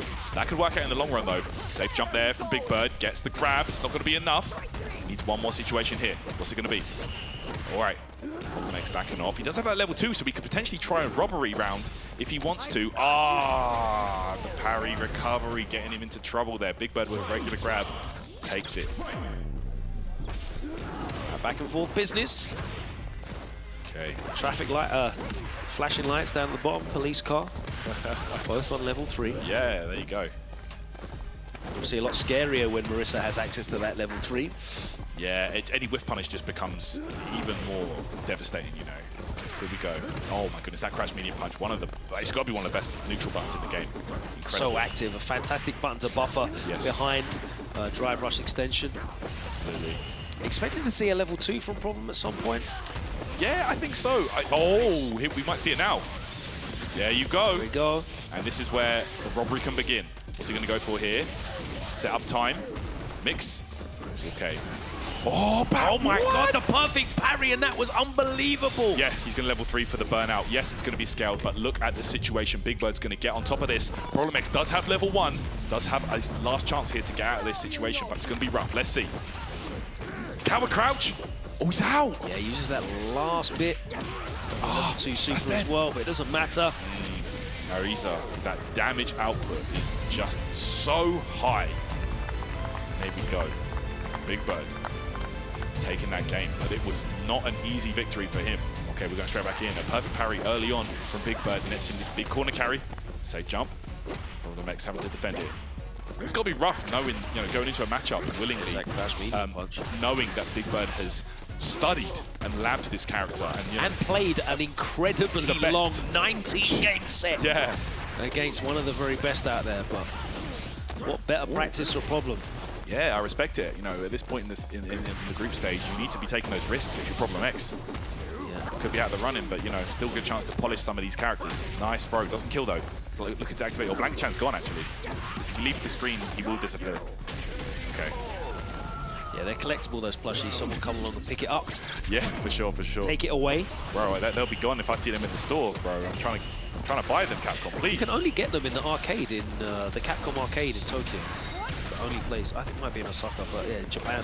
Pretty cool. Can't buy them. Capcom missing a trick there, boy. Absolutely. Okay. Crash medium punch again. Straight to the level 2, so it's mix-up time. Let's see what Problem X has to offer here. Set up. Oh, Blanca Chan. Oh, wait. Oh, nice. That's very smart. That's the marble tech. You just grab and it just eliminates everything on the screen. Fully invincible, of course. Ooh, back throw here. Big Bird on the... Look at... My goodness! Oh, look at this! And that's something now. And he might have actually CA'd after that, to be honest, for the guaranteed chip. But Big Bird, which makes it even better situation for Big Bird because he didn't have to use any of it. He's got the level 3 as well going into this final round, and it's set point. Okay. Rainbow Ball. Oh, wow. Punish counter doesn't mention to extend the combo. Wow. Yeah, you see Drive Rush Hop go so far. Crazy. Gladius Punch. Oh, you're good. Bro, this is dead. That's it. Thank you for playing. Game's over. Yeah, another extension. There we go, into the level 3. Look at that. 70% damage combo. Yeah, a shy 65%. And Big Bird able to... A very modest combo. And you know, if he was streaming right now, you know what he'd say? Clip that. Clip that, bro. That's what he would say. Like, and we just saw it, bro. The damage was insane. So one of you guys out there, definitely, bro, I could see all of you in the stream chat enjoying that one right there. If you've ever watched one of Big Bird's streams, that will come as no surprise. The damage that character can get off of a reversal punish. Any kind of punish counter, any counter hit. As I said, when that level 3 is stocked, yes, and there's drive gauge for the extensions, it's a crazy time.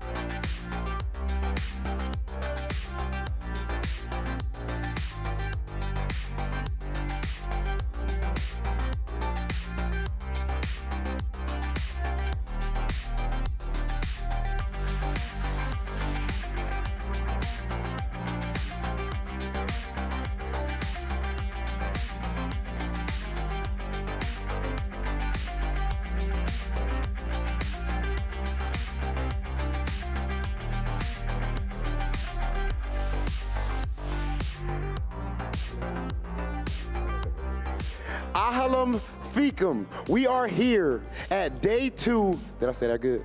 Yeah, it was great. Come on, I thought I didn't know any Arabic. I was asking just to test in right there. I see the crowd clap a little bit. But we are here at day 2 of Gamers 8, and we just saw Big Bird continue his dominant run throughout this group stage. At this point, he is guaranteed to end up in that top 16 playoff, and Problem X, unfortunately, will not be moving on. Yeah, exactly. Big Bird, he already won now 5 matches, and he only have 1 more matches. I think that match is going to be for fun because he already got qualified now for the playoffs. أعزائنا المشاهدين، شفنا المباراة الأولى، بيج بيرد يقدر يحقق فيها النصر على بروبلم اكس، ونقدر نقول هارد لك الحين بالتوفيق لبروبلم اكس، ما قصر. فرصة الحين للتأهل صارت مستحيلة لأن من جد أدى أداء ممتاز وخسر المباراة اللي قبل شوي اللي كانت جدا صعبة. لكن باقي عندنا المباراة ومن مجموعات ثانية فيها تحديد لمن اللي بيكمل باقي مشوار، والمجموعة الثانية برضو تقريبا وضعها شوي واضح لمن اللي بيكمل معنا وبيتأهل، لكن بتكون جدا صعبة. فخلونا نتعرف على اللاعبين ونرحب فيهم هنا معنا على المسرح. And now it is time for us to get into our next match. Let's bring in our first competitor.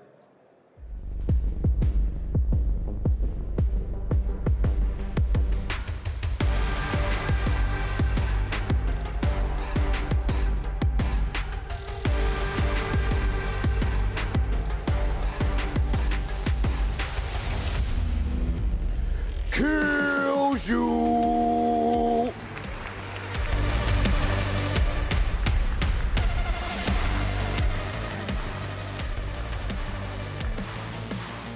Kills you, of course. I would say has to be, what, the second youngest player, I would imagine, or something at least around that in this event. Of course, him and Endon Walker, some of the youngest players that we have in the scene that compete at a pro level. We saw how amazing Killjuice Karen was when it came to Street Fighter 5, and now in 6, he is bringing that talent over. Yeah, definitely. He's one of the youngest here to compete, and if this is his start, or like he's already known a player and he's already achieved a lot, but I know for sure that this player is going to be a legend later when he continue competing in the next tournaments as well. أعزائنا المشاهدين، كيلز يو شفناه مشواره كان جدا صعب في منافساته، لكن أنا متأكد اللاعب هذا بحكم صغر سنه مشواره ومستقبله ما زال أبعد وعنده فرصة أكبر أنه يرفع في اسمه أكثر. صحيح متواجد معنا الحين وهذا برضو بحد ذاته إنجاز كبير، وحتى هو برضو أصلا بشكل عام حقق بطولات وهذا اللي أثبت جدارته ووصل له برضو معنا في المرحلة الحالية. موقف الحين في المجموعة جدا صعبة، خصوصا أن مباراته الجاية ضد واحد كلكم تعرفونه، ضد الشامب نقدر نسميه. خلينا نتعرف عليه ونرحب فيه على المسرح.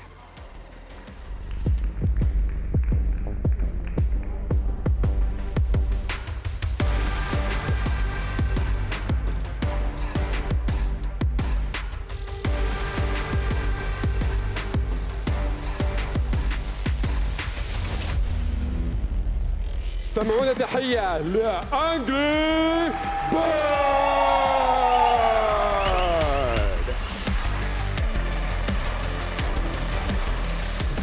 لاعب الأسطورة، اللاعب المتقدم والمصدر أبرع المجموعة. صحيح انهزم مباراة واحدة، لكن ما زال عنده الفرصة أنه يكمل باقي المشوار، خصوصا أنه بطل العالم في إيفو. شفناه حقق انتصارات وحقق بطولات أكبر، مشواره مستمر معنا وراح نشوف متعة عالية. لاعب كلنا نحبه وكلنا نعرفه وكلنا وراح يمتعنا حتى برضو في منافساته وفي مبارياته. الحين هذه مباراته بالنسبة له، إذا فازها بيضمن التأهل وبينتقل معنا إلى البلاي أوفس. كلنا راح نشوف المباراة كيف راح تكون، وخلونا نبدأها. And just like that, the Evo champ has made his entrance. Kills you, Angry Bird. You may take your seats. We are about to see an absolute bloodbath. Angry Bird versus Kills You coming at you right now. Let's send it over to our commentators. Well, being a champ is difficult, of course, but being there or at least holding it there is more difficult. So we're gonna see an amazing game. أعزائي المشاهدين، عندنا المباراة الحالية. صحيح معنا البطل، صحيح مشوار برضو البطل صعب، لكن الحفاظ على اللقب برضو او الحفاظ على اللقب البطل اصعب. فخلونا نبدا المباراه وننتقل لكم مع المعلقين. All right, it is time. It is all to play for here in Group D. It's going to be Angry Bird, the Evo champion, going up against the young player Kills You, looking to make a name for himself here in Street Fighter 6 as he did in the 5th edition. A very shocking hiccup in the path of Angry Bird as he lost 2-0 to Vega Patch earlier on. Kills You desperate to get more wins on the board. 1-3, the losing record, and that Vega Patch win is a huge deal for him, so he's going to need to get an upset here. Of course, it was Angry Bird who took the win yesterday against Kills You. Yes, and this group here, as opposed to the early group, which was a bit more, you know, the outcome was almost decided before they went into the game there. This one is all to play for here. Angry Bird 3-1 in his games, Kills You 1-3. If Kills You manages to get a good result here, it could heavily sway the outcome of this group. So it is all to play for right now, but the pressure is on Kills You, and that is no small feat to get a good victory over the EVO champion. Let's see how this one goes. It's going to be a huge ask, though. Yeah, exactly. Of course. It's not going to be easy. Of course, Jury on the side of Kills You, Angry Bird with that Ken of his that has just been, you know, making waves and won him EVO just last week. All right. No neutral in this one. It's going to be Drive Rush City. Oh, 2 perfect parries in a row. Kills You already sending a message with those. But let's see OS to it, though. But yeah, just that's interesting because I guess there's a couple of options. You can do there. Sweep is good. Hard kick. Wow, there you go. You can do that on reaction every single time on projectile release. Angry Bird has such incredibly good knowledge of this game. Obviously training so much, putting in so many hours with his partner Big Bird on stream, off stream. Yeah, that's true. And I feel like for Jury especially, you know, that was one of the characters that really early on was, you know, being looked at as one of the strongest characters in the game. You know, look at like CEO with that, you know, Jury dominance. And that's going to be one of the characters that a guy like Angry Bird's really done the homework on and studied. Oh, look at that. Beautiful shimmy there. Got the level 2 if he needs it. Oh, burnout here. This is huge for Kills You. Yeah, especially if he can activate this Feng Shui. Nice, anti-air. That's going to be it. Nice. Close out the combo here. Nice and simple. Beautiful stuff from Kills You. You see how very sneaky drive impact slipped in there as well. He was able to get the kill without spending any of that super meter. Yeah, a huge comeback. He managed his drive gauge beautifully there, and the anti-air crouch heavy punch was so on point. Okay, up and over, due towards the corner, but Angry Bird again looking a bit bleak with that drive gauge right now. Kills You going to be looking to take the burnout whenever he can, and we saw it. That was the deciding factor in the first round. Oh, challenge. Okay. Oh, Dragon Lash over the fireball. How does he know? That one was preemptive as well. Yeah. For the great read right there. Counter. Wow, nice counter hit confirm off the medium kick. Gonna close it out with the drive rush extension off the double lights. Damn. Beautiful stuff. All level. That's what it takes. Okay, I wonder how many juries were in Angry Bird's path at EVO. You know, you've got to imagine there was a few. Well, there was a jury that took down his training partner. I know Big Bird was sent to losers initially by the jury player. Yeah, and Kills You got some good results at EVO as well. You know, so eliminating CN. 33rd, was it? Yeah, 33rd. Really, really great huge run. drive gauge lead here for Angry Bird along with the life lead. Nice. But here we go. That was great. Get good Oki, get that drive gauge back on track for Kills You. Here we go. Let's see what the pressure will be. Angry Bird gonna have to defend successfully right now. Oh, just backs off. Kills You does go for that shimmy fairly often with Jury. She gets a huge reward from it, but don't forget. No. That's massive. Burnout. Burnout as well. He's gonna have to hold this. Okay. Oh. Oh, that's dead. That's my dead. Gosh.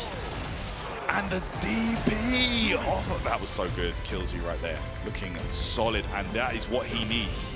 Straight back in. Has Angry Bird been thrown off after that loss to Vega Patch? Yeah, that could be, you know, it might not be his day. A real momentum killer for him, perhaps. Oh, coming at ya. And these have all been really sort of tense comebacks. Oh my God, he's not reacting. Too far. He went for crouch heavy, wanted the maximum damage, a bit too far away. Oh, and this could be... side switch. Oh, of course. Listen, it's Ken Masters. Tries to cut it short, baiting something out. It doesn't come. Ah, there we go. Shorter you can. Angry Bird could be back on form here. Dive kick to escape. Dive kick to escape that anti-air. Yeah, we both saw it. Yeah, gotta have those, man. Listen, as a jury player, you double need to know drive rush. Oh. Kills You in burnout. Ah, not far enough though for the wall splat. Anti-air dragon punch. That's gonna be chip out. Wait, no! He was out of burnout. Just in time. That is a huge miscalculation from Angry Bird. Oh my God. He's lost. And he's lost again. Another comeback from KillzU, and Angry Bird not paying attention to the drive gauge. At the exact moment, KillzU came out of burnout. Oh, this could be exactly what KillzU needs. Okay, Angry Bird realizing it, goes for the shimmy throw there, pays off, doesn't go for an anti-air DP. Could have got in trouble if he tried. Okay, good block. -3. Yeah, so you take that throw. Go time. All right. Goes for the corner carry. Tech. Oh, that was amazing. Love these parries. KillzU. Perfect parry as well. He can definitely sweep after that. Yeah, sweep or stand heavy kick perhaps. Oh, baits out the anti-air. He knew the range. He didn't press a button, Logan. That was so smart. Incredible. Bro, that is showing so much knowledge in this matchup. That was beautiful. Jury's anti-air, of course, goes straight up. Okay, here we go. Angry Bird has to stay alive in this. Oh, it was out of range and it still came out from negative edge. Okay, KillzU. All right. He got the hit. It's a level 3. Here we go. This is a massive opportunity for KillzU. He could potentially close out the game right here and now. But let's see how Angry Bird defends on this level 3 Oki again. Just blocks it. Oh, that's going to be it.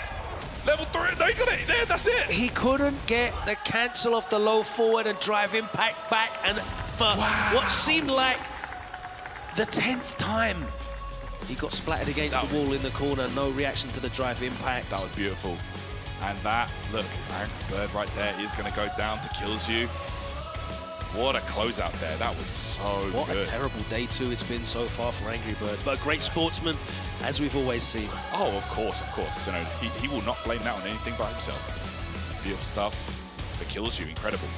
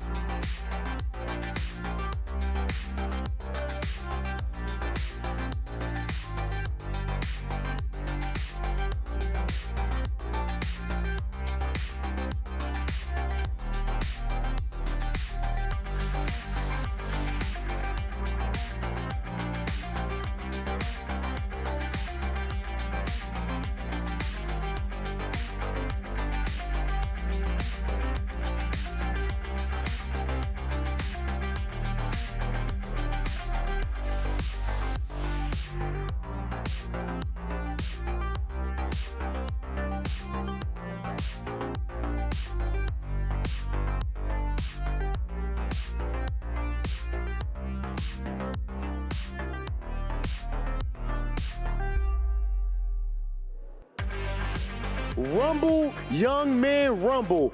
KillzU, just upset probably everyone in the audience, assuming that Angry Bird would be the victor right there. But that jury was looking absolutely phenomenal.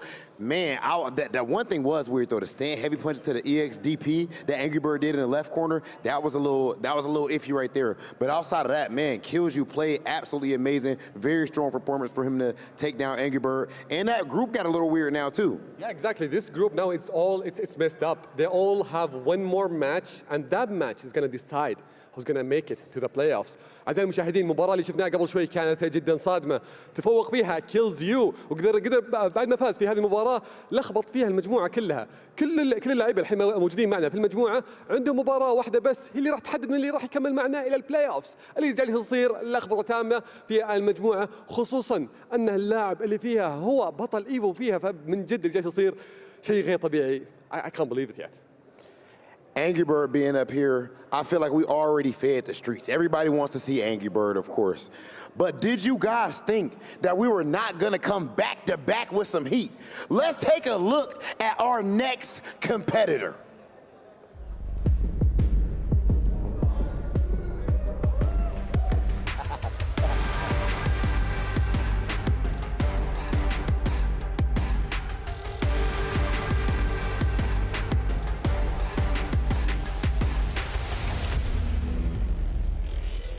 Daigo, the Beast, Umehara!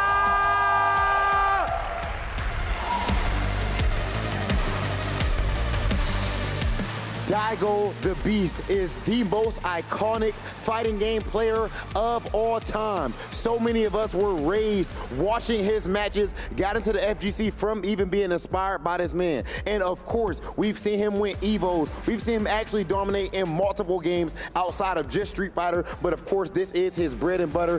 And today, he's in rare form because he was actually right there when we put the camera on him. This is special.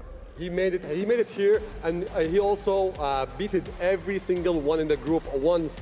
So if he make it again, he's gonna be in the playoffs already. أعزائنا المشاهدين، عندنا دايجو قدر يفوز على الجميع في المجموعة، لكن زي ما انتم عارفين ان كل لاعب في المجموعة راح يلعب مع الثاني مرة ثانية، فهذه اللي راح تحسم بالنسبة له إذا قدر يحقق الانتصار، إذا قدر يفوز فيها راح يضمن التأهل، كل يحتاجه يمكن فوز واحد أو فوزين يضمن فيها تأهل معنا إلى البلاي أوفز، لكن خصمه برضو انتصر على الجميع، لكن انهزم منا مرة واحدة وهذه فرصته للتعويض، خلونا نرحب فيها على المسرح.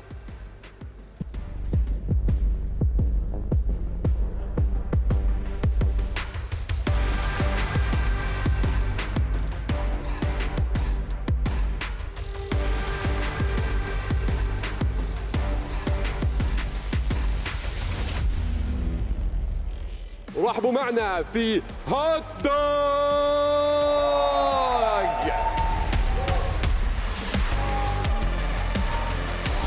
لاعب لا يقهر من جد، يحقق انتصار واحدة ورا الثانية، يبغى يعوض هزيمته اللي كانت ضد الدايجو، لأن هذه فرصته الحين للتعويض النقاط. هم الاثنين كلهم مسيطرين على المجموعة بشكل جدا ممتاز، لكن مشوارهم في نص المباريات مستمر الحين معنا، يحتاج الفوز مرة مهم، لأن تعويضه أو لا صح فوزه في هذه المباراة راح يريحه منافسينا الباقيين في موقف أصعب.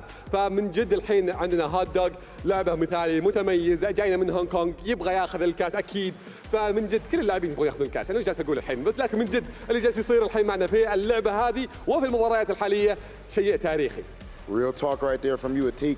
And I'll tell you what, this match is extremely important. They are very close. Well, actually, it's not that they're close. Daigo is 3-0, and right now, Hot Dog is 1-2. The thing is, though, if you're going up to 2-2, you definitely can still make it in the top 16 with a very good chance. But right now, Daigo did beat him in their first. I believe it's two. It's two for one for him. Oh, I'm sorry. You're 2-1. Yeah, 2. My apologies. Look. Hot Dog said, put some respect on my name, Rob TV. My bad, dog. You 100% right. Hot Dog is 2-1 right now, so they are very close. And Daigo right now does have one win over him. At this point, that would tie him up, so this is a big one. Hot Dog, Daigo, you guys may take your seats and get ready for your match. Let's get into it. The Beast versus Hot Dog. Let's see it and send it over to the commentators. كلنا منتظرين هذه المباراة، فما نطول عليكم، خلونا نروح مع المعلقين.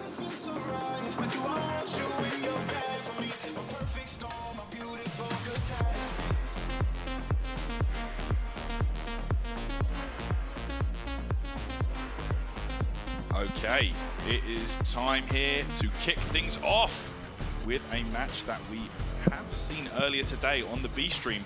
It's going to be Daigo going up against Hot Dog, and it should be a very exciting game here. Daigo sitting at the top of his group, definitely looking solid. But let's see here if he can maintain that top position against Hot Dog.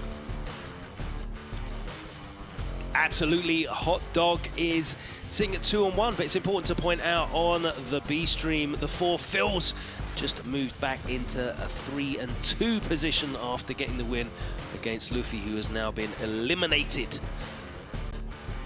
That's right, Luffy is out of the running now, sitting at 0-3 currently. In 0-4 now, actually. 0-4, oh, yeah, that's sorry. it. He played, yes, correct. The four fills. 4 fills defeated him twice. Daigo sitting there at the top of the group, though, with 3 straight wins, and he has been not cruising through. He's been looking very comfortable, but he's had to work for some of these. Of course, he just played Hot Dog earlier today as well on Stream B, if you call that. You should be watching both streams at the same time. No reason not to. You don't want to miss any of these matches, but very interesting to see if Hot Dog comes back and changes this around. What we have noticed, though, through Street Fighter 6 is these games can come down to just one single decision, one mistake at the end of a very level match. See how level this one is. Ken against DJ. All right, let's go. Both of these characters with very explosive damage, fantastic tools to bypass neutral, and of course plenty of corner carry as well. Daigo straight in there with the drive rush fierce. Oh, okay. Wow, Daigo went for jump heavy there. No chance for cross up on that button. Oh, I like that. Just cool sway through the fireball, but what he was met with was a punish from Daigo. Yeah, extra hits done on that. Jab meant the throw was whiffed, and Daigo asleep at the wheel. Looks for a perfect parry, but he baits that out with the early knee shot. Wasn't a safe jump.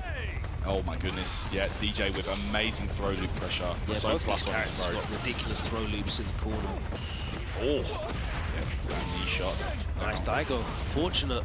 Trying to bait something out with a short drive rush. Nice. Okay. Hot Dog. Close it out with that grab. All right, looking good here. Showing some solutions. Of course, these two did play earlier on in the day, like we said on that B stream. Once again, guys, you want to be multi-streaming that, along with our main stream here. And that stream will be Gamers8 GG_B. That's right. Knee shot gets over the fireball, he cashes out. A little bit of damage. The ODDP, though, flies straight through, and Daigo back to the zone in. Umeshori right there. Yeah. Both these characters have got fantastic pressure as well behind their OD projectiles. Ken able to do so much damage if he manages to reversal time in. Yeah, that SA2. 6-frame startup. As I'm sure you know. Button. Yeah. Not enough to kill there, yeah. All the jabs. I mean, he could have spent super to kill, but, you know, hold on to that, close it out. Had a big life lead there, but against DJ, you know, it can be risky doing that. Looking to parry the drive rush. Okay. Yeah. Daigo backing off. Yeah, and I feel like Daigo's always had that style that's just so unpredictable. Like, you don't know what he's thinking at any given time, right? So hard to approach him. Oh, and that's a full combo from that one. Yeah, we're on enhanced Dragon Punch. Hot Dog right not here. fighting, catches him in the frame trap and the side switch into the corner. Here we go. And again, Daigo busts out with the ODDP. Yeah. Okay. Can Ken not punish the crouch medium kick from DJ every time? It's -6. What's his Dragon Punch? I'm not entirely sure the Dragon Punch will reach. Yeah, I mean, I'm not sure. Oh, that's going to be that. One's, I think, 7. Of course, the light kick has got fantastic range. Okay. And there's only 5 frames. Yeah, that 5-frame light kick is incredible. Daigo, you know, really doing a great... Yo, and you can see right there. My man wearing the Sega Dreamcast shirt. There we go. One of my favorite consoles of all time. Yeah, no 4-frame heavy DP for Ken anymore. No. 7 frames, mate. 7! Okay, so that's never guaranteed then. Okay. All right, back in here. Game number 2. What I'm finding very interesting is they're both kind of playing a game of chicken and condition each other with the fireballs at this mid-range. Yeah, absolutely. Both of them will get huge wins if they can manage to throw a fireball. And yeah, there you go. The OD Air Slasher or the OD Hadouken. Both of these characters can drive rush behind them. Of course, the projectile priority means they'll be able to get a combo off the back of it as well. Yeah, really smart stuff. And then throwing a fireball at a mid-range game against either of these characters could also mean a single jump could essentially close the round. They're both such momentum-based characters, Ken and DJ. All right. Yeah, we saw the knee shot hopping over the fireball at close range earlier in the first game from Hot Dog. Oh, no button on the way down from Daigo. That could have been a huge punish. Okay, gets the throw here. Hot Dog out of burnout now. Another throw. Daigo picking up the pace here. That's it short. Yeah. Giving Hot Dog a lot of credit. That's a punish every time on the medium Sobat. You can't do that. Standing like it, great range. Yeah, Daigo, you can see here, really has done his homework. Oh, the fake out. Just cool. Such a strong tool for DJ, man. Nice. Heavy Sobat Yeah, there. punishes you for having actual real reactions. Nice. Daigo opts to go for the... Close to burnout. Opts to go for the level 3. It's not going to be burnout, but it's going to be on the verge. Whoa! Answering back. Daigo pulls it out, and Hot Dog just looks lost here against the Beast. Look at this pressure in the corner now. Okay, wake up buttons. All right. I respect it. CA on the way here. Don't know how much this is going to help Hot Dog go in the long run. Yeah, the animation lasts about 20 years, so he's going to be very close to recovering out of burnout. Right. Oh. Just cool again, sneaks in. There's the up kicks. Wake Daigo with wake up low forward, of course. Wow, expecting that shimmy. Caught whatever Hot Dog tried, and there we go. Daigo with yet another win, placing him firmly atop his group, and I think that he's guaranteed out. Yeah, 4-0 means he should definitely make it out. Actually, no. He could lose the last two. Currently, that puts Hot Dog on 2-2. The 4 fills on 3-2. So it is statistically possible, I think, for multiple players to all finish on 4-2. Okay, interesting. As it stands. But Daigo, of course, would have to lose his remaining games, and that is not looking likely based on the performance of the Beast.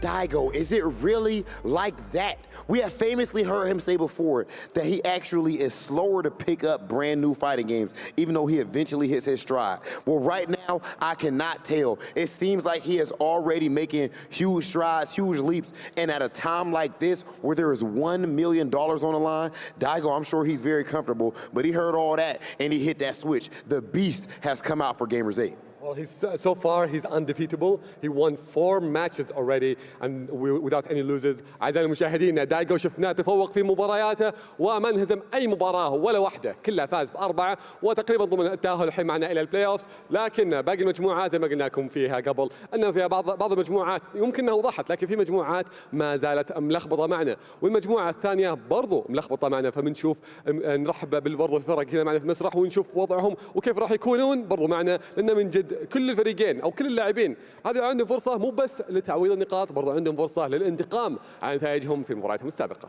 What's the most famous sport in Saudi Arabia? Soccer. Do you think you could beat me one-on-one in soccer? No, because I don't play. I'm not fit.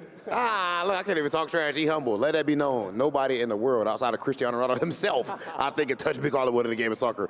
That being the case, that's not the game that we're talking about. The game we're here for is Street Fighter 6, and we have our next match ready right now. Let's see who our first competitor is.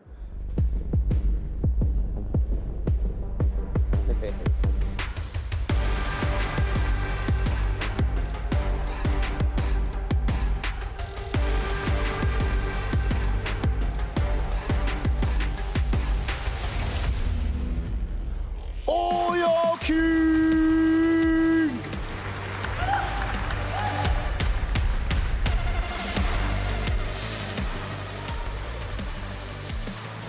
Oil King, at this point in the tournament, has not had the run that you would expect, at least so far. He only has had 3 matches though, and still has 3 more to play. He is looking for that first elusive win. But I'll tell you what, a player like him is 100% capable of coming back, because we've seen him do the same thing with Street Fighter League, and eventually he ended up becoming the champion. I will not be surprised to see the same thing here, just like he's done at events like Evo Japan. Absolutely, this guy is a legend, and he can make it. He can make the comeback, because he played against everybody once, and I'm really sure that he actually learned how to win against them now, and we're gonna see how he's gonna perform against his opponent. أعزائي المشاهدين، أويل كينج في موقفه جدا صعب في المجموعة، انهزم 3 مباريات بدون أي انتصار، رغم انه من أحد اللعيبة الكبار المشاركين، فإذا في أحد ممكن يقلبك النتيجة ويعوضها كاملة فهو أويل كينج، ففعلا ممكن يرجع في المجموعات. لعب 3 مباريات وباقي له 3 مباريات، هذه واحدة منها بيحتاج الفوز بشكل جدا كبير عشان يقدر يعوض في النقاط، هو تحديدا في موقفه صعب جدا، لكنه قدها. لكن خلينا نشوف قسمه بيعطيه هذه الفرصة بريحية ولا لا؟ فخلينا نتعرف عليها على المسرح.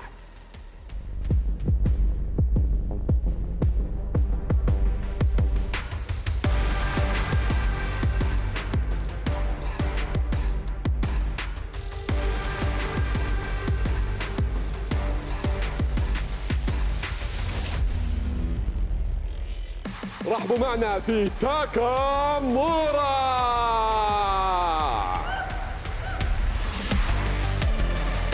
لاعب كبير متصدر حتى برضه مستمر في المجموعات معنا حاليا، وضعه تمام ومريح شوي، لكن ما المفروض انه ما يريح فيه كثير. تاكامورا you can come down here. Yeah. Which way you want? Yes. You can make it unpredictable like you in your matches. أعزائنا المشاهدين، اللي بنشوفه من تاكامورا الحين معنا في منافساتنا الحالية. اللاعب جاينا بشكل قوي، نبغى نشوفه حتى برضه كيف يقدر يعوض في مجموعاته. انهزم هزيمة واحدة بس، يحتاج انه يكمل في باقي الانتصارات، لأنه من جد وضعه ممتاز، وحتى برضه مستواه ممتاز، ومحافظ على رتم جدا عالي. لاعب كبير ما تخاف عليه، كل اللي يشجعونه مرتاحين معه، خصوصا انه يمثل بلده جاينا من بلجيكا. Takamura hit you with the mix early. Now you know what it feels like when you play against him. I definitely played against him back in the day at CEO in tournament, and I don't want to talk about the result. So you can infer from there. Takamura going head to head with Twisted Minds and Red Bull's Oil King. Fellas, you can take your seats and get ready for your match. We are about to get into the action. Let's send it over to our commentators. أعزائي المشاهدين، بدون ما نطول عليكم أكثر، خلونا نروح مع معلقينا ونبدأ المباراة على طول. This is a must-win for Oil King. It's already looking almost impossible. It's very improbable that he's going to be able to salvage this. He's had a terrible day 2, losing already to Ending Walker and to Takamura once as well. He is yet to pick up a game, but hopefully he'll be able to take his experience playing against Takamura earlier today when it was a 2-0 defeat and turn it around. Takamura, though, sitting at 2-1 in the group. He's going to want to build on that. He's chasing DCQ. Wants to make it into that top 16. That Ken, though, for him, I feel like this iteration of Ken really matches his playstyle. Wild and unruly, very unpredictable. Yeah, absolutely, and that's kind of the style that, you know, if you think back to the Gfinity days of Takamura, he was using this Ken in the same way. It was so unpredictable, so hard to get a read on what he is thinking at any given time. And yeah, this version of Ken fits perfectly into his playstyle with so many different options that Ken has, so many different ranges, so many different situations. This character is no joke. I mean, he used to throw all kinds of wild, crazy stuff at you, you know, standing light kick, run that you weren't ready for. The great thing about Ken now is most of that stuff's safe. All of that ridiculously strong mix-up that he has when he gets near you. After the drive rush, he's able to use the Jinrai, frame traps, all of that stuff. Very, very difficult to deal with unless you're looking for it, and then he can hit you with some different options as well. So I think that's the big strength in Ken. He's so able to throw so many different looks at you on offense that it's difficult, probably impossible to deal and be ready with all of them. But one of the kings of chaos, one of the original innovators of that style, was definitely Oil King in Street Fighter 5. He was so difficult to handle, but here he is on Chun-Li. Yet again, the Menon not really working out for him. This is much more of a control character than you're used to seeing him use. Yeah, absolutely. Yeah, you're not wrong. I can personally see Oil King maybe playing a Ken to very successful himself. Yeah, absolutely. It definitely would more fit his style. Oh my God, look at that throwing. As I said, throwing in looks that you're not ready for. The drive impact early on in round one. Gets the wall splat and he backs off. He's got a huge life lead here. Yeah, here we go in the corner, and you've got to hold this Jinrai pressure. Oil King, okay, the little shimmy pays off, but at what cost, Logan? In the burnout state now, not looking good. Okay, Takamura. No Tensho kicks there, they want to risk. And okay, I was going to say, I wonder how long it was going to take for Takamura to drive rush. You know, knowing him and his history of this game. Straight into the drive rush, fierce. Nice. He's so solid and yet so, I don't want to say, but like chaotic. Yes. They want to use the random word, but yes, he looks so solid when it's his time to defend, you know, the jump back air to airs. He's so ready to check things. On offense, it's so difficult to deal with. There we go. Oil King gets the hit, the level 2 coming. Full combo. Safe jump. And that's perfect parry. He's going to go for the side switch. So, yeah, not essential. It is your turn there, but it's nothing's guaranteed. Okay, here we go. Level 3 on the way here. Oil King going to be in a bad way here. Not dead, but it's close. Let's see, Takamura gonna have an option. Okay, drive rush jab. Ah, reset again. Again, the reset. He got caught sleeping, down back in, not actively defending. So important in Street Fighter 6. And look, you're just gonna chip away now. Like this is, yeah, that was guaranteed because that was gonna be EXDP, and that would have been that. So, yeah, no chance of getting bailed out of burnout as we saw in the Angry Bird match earlier. Yeah, that's that. No escape from that. No escape. Takamura looking to yes, it is. Takamura looking to close it out. Oil King on the verge of elimination. Okay, and that's what we were talking about, the unpredictable style. You know, at that Dragon Lash range, there's so much to think about against Ken. Yeah. You know, it's just oh goodness, that roundhouse How did that beat it? Beat her anti-air. It's crazy. Yeah. Just from that range, I guess it was a good choice. Okay. No wall splat though. Yeah, needs to check the stage diagrams, right? All right. Went off a couple of times with attempted wall splats on the drive impact. You're not wrong, might need that training stage, then blocks could come in handy. Nice. That's yeah. Oh, but okay, burnout here. Oil King side swap for Chun-Li, nice. And this is where you want to just stay active. You don't want to give him any chance to breathe, but you can't go too crazy because that DI could be a threat. Oh wow. Never mind, that's off the table. Burnout state for Takamura as well. What a jump! Nice. Oh my goodness, what an enhanced DP. And again, look, Oil King though. This could be it. He needs to close that gap now. Doesn't want to look too hungry for it though. Yeah, respect those frames are in burnout, sir, but both of them. Oh, out now. Okay. Challenge. Oil King puts himself back into burnout, and that is going to be a punish. You can. And that is going to be level 2. Not dead. Close. They're dead now, though. Oh, wait! No! He didn't press anything. He didn't press nothing, yeah. He tried to steal that. Takamura not biting. Round 2. Fight. Okay, good space. Nicely spaced, yeah. Very difficult to punish anyway. Yeah, -5, but, you know, you're well out of range. Same with Ken's roundhouse. So many good buttons on this character and so many good options. Yeah, big changes from the beta. I think it made a lot of difference for him. Punish counter though. That back throw makes all the sense in the world for Oil King right now. Oh, and again, no. Side swap for Ken. Look, he gets more damage and the follow-up. Here we go. That drive gauge getting chipped away right now. Oil King could be in danger. Oh, what an answer, but look. Okay, you're gonna have to make this last.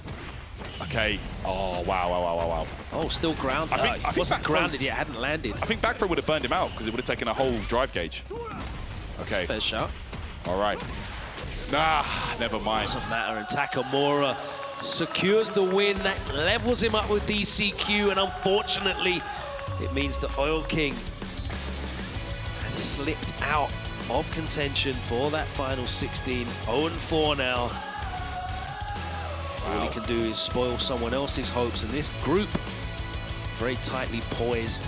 ECQ Takamura fighting it out for the top spot. Ending Walker still in with a chance though. Lots more games to come here. Absolutely. Takamura really looking solid right now. And we're going to see what the desk thinks about these last few matches. So take it away, guys. Wow, Takamura going absolutely to town there. And Oil King, one of the favorites to qualify at this Gamers8 event, is out of there, guys. I mean, I guess you can't predict anything. We've seen some crazy upsets already. True. But Oil King finishing bottom, is he 0-4? Yes, that's correct. Yeah, 0-4. Not only just falling short 0-2 against Takamura, but he is indeed 0-4, no longer in the running for the second phase. God damn, that's just, I mean, and you have to give all the credit to Takamura. Played out of his mind, but Oil King, I mean, Rashid couldn't come soon enough for this guy. I mean, he's... no doubt. Oh, yeah. He has a very unique style of Chun-Li, I think very effective. I'm always impressed by it. His Manon also really impressed me at Rebel Commentary. But there are a couple matchups in this game that his style of play is kind of limited by the kind of character matchup. Not that the characters can't play those matchups. You know, right. But not the style that Oil King likes to approach. And I feel like Rashid would negate all of that. That's a great point, though. I love that you bring that up because, in my opinion, like I said before, right, when I was trying to look smart, that I thought Chun did pretty decent against Ken. But the way that Oil King kind of plays, I think, is not the style that's good against Ken, right? Like, he likes to be aggressive. He talked about that. We interviewed him before the tournament started. He's like, I'm an aggressive player, right? So I think that brand of Chun-Li struggles a little bit just because Ken has so many tools to stop her from coming forward, right? So yeah, great stuff to Takamura for sure, though. Majority of the time, you kind of see the way that Oil King plays. It's very movement heavy. He likes to play a little trickster type of play style in regards to getting some of these jumps in. Even the down forward heavy kick, he utilizes that a lot. Even the wall jumps. Well, guess what? Ken has an answer for almost all of it. But on top of that, I think Takamura's utilization of the perfect parry has been what's been like the bane of Oil King's existence in regards to what he wanted to do, right? And it's been always a consistent attack on the drive gauge. From what I've noticed from a lot of these Ken players, it's always been that way to kind of get these checkmate scenarios. And we were talking about it in the green room, man. When Ken gets you in burnout, he's so capable of getting this chip damage sooner than most characters. That's right. Unbelievably accurate there, I must say, Vicious. And speaking to a guy like Angry Bird about the way he applies his Ken play, Angry Bird actually pays less attention to your health meter than he does to your drive gauge. His whole game plan is about battering your drive gauge, and even if you've got a life lead, he doesn't care as long as he drills that down. This kid just won Evo, so maybe there's something about the game that I still need to figure out in terms of how to approach, especially as an analyst and a host here. Again, guys, we're here with the STC play segment of the show. We're going to go over the last 4 matches that we had in these groups. Kicked things off with Problem X trying to keep his tournament hopes alive here, but he was up against one of the most informed players in the world right now in Big Bird, and it didn't quite go according to plan. But that Blanca pick, I must say, guys, what did you think of it? It did way more work than the Lily, right? But unfortunately for Problem X, he just got done playing Mena in that first to 10 in the reversal salty suite. He's nice and warmed up in this matchup. But I did love Blanca, or Problem X's Blanca. I think that's, oh man, I just got to interrupt myself. Oh, we didn't see the whole combo. Yeah, that combo was insane. That was off the perfect parry, and it was still nearly 60 to 65%. Yeah, it was ridiculous. Come on in. Yeah. Come on, mate. Come on in. That wasn't exactly the right application, but the execution was good, Vicious. I was working on it. I'll give you a 7 for execution at least. Application was like a 3, but execution was beautiful. Get in there, mate. Get in there.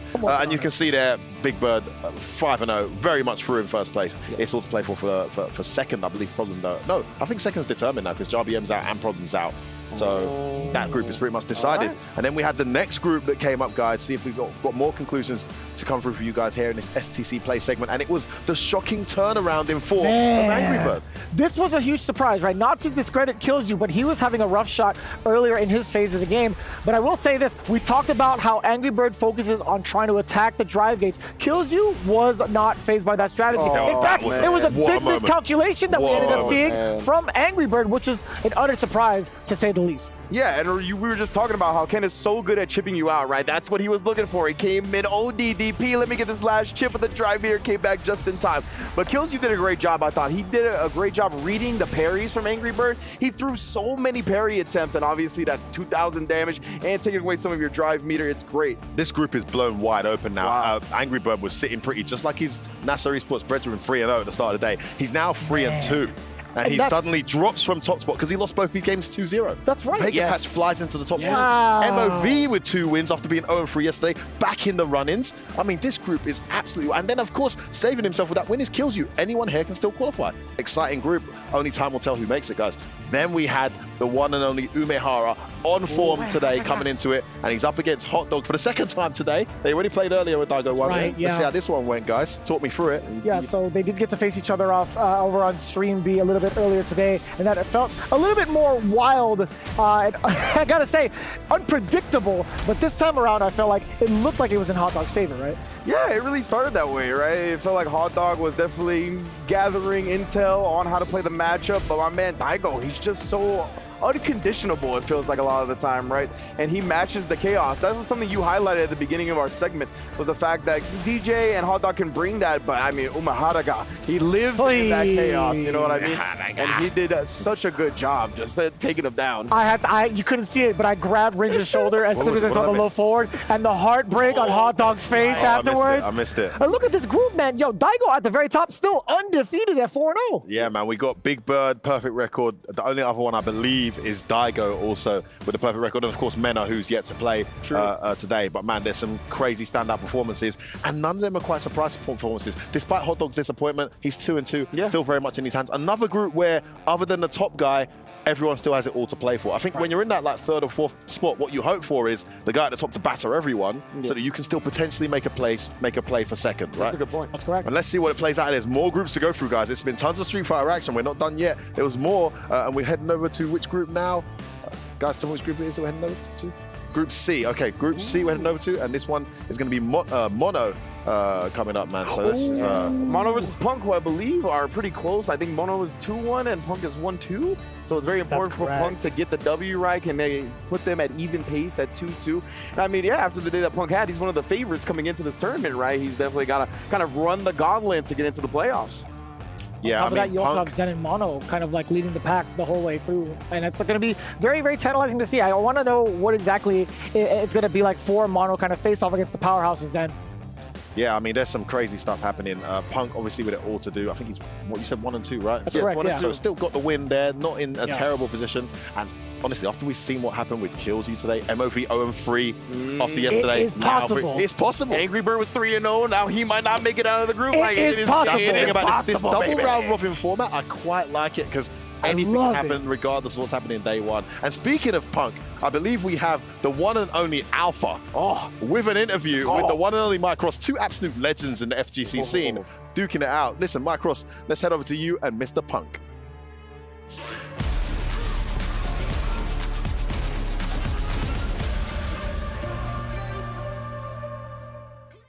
Yo, here he is. You already know.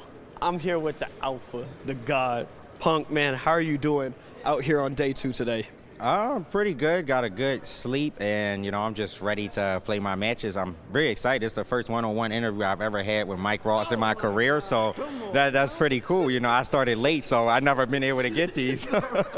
Well, I promise it's going to be, you know, you're going to lose a lot of respect from me afterwards. You're going to realize, oh man, he's actually trash. I'm better than him at everything. Yo, but yesterday you had some matches. Did you get a chance to ever replay them at all? Did you go through anything? Because as somebody of your high level, high caliber play, I want to know what do you do when you have to make, if at all, any readjustments? How do you come in with a fresh mindset on a new day? I just like clear my mind. I talk to like my friends, Big Bird, Angry Bird. They help out a lot with like not being too flustered with losses. So those 2 just help out a lot after big losses. So I just go and talk to them, and they give a lot of encouragement. I think, you know, obviously I can say I'm a fan of you. In other words, what that means is you're one of the biggest celebrities in my eyes. You know, I respect you, everything about your gameplay. What do you do when, you know, if somebody of your stature and people are coming at you, how do you mentally handle that? You know, that pressure of having to perform in the game with some of the stress from out of the game. How do you deal with that? You know, a lot of people are just bots, like, yeah, you know, that talk to me on Twitter and stuff. You know, they comment on Evo placements when they have 0 placements. But, you know, there's a lot of bots in FGC in general, or not the FGC. I don't want to consider them part of the community because they got people like me and you in the community, and I can't group them with us. So, You know, I just, you know, I see them comments and I just like to talk back to them, make them know that what they say don't really matter to me. And in this world, they are nothing. And everyone here, they love me. They don't love them. So, you know, I just like to troll back with them, and they don't really mean anything, so it doesn't matter to me. This is the strongest mindset that's needed to be the highest level of play. Punk, thank you so much for this, and I wish you the best of luck today. All right, man. Thank you. All new Honor 90. Capture ultra clear detail with a 200 megapixel camera.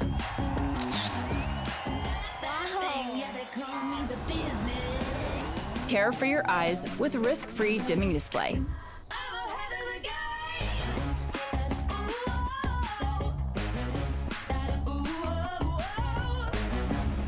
Honor 90. Share your vibe.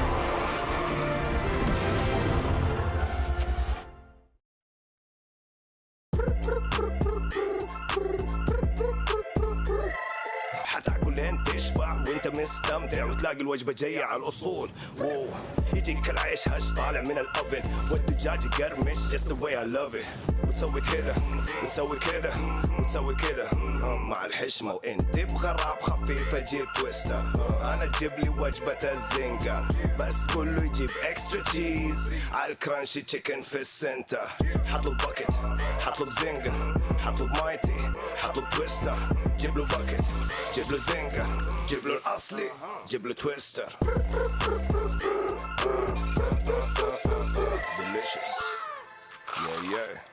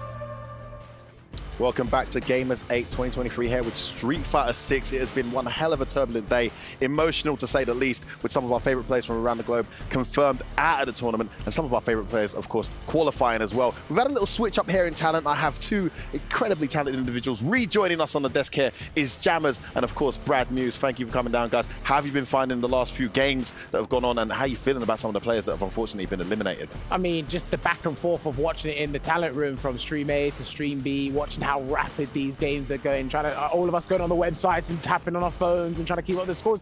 It's crazy. It feels like goals on Sunday, F-word. I like that. I'm not a sports guy. I don't get that reference. But what I can say is... It's a football is, thing, baby. Yeah, so I mean, it doesn't matter the sport. I'm not a sports guy. Don't get it twisted. Okay, there's no alley-oop for me here. I mean, so even if I say soccer, you don't know what I'm talking about. Okay. I know that you're saying the wrong thing given... Dude, hey, you Americans need to chill out with that, okay? It's called football, all right? I'm agreeing with you. Anyway, okay. Some of these blocks, these groups that we're looking at, just the way that they're panning out, really looking like they can still be anyone's game for some of these to come out. You comment on the players that are confirmed out. There's so many that we still can't call. Yeah. Before we go into those matches, can I just say, Atik, Rob was talking a lot of trash about soccer, football, about how he can bad you up. Listen, Rob, you want to go down, bro? Yeah, this big old man will take you out in a heartbeat. You want to do a one-on-one dribble contest, bro? You want to do like penalties or something? Bring it. I don't like the way you're talking about my sport. Come when you're ready, yeah? Hey, the message has been out. I've called him out. If he stays silent, then we know where we stand. Now, that's a match we can get to later. As for Street Fighter matches, the ones we're here to talk about, we've got some crazy matches coming up and some huge implications within the groups as to the results of these matches. Kicking off, I believe, is it Punk's group that we're going into first? It is. I believe so, Group C. Oh, man. Group C. And this is a huge match because, of course, Mono 2-1, Punk 1-2. Massive implications for the results of this one. Talk me through this one, Brad. Yeah, so based on how I'm reading the document right now, they look to be tied in the tiebreaker score calculations as well. So obviously coming in second and third place in the group respectively right now. Punk, we know, has been struggling a little bit in the group stages so far. We were talking about it before we go live, that sometimes he has a harder time performing in the group stages. I'm sure he really wants to make it to that 3 out of 5 format past groups, but with only a few matches left in this group and how tight the matchup spread is with Zhen at the top at 2-1 and Kudo and Punk both at the bottom at 1-2, again, by my reading of the document, this is still another one of those groups that's so up in the air. All to play for. Jammers, quickly from you on this, any anticipation, the implications of this match, what are you expecting, bud? It's interesting because I kind of think that DJ is a favorable matchup over Cammy because obviously he can bait EX quick spin Knuckle with the faint air slasher because that is a counter to heavy air slasher anyway. If he's stationary and she tries to use her aerial mobility or aerial approach, Jackknife Maximum catches it as well, higher damage output as well. So every hit that Mono lands could actually be fatal. And we did speak about this before, just to fill you in. I think Cammy, if I had to pick a weakness, is she's susceptible to force knockdown out of most of the characters because you jab her out the air. And DJ's got that crazy juggle combo you saw at Red Bull Kuma. I think that could be a big thing. So I really can't wait to see this first game. You can bet your top dollar Mono studied it, guys. Lot to get through. Got to move on to the next one, but huge implication for that one coming up to kick things off. Then we have the local boy, Wes, representing Jeddah, representing Saudi Arabia, going up against Nephew, the deadly Nephew, Dark Neff in the studio here, looking to do the damage. And finally, we also got Latif coming up in this segment. We got some local representation. Now, Wes didn't have the best, he had good performance, but not the best results yesterday, 0-3. Having said that, though, performance-wise, he's looked very strong. And after Angry Bird starting really strong 3-0, now suddenly at risk of not making it at 3-2, anything can happen. MOV was in the same position before he started today. Won his 2 matches, right back in there with a chance of qualifying. Guys, talk me through this one. I mean, look, it's a miracle. Anything can happen. And like you said, just like sports, right? This is a results business. Results are the thing that matter at the end of the day. Weiss is 0-3 at the moment in terms of results. Going up against Nephew in the jury mirror, I want to see who's got the more optimized Feng Shui engine. That's what I'm really looking forward to. Hopefully we get to see that as well. And how often does Nephew play the jury mirror? That's a big question. He plays it a ton, yeah. I would think so, right? For Wes. I mean, he absolutely annihilated him the first time they played. That was the one match where Wes didn't look as up to par, but he's had that experience now, and hopefully that's going to count, and it'll be more competitive this time around. Brad, a quick one from you on this one? Yeah, I'm inclined to agree. I feel like Jury is a character that, at least for a while, especially, looking at CEO, right, the most represented character in that top 8, to my recollection, we've definitely had the chance in America to have no shortage of top-level Jury play. Yep. But there's some stylistic differences, and Wes is bringing, like I talked about yesterday, a really different energy to the game. So I'm going to be curious to see that clash. On to the next group, guys. This is that one, of course, super exciting to see. The next one coming up is going to be Mena RD taking on Otani. Otani doing pretty decent so far. I think he's 2-1 if I'm correct. No, he's 1-2 actually, not that great. Mena RD with a perfect record. Him, Daigo, Umehara, and Big Bird, the only ones with a perfect record so far, unless I'm mistaken. So this is a big ask for Otani to try and slow down this momentum. And he lost, of course, pretty badly to Mena yesterday already. Jammers? Yeah, I mean, I'd be curious to see if Mena incorporates the tactic he did against Angry Bird in the grand finals. If either he would try Luke first and then switch to Blanca. I think that's how it happened. It might be roles reversed. I want to see if he just goes Blanca all the way to throw Otani off, or is he going to stick with, you know what, if it ain't broke, don't fix it. I beat you with Luke in a solid performance. I can replicate that strategy once again. So that's been my biggest concern regarding this. If Otani can turn it around, then he's definitely going to be a spanner in the works here to mess up that group. Arguably a matchup he's been playing for years, if you include Street Fighter 5. He was rinsing the mirror match and he was very strong at it. In fact, I remember that his team going for him in the final game against Chris CCH because they were so confident about his ability in that mirror match. Brad, I mean, that's a big, tall order for Otani to come over very quickly from you. Yeah, absolutely. Well, I think there's something to be said, and I talk about this a lot with players who have multiple characters. I can't speak to the Blanca-Luke matchup. I don't know how often I might have seen it, but you can't discount the possibility that Mena could pull out a very different flavor. And we've had a couple of players so far this week that have already brought out secondary or side characters to change the tone of a matchup that we have to assume their opponent came in under the expectation of it going a particular way. So I'm going to be curious to see the character selection there. We got one more to go, guys, here in these group stages. That's not the last one. Very quickly, the last group here, of course, Punk taking on Kudo. Could be a Cammy mirror match, maybe something else. You know, Kudo plays a couple of characters. I don't know how that's going to go, but if Punk's able to win his first game, still massive pressure on him to win that one, to go take himself from 1-2 to 3-2 very quickly. Jammers on this. I think one of these games that Punk has today, one of them's the starter, the other one's the main course. If he wins his first game against Mono, I think he might be Kudo. If he loses, because I think it's all about his mood. I literally think it's about his mood right now, especially after he didn't do as well as he wanted to yesterday. So I think if you get one, you'll get the double. If you don't, topsy-turvy, but it's all in his hands at this point for me.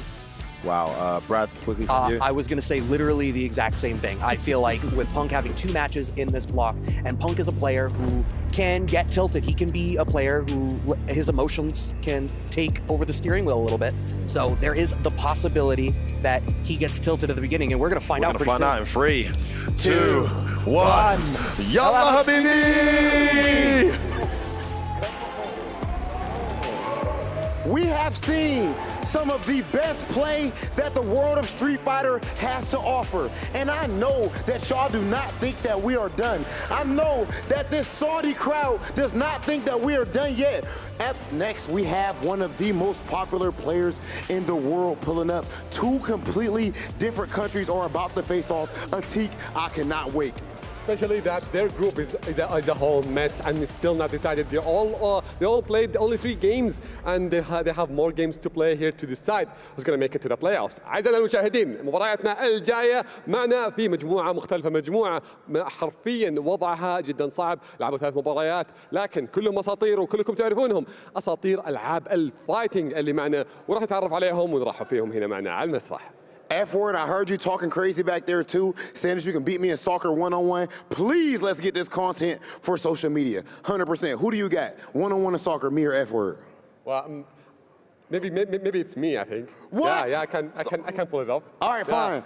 Somehow it's going to be a 3-way. I'm not going to vote for any of you. All right, fine. That's fair. That's crazy. My co-host is pretty much saying I'm going to lose right there. But we're about to see who is going to be our victor in our next match. Let's bring out our first competitor.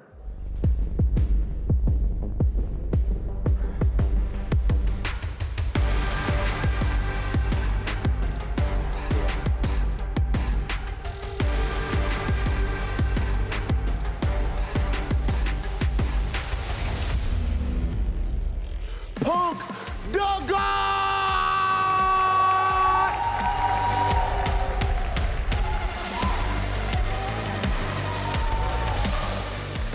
the God representing FlyQuest. You see he got that green jersey on right now, and it makes a lot of sense because he has made a whole lot of green in his young Street Fighter career. Throughout the history of Street Fighter V, which was his first game as far as actually offline competing, he was arguably the best player of all time in that game. Had to be either him or Tokido, but he easily has his claim as one of the best, #1 or #2. And right now in 6, it's looking like he's starting off just as strong after that Evo performance, and is looking amazing right here at Gamers8. You know how good he is, not just in Street Fighter, in 10 other games. Like, yeah, he's really good in all fighting games, and he wanna put his name in Street Fighter 6 at the start. And now أعزائي المشاهدين معنا بانك، كلكم تعرفونه أسطورتنا في ألعاب الفايتنج كلها، ما يجيك بس بلعبة ستريت فايتر. وبرضه رحلته كانت جدا ممتازة، حتى برضه في أدائه في بطولة إيفو كان في المركز الثالث. بداياته كانت جدا قوية، لكن هنا معنا اختلف الوضع، مشواره صار أصعب شوي، خصوصا أنه انهزم مباراتين وفاز واحدة. ما زال عنده الفرصة أنه يرجع مرة ثانية، خصوصا أن مجموعتهم مختلف الوضع فيها. فخلونا نتعرف على خصمه ونرحب فيه على المسرح.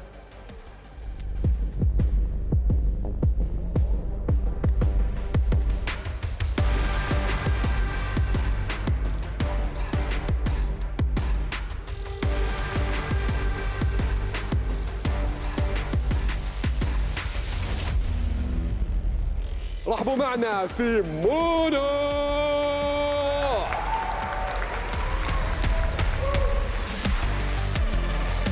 لاعب اسطوره، خبره 7 سنوات فعلا في الستريت فايتر والعاب فايتنج برضه مختلفه. لاعب كبير، لاعب معروف، لاعب ما ينهزم بشكل سهل، حتى برضه في المجموعات فاز بانتصارين، انهزم واحدة. فاذا فاز بهذه المباراه ضد خصمه الصعب مع اللي هو بانك، راح تكون فرصته اكبر للتاهل، لان المجموعات الحين جالسه تصير حاميه اكثر، جالسين احنا في وضع جدا صعب. هذه المرحله اللي تحطك تحت اعصابك، تتوتر فيها، ما تدري من اللي بيكمل، ما تدري من اللي يودع، وفي نفس الوقت اللي ودك كلهم يكملون المشوار، ودك كلهم تستمتع معهم اكثر. لكن بطولاتنا فيها فوز وفيها خساره، وهذه برضه فيها فوز وفيها خساره. This is a big match for this group as far as records, and these guys do have history with them both taking wins over each other. Mono, of course, won CEO, beating Punk in grand finals with his whole country behind him. But of course, Punk the God, being the legendary player that he is, he went to the lab, seen what he needed to do better, and then of course actually won at the next major. I'm interested to see what happens now that we are in the brand new world of Street Fighter 6. Mono, Punk the God, you may take your seats. It is time to get into the action, ladies and gentlemen. Let's send it over to our casters. I can't wait for this match. Let's start immediately and let's go to the casters. Commentators, Logan and everybody. I apologize. We FGC, baby. To our commentators. Okay, يلا خلينا ننتقل على المعلقين، نبدأ في المباراة على طول. Yeah, that's the same reason you say things like soccer, Rob. I was about to say, you're on this side of the Atlantic. It's played with feet. We don't have that sport that you guys play with armor and helmets and stuff. Hand egg. Yeah, we kick a ball with feet. It's called football, Rob. Football, but it's all about SF6 right now with Punks. Right. This one was their last game of day one, and we saw Mono winning that one 2-1 as well. But come back today, Punk, with a new attitude, a new approach, is going to be able to get new results. Zen already got a win against Kudo on Stream B, which puts him at the top of the group 3-1, and that makes this very, very difficult here. Mono looking to keep up, get that win, move level with Zen at the top. Punk at the moment down there at the bottom level with Kudo, but things are not over for him, and if he can get 3 straight wins today, that should be enough to see him progress into the 16. You know that Punk is one of the very strongest with his back to the wall, so let's see how he plays under the pressure here against Mono. It's going to be Cammy against DJ, as expected. This is the match of the day, and of course, yeah, Punk winning would put both Punk and Mono at 2-2, and everything to do with the remaining matches, so a very important one to try and make it through that top 16. Punk didn't have the greatest of days yesterday. Mono looking to carry on the momentum. Cammy versus DJ, let's go. Immediately opening up with that fireball fake, but that doesn't stop Punk from getting in. We're in the corner, fighting out of the corner though, looking for a parry, doesn't come. Counter hit light, not made, still the link after that. Nice check on the drive rush from Punk. Gladly takes that damage and the corner position as well. Here we go. Loop him up.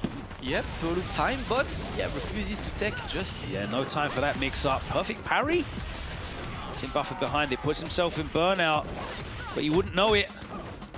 As long as he's on the offense, it's alright for burnout. It's just whenever you need to block, that it becomes a bit long. He's trying a neutral jump, completely preemptive, sniping the just cool there. Punk only needs one more opening to get the round. He wanted a chip, but that was not enough. Another chance, and you know what? That was wakes up anyway. Unless you went for an extremely hard read, I believe, of like level 2. Would that even beat it? Not even sure. Yeah, he doesn't get meaty after that, right? Unless it's a drive rush follow-up. Yeah, put himself in a checkmate situation. First round for Punk. The momentum carries on. Oh, wow. A big let off there for Mono. And Punk is really moving a lot. Just the neutral jumps, the jumps, just trying to stop Mono from getting any momentum. Still blocking 3 bars on both sides. Punish. Backdash, a very rarely seen option. Okay, alright, the next hit should kill for Punk. Just waiting, and you can see Mono adjusting, right, using the drive rush into light to make it as short as possible, not letting Punk react to it. But the range Punk stays at is when you can't really adjust and adapt with the distance of the drive rush. No what impressed. Yeah, Punk not really falling for a lot of these mix-up tricks off the back of the drive rush here from Mono, and he finds himself pushed back into the corner. Ooh. Big mistake there. And he gave it a try, but we're blocking and straight to the DP. Punk gets a clean game number 1. Mono, unfortunately, yeah, burning himself out. I think he wanted a drive rush, but he didn't realize he didn't have a full bar. Oh, nice. That worked out for him as Punk ran straight into it, but lets off of the OD. And back to footsies. No anti-air, he was not. Again, backdashing after blocking the jump in. A very rarely seen option. Yeah. Backdash so much worse in this game now. Not airborne. Yeah, Just throw invincible. With the throw, right? Yeah, it's literally only throw invincible. You get full grounded punish. What a huge round that was though from Mono. Everything hitting. That's what Mono needs. And look at this, this movement. Just faking these drive rushes. He's seen Punk. He's really looking for them. And I really like Punk's spacing there. Look at this. He's not perfect with punish range, but also at the range where he can crouch medium punch this drive rush consistently. Mono is looking for solutions. He can't find them for now. Again, the backdash lands. Again? Nah, this time he waited, but Punk is not pressing a thing. Mono looking to carry on. And double jump, no anti-air. So Mono is not really crouching, not charging at all, so keeps it simple. He just has to rely on the roundhouse and the back roundhouse. That big neutral jump though, the call out, and it's set point to Punk here. Punk looking good, 3 bars on each side, and gets the opening. Double fist, corner carry, catches him standing. That was needed, that was much needed for Mono. Create some space, but Punk immediately back on the offense. Mono cornered. Alright, Level 3's there if he wants to use it, he doesn't. There we go. He's going to use it now, and that is going to close out a very rapid 2-0 win for Punk. Part of the job is done. That was a man on a mission, Logan. Still 2 more wins needed to put him in contention for that final 16. But that's a great start to the day for Punk, looking renewed. He needed it, he absolutely needed it, and yeah, he looked like a man on a mission. The way he handled Mono just showed that he's there to try and make it out. An excellent start for Punk. Mono, of course, is now tied with Punk at 2-2, so it's absolutely not done for him yet. You know what the big difference was there? 95. It's not 144 or 60. 95 was the big number there. The Air Max 95s. That's what did it for Punk. That's it. The drip check is being done live. You believe it gives an edge. Punk looking comfortable and good in and out of the game. This match was really into Punk's favor. There was only like 1 round that was really into Mono's favor. Outside of this, pretty much everything was Punk playing the way he wants to play. And tell you what, like, if I'm Punk's next opponents after watching this, I'm bound to be a bit worried. Right, he's still got Kudo and Zen. to face. Kudo literally up next for Punk. That is going to be a huge match for him. And then the final one, Zen, of course, literally the final boss. It might be at Zen's expense that he makes it into that top 16. Fascinating group here in Group C. Punk, though, showing some of that form. Yeah, I've been liking the way he approaches one. I'm really impressed. Like, I love watching this kind of offensive spacing that Punk takes when it's close enough that he's the one trying to dictate the pace. And that's what he did. Mono could not really dictate the pace for the entire match. Punk with a successful one. That was much needed. And of course, this group is still very much up in the air, right? Because even Kudo at 1 and 3 still has a chance to make it.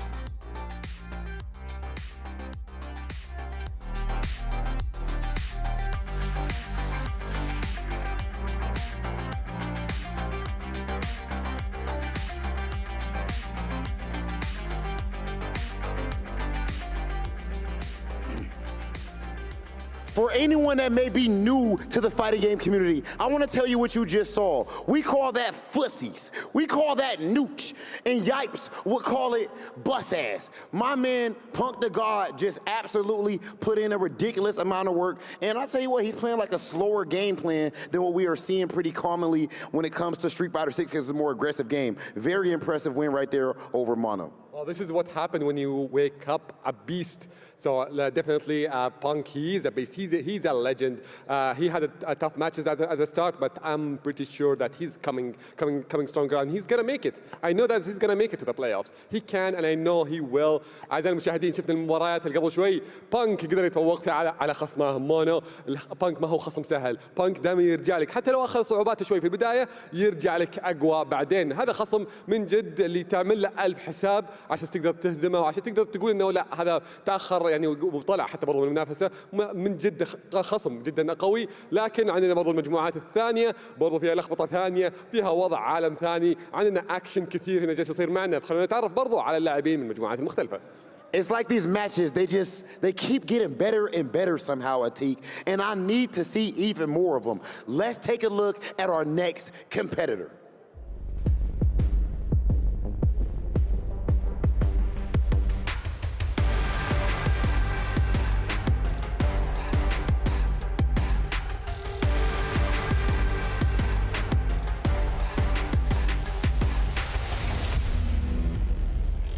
The Dark Lord, Nephew!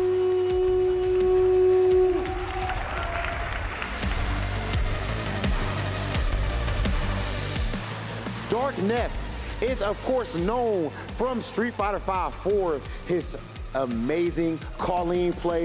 Now at this point, of course, he has switched over. He's not just rocking with the Colleen. I mean, actually, because Colleen, of course, is not even N5, but he has switched over not just in gameplay.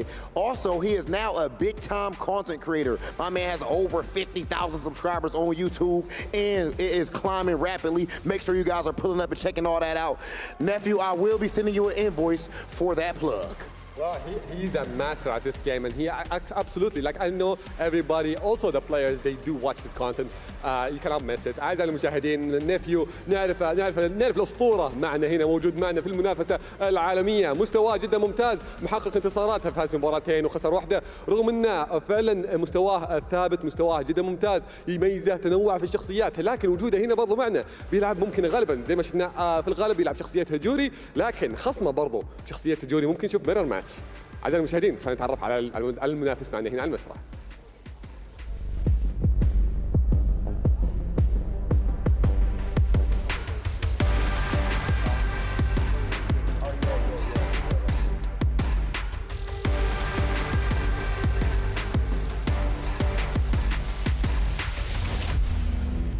رحبوا معنا في ويس.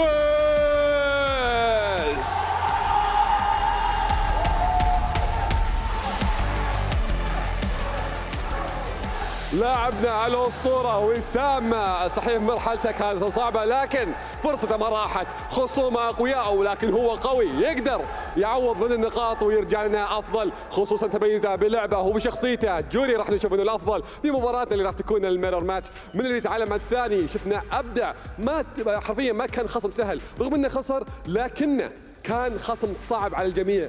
دام انه الحين لعب ضد الكل تعلم منهم والحين تعلم من اخطائه ورجع لنا الحين افضل. انا متاكد اللاعب ما ينهزم بسهوله ويقدر يحقق انتصارات. خصومه صعبين وراح نشوف مباراه رهيبه جدا. We've already seen how amazing Wes's jury was earlier on in the tournament, and now we may be seeing the ultimate test, as I believe we will have a jury versus jury mirror match unless they pull a fast one on us. Wes, of course, with Saudi Arabia on his back, a home country hero. Wes versus nephew. You guys can go ahead and take your seats and get ready for battle, and we are about to get into the action. Wes and Dark Neff. Let's send it over to the commentators. Well, let's see this mirror match. I hope they don't swap for different characters. لكن أعزائي المشاهدين خلينا نبدأ مباراتنا على طول ونروح لكم مع معلقينا. All right, West, the Saudi representative, of course there is a crowd behind him. He showed yesterday that this jury can be lethal. Remember that huge comeback against Xian yesterday, but a huge task as he's facing a fellow jury main, and I have no idea if West got secondaries or not, right, but we might be in for a jury mirror, Logan. Yeah, I mean, he might have to dip into some secondaries because he's not going to want a repeat of yesterday's match against Nephew, a 2-0 sweep. In fact, that one game against Xian is the only game he has managed to secure in the 3 sets he has played thus far, which is why he's at the bottom of Group B currently. But that is not going to be putting off this live audience who are firmly behind him in his first game of day 2. Nephew, a player that started off really strongly in Street Fighter 6, and we saw him, of course, as CEO, one of a number of very deadly juries, but that character seems to have fallen by the wayside when it comes to threats in Street Fighter 6. Initially looking very dangerous, but certainly not in the same discussion that she was before as one of the top characters in the game. Yeah, we've seen a bit less, but I would still like to know, for all of the EVO players, how many juries did they all fight? Because that's definitely one of the characters you see a lot right now. Going to see 2 different juries at play. We also have Killzio right today, who beat Angry Birds earlier on the main stage. A couple juries for the jury specialists out there. Nephew versus Wes, and of course Wes being 0-3, this is pretty much his last chance at keeping hope, right? If he loses this one, he's effectively out of the tournament, and the next 2 games are, for the experience for him to enjoy some more Street Fighter 6. But for now, the mission is to try and take Nephew down. If it is the mirror, what are the odds on simultaneous drive rush medium kicks to start round 1? I think it's very likely. The drive rush starts, I think at least a handshake would be able to happen. I love seeing this stuff. We always see mirror on the exact same round start. So it's here and there. But let's see if these 2 understand each other, far away from each other on one of each desk. Big news in this group as well, by the way. Mr. Crimson losing to Xian, which opens things up for Nephew. I'm surprised yesterday that was such a huge performance for Mr. Crimson over Xian. Xian adapted in a day? Yeah. Damn. Huge one. Indeed, that opens the group a lot. Nephew must be happy about this, but for now, he needs to go through Wes if he wants to keep a chance. Let's go. Jury versus jury. Round start, is it time? That's right. Nephew, of course, the jury with the black hair. Wes, the silver-haired jury. Alt color. Lands the throw. Yes, the throw. Yes. Yep. Wes the one, and there's one thing to mention about Wes, right? He is a level 2 specialist, right? Whenever he gets 2 bars, he will use that Feng Shui engine. That's the thing he got a lot of mileage from. Lots of juries are still underusing it, and that's dead. Clean first round. Very close to landing that level 2 stock as well. There we go. They did it start round 2 at least. A huge jump in again for Wes. He's not able to finish that combo off. Penalty here? Nah. I'm wondering after this, but level 2 is on. And you know what? Answer in kind. You're gonna go for a long combo that will drain the gauge of your opponent as well. Wes is on the back foot there, forced to block. Ooh! Chasing. Uses the last bit, and that is the end of Wes's level 2. Hey, there we go, and we charge. Stun. Hey, that is dead. Wes takes game number 1 over Nephew, and that was a convincing one, Logan. Absolutely. He had the calls on his timing, some big jump-ins. Really worked out in his favor as well. Nephew getting caught at the end there by the drive impact into the wall. So many looks being shown. jury, of course, so mobile, so fast, so much to look for. Nice parry on the overhead.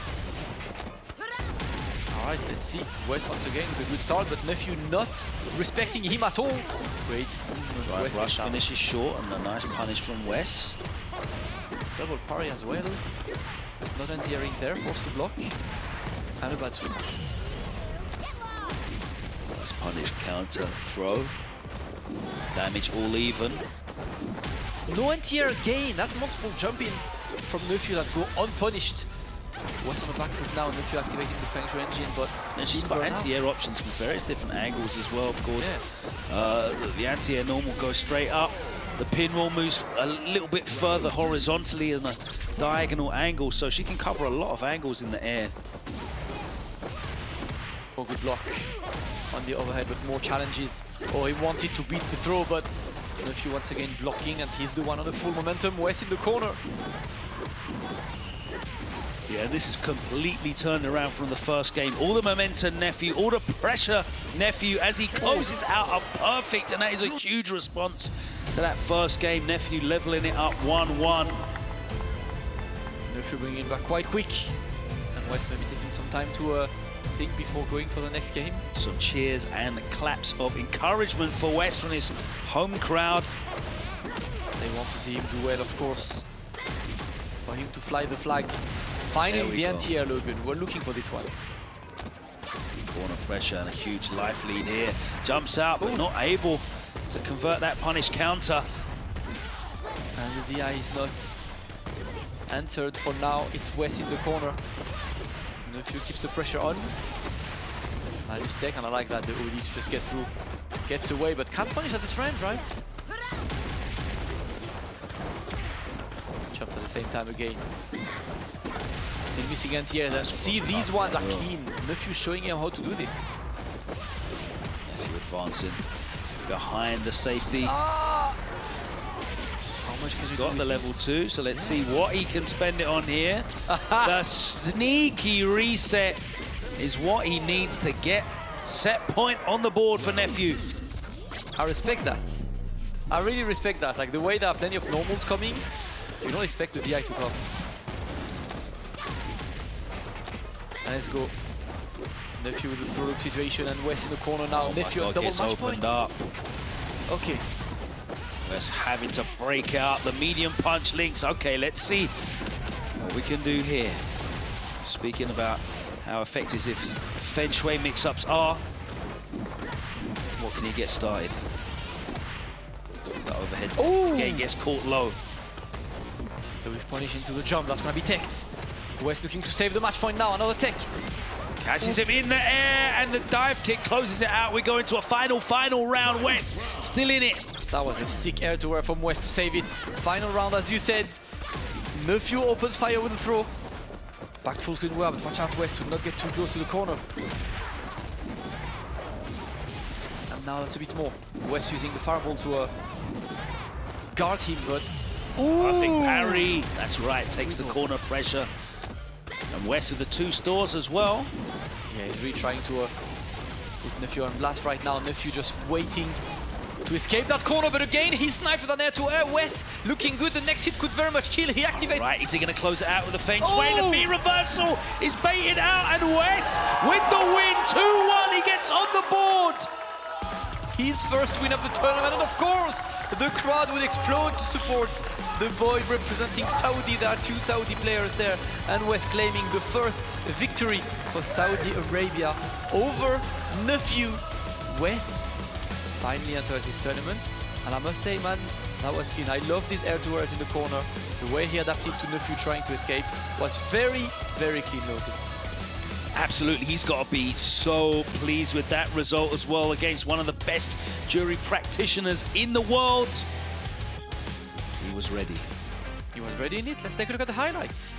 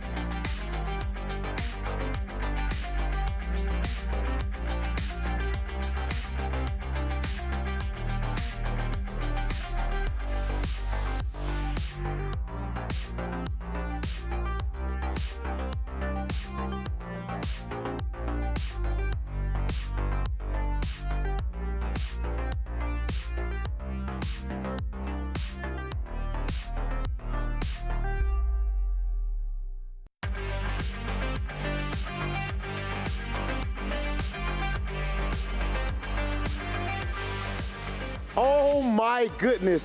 Mubara Rohiba. That match was, yes, sir. Yes, sir.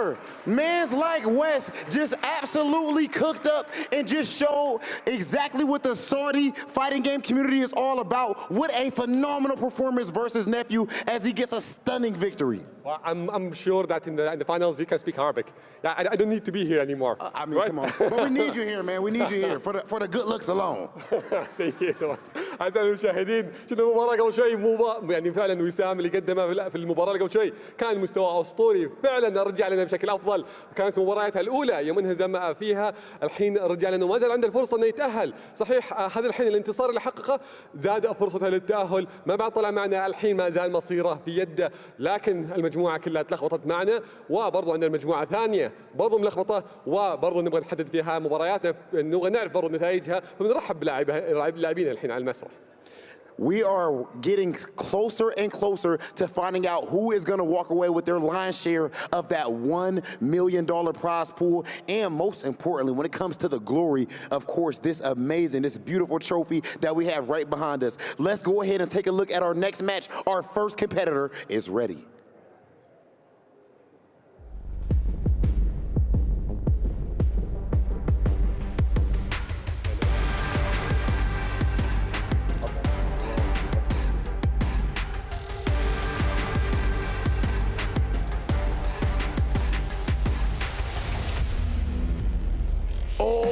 Otani!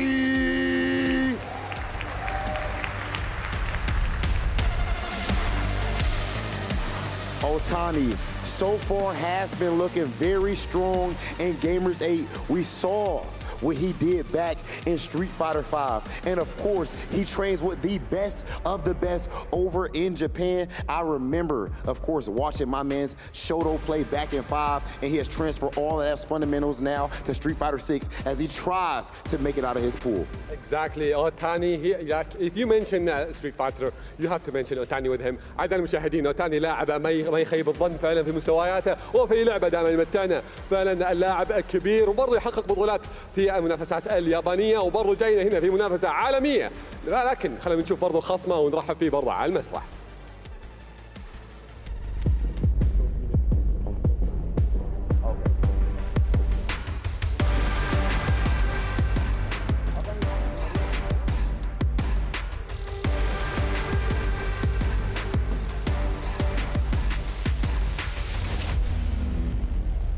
رحبوا معنا في مينا RD.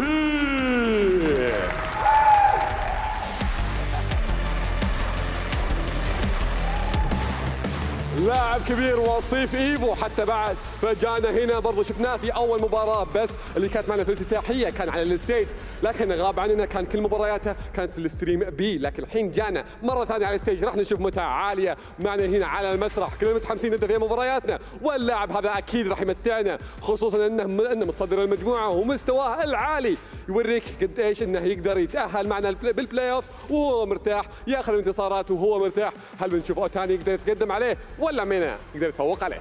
It is always a pleasure to see a player like Mena RD, the only two-time Capcom Cup champion of all time. And just recently, we saw what he did at EVO, the cardiac kid, never say die. And of course, this is Dominican Republic versus Japan. Historically, the best region that we have seen in fighting games versus what right now may be the best region in Street Fighter. Let's see who is going to win. Mena RD, Otani, you may take your seats. We are about to see a battle. Let's send it over to our commentators. So let's start this match. أعزائي المشاهدين، خلينا نبدأ المباراة على طول ونروح لكم مع المعلقين.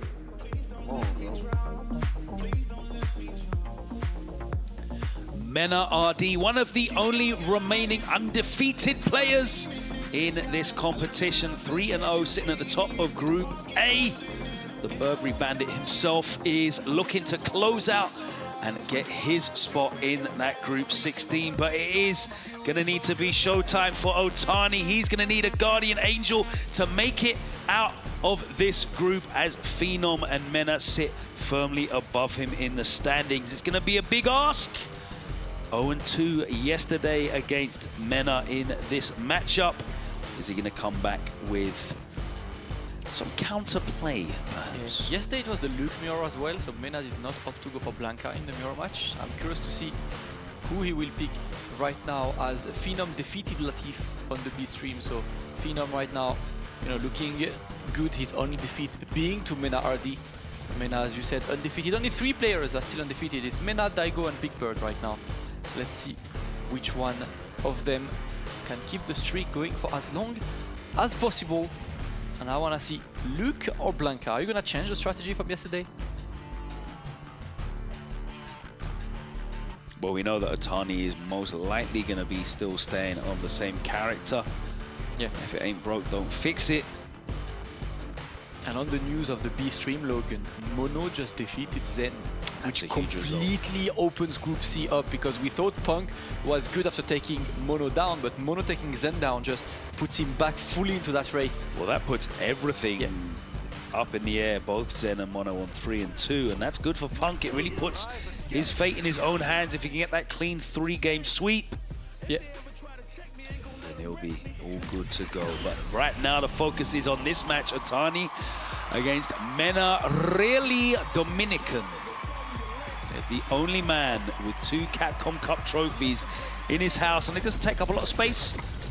Yep. But he's got 2 of them. Easy to transport. Let's see. He might have them in his pocket. You never know. Otani versus Mena. Otani could not find a way to defeat Mena yesterday in that mirror. Oh, yeah. And I want to see if he, studied this bunch. Yeah. Yeah, the only way that he could defeat Mena was the overlays, I believe, yesterday. Oh no! Oof. Young man reactions from Otani. Takes the side swap, catches him low as well. Oh, we block. Okay. It's a good try, but solid damage with this. The burnout gauge is getting away, and Otani this time. He's looking good, wanted this, and gets the wall bounce. Otani takes round 1. I like the fact that that was the same round opening, and this time he faked that drive rush. Won't be able to get close though. Otani adapting successfully. Huge lead here. But there's the perfect parry. Gonna take the side swap. Oh, nice. I'm not sure what that was meant to be. EX Sandblaster at that range makes no sense.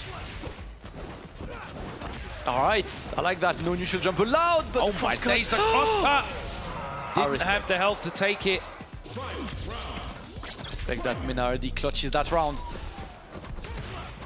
And he's trying to get his own momentum into Sandblast game for now. No jumping, no risk. Too far away for the jab to reach after the crouching short. My lord! Reactions. The level 2 young man reactions. This was a young as hell reaction, man. Supposed to be the reason why we use modern, but he does not need them. He was just buffering in time. To quote the Alpha, I am the modern control. Oh my god, lands and gets the punish counter.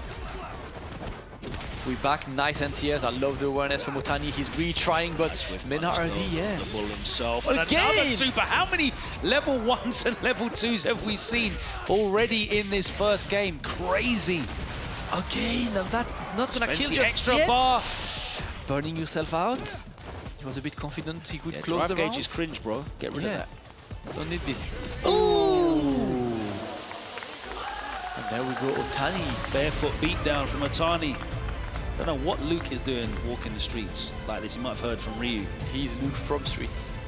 That's what he's from there. Even Ryu wears shoes now. Yeah, because Ryu is not from streets anymore. He retired. He's meditating and training.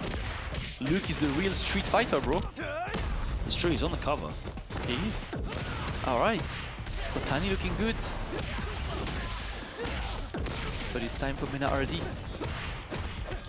to get his own opening. A very up close stun blast there by Otani, and that will immediately go straight to the stun. Hey. Oh no, he drops a combo. Oh, crash fierce. What a check again. Oh, max range on that jump roundhouse.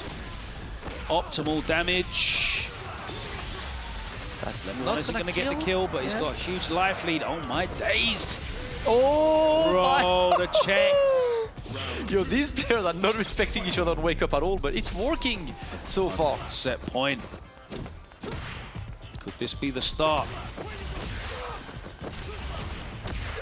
Alright, Otani looking to give Mena RD his first defeat of the weekend. Suppressor gets the punish counter. Perfect. Now Otani just waiting. Otani throwing that drive gauge away. Mena closing in on level 3. If he can get the kill without needing it, they all land. Be another level 1. They are all landing though good so far. The wake up reversals are not respected, but alright, Otani levels up the life. Yeah, and Mena might be trying to burn himself Oh out, but beats him to the punch, and he's gonna save 1 set point here. 1 saved, 1 to go. Can Otani close it now? Because giving more games to Mena RD is never a good idea. But Mena is the one sitting on 3 bars, right? Alright. Can't re-challenge this just yet. Back to footsie is pretty simple. Both of the players really respecting each other. Mena not looking to do a big mistake, and there we go. It is time to go to Memphis.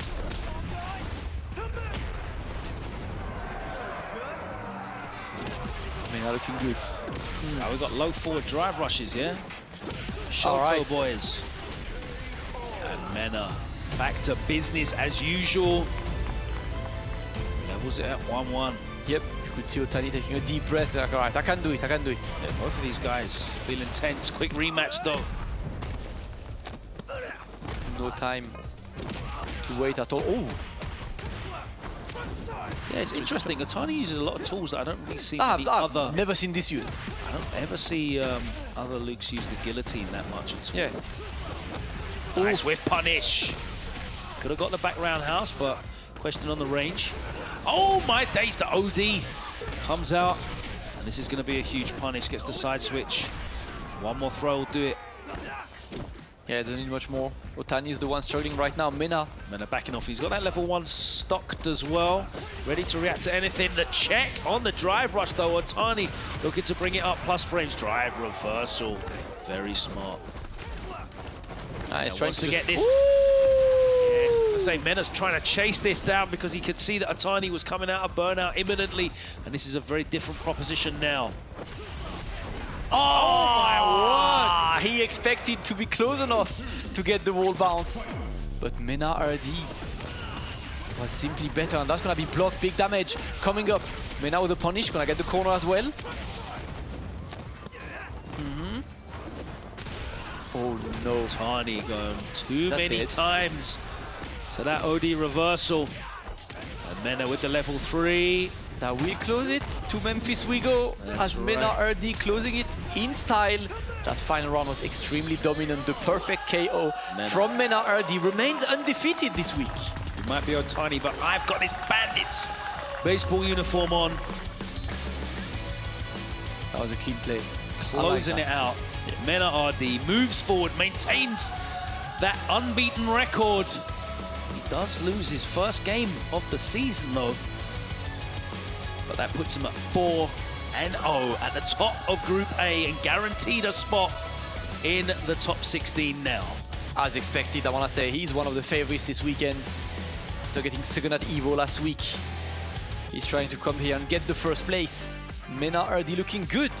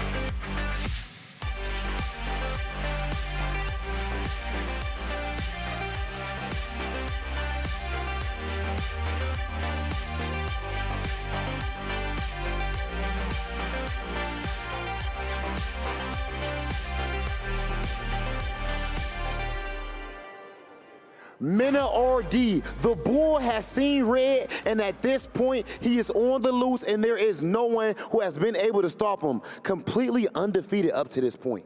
Unstoppable, of course, because he was the second place for Evo. He's very close, and he's one of the players who can make it to the grand final as well. أعزائي المشاهدين، من قدر يتفوق في مباراته الماضية وإلى الآن بدون أي هزيمة. طبيعي هذا الشيء المتوقع من لاعب كان وسيط في بطولة إيفو المرة الماضية، لكن عندنا برضه المباريات الجاية مصيرية وراح تحدد من اللي راح يكمل باقي المشوار معنا، لأن كلها فيها كمباك.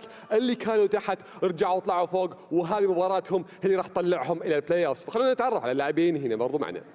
We are getting closer and closer, man. I'm not going to lie to you. I can't wait for them playoffs to start. I know that we actually are going to be getting to those tomorrow. But for today, we have to see who actually is going to make it out of some of these groups. We have our next match ready. Let's take a look at our first competitor.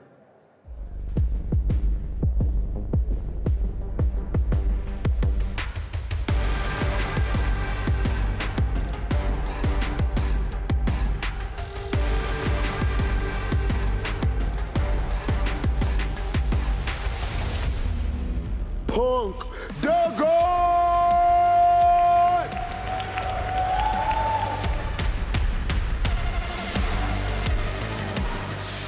It's just been unbelievable watching how this man has been able to slow down the game of Street Fighter 6. Notoriously, everyone knows that this game is a lot more aggressive with drive rush, drive impact, things that have you sticking to your opponent and kind of more, maybe some people would say skipping through the neutral game a little bit. But with Punk, he's able to keep his same style from 5, more slow and methodical, and he's making it work up to this point. Well, he's a legend. He can adapt to any play style. Literally, he can do, he can make the comeback as well. This is his match. This match, if he won, like he's gonna, like literally, he's gonna flip the group. And oh yeah, definitely, he can make it to the playoffs. أعزائي المشاهدين، عندنا برضو المتسابق معنا أو بلا صح اللاعب معنا بانك، زي ما شفنا في مباراته الماضية قدر يفوز فيها وقلب لنا النتيجة. وأنا قلت لكم قبل أن إذا في لاعب يقدر يقلب النتيجة فهو بانك، لكن عندنا برضو خصمة موجودة معه في المجموعة برضو ممكن يقدر يقلبها. صحيح انه برضو تحت في الترتيب، لكن عنده الفرص للتعويض. خلينا نتعرف عليه ونرحب فيه معنا هنا.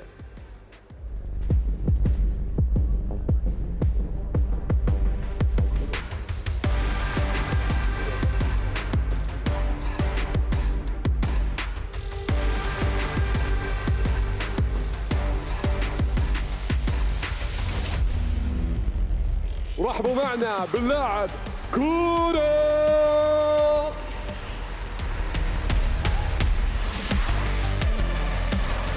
لاعب كبير، خبرة أكثر من 4 سنوات، بحافلة بالإنجازات، بالبطولات، بالمراكز الأولى. صحيح رحلته هنا صعبة لأنه بكل صراحة ضد خصوم جدا أقوياء، لكن حتى هو برضه قوي، حتى هو قادر على الفوز وقادر أنه يقلب النتيجة. أنا قلت لكم قبل أن خصومه جدا صعبين، لكن هو جدا لاعب كبير ومعروف. وشوفوا الثقة، يعني حرفيا لاعب جاي بتركيز عالي، كل اللي همه في المباراة انه يفوز فيها. فكلنا ثقة انه راح تكون هذه المباراة تاريخية. كلهم يحتاجون الفوز، كلهم يحتاجون يقلبون النتيجة، كلهم في الترتيب الثالث والرابع في المجموعة. هذه فرصتهم انهم يقلبون النتيجة. Kudo, of course, forged the sword that is his Chun-Li in the fighting game community of Japan, eventually moving to America for a stint as well, and putting in pain. My man put in that work over in the States too, eventually moved back to Japan, and of course, his Chun-Li in Street Fighter 6 is reflecting all of that travel and hard work. This is a very big match because right now, Punk is sitting at 2-2 overall. Kudo is sitting at 1-3, and the other 2 competitors in their group are actually 3-2. So if Punk gets the win, then that will be a 3-way tie. Who is going to be able to take it? We are about to see. Kudo, Punk the God, you may be seated. We are about to get into this absolute war. Kudo versus Punk the God. Let's send it to our commentators. Well, I see the audience are hyped, so let's ask them who's going to win. Oh, good idea, good idea. Make some noise if you got Kudo. Okay. Now make some noise if you have Punk the God. Okay, we heard energy from both, but it seemed like it might have been slightly Punk. It seemed like it might have been slightly plugged guard. Well, we don't have to speculate anymore. We are about to get to the action. Commentators, take it away. بدون أي توقعات زيادة عرفنا حماسكم للمباراة، خلينا ننتقل على طول ونروح مع معلقينا ونبدأ لكم في المباراة. Well, Logan, this might be the most interesting match of the day, just because Zen and Mono are now 3-2, right? With Mono defeating Zen on the B stream, which means Punk winning this puts himself in 3-2 as well, and we get a three-way tie between these pairs. Kudo, of course, can completely destroy the ranks and put both himself and Punk in 2 and 3. A match that will definitely decide the fate of this group. But Punk looked amazing earlier against Mono. Absolutely, it's a very different Punk today than we saw yesterday. Kudo was one of the only players that he did manage to get a win in day one. Group C, much like Group B, one of only 2 groups that will be concluded in these first 2 days, and we will know exactly who is through and who is out by the end of the day's action. Punk needs to win 2 more sets in order to make it through this one, and then finally he would have to beat Zen for that final spot.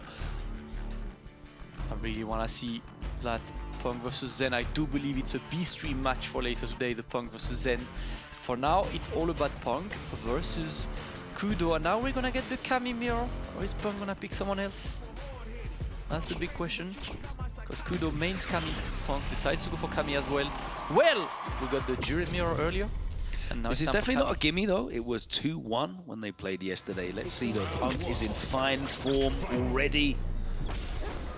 Punk in the blue jacket. Nice with punish. Oh, yep, beats the throw with this and side switch. Kudo playing clean and Punk close to the corner, but of course Kami, one of the characters, can escape the corner quite easily unless perfect parry happens. There we go. Oh no! Did the switch, did not get it. But again, he is way too ready for these DRs. Not ready that time, the Fierce. Beam to the punch. Nice spacing on the dive kick. The walk back from Kudo means he maintains control of that corner side of the screen. A beautiful buffer. Punish counters too far away though. The light kick still cancels into the drive rush, and the pressure too much as Kudo closes out the first round. Alright, Kudo with a good start. Punk. Oh my god, that hit the ankles. Got clipped. Lowest dive kick you could get. And a very smart play with dive kicks on Kudo's side. Anti-jump this time. Beautiful. Right at the air. Ooh. Punk in trouble. In the corner, how does he escape this? He's got only 2 bars. Beautiful spacing on the dive kick. Corner pressure here. Spends it all. Burns himself out, and he's going to close out the first game. All the resources. What a first game it's been for Kudo. Wants to give himself a chance to move forward. It's not going to be the easiest, of course, because his fate, regardless, is not between his hands.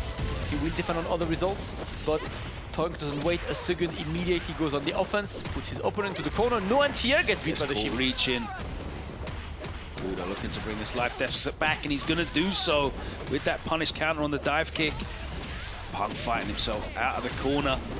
Gets the side switch, and immediately Kudo again showing that instant EX dive kick option to beat the throw. Spends bar to try and extend it, but Punk uses all of his. He's going to get a big life lead in this corner situation. Yeah, had to wait, obviously. Took it up potentially with tap into the DP, but not ready to go for this solution yet. Kudo is the one putting the offense on, and oh my god, he catches Punk reaching again. Punk has been punished for throw taking on defense severely, and Kudo at set point now. Surely this would bring an end to Punk's journey here if he cannot get this win against Kudo. The sweep is punished, and it's going to be Kudo with the huge life lead. Yeah, he's looking good. Punk trying to escape right now, but finally getting an opening. He's the one on the offense. Kudo forced to block. The respect for now is going to be teched.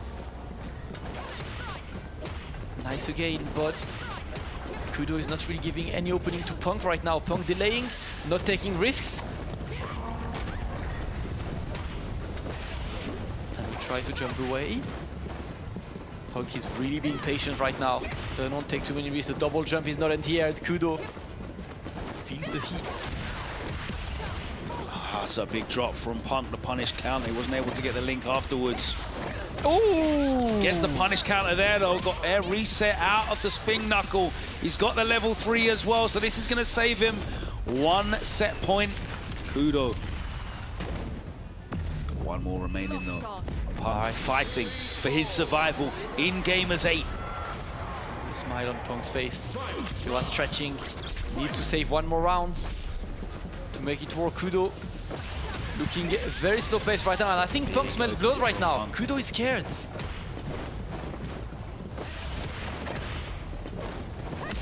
Remove, nice one. And again, Punk gets the opening. Finally, Kudo.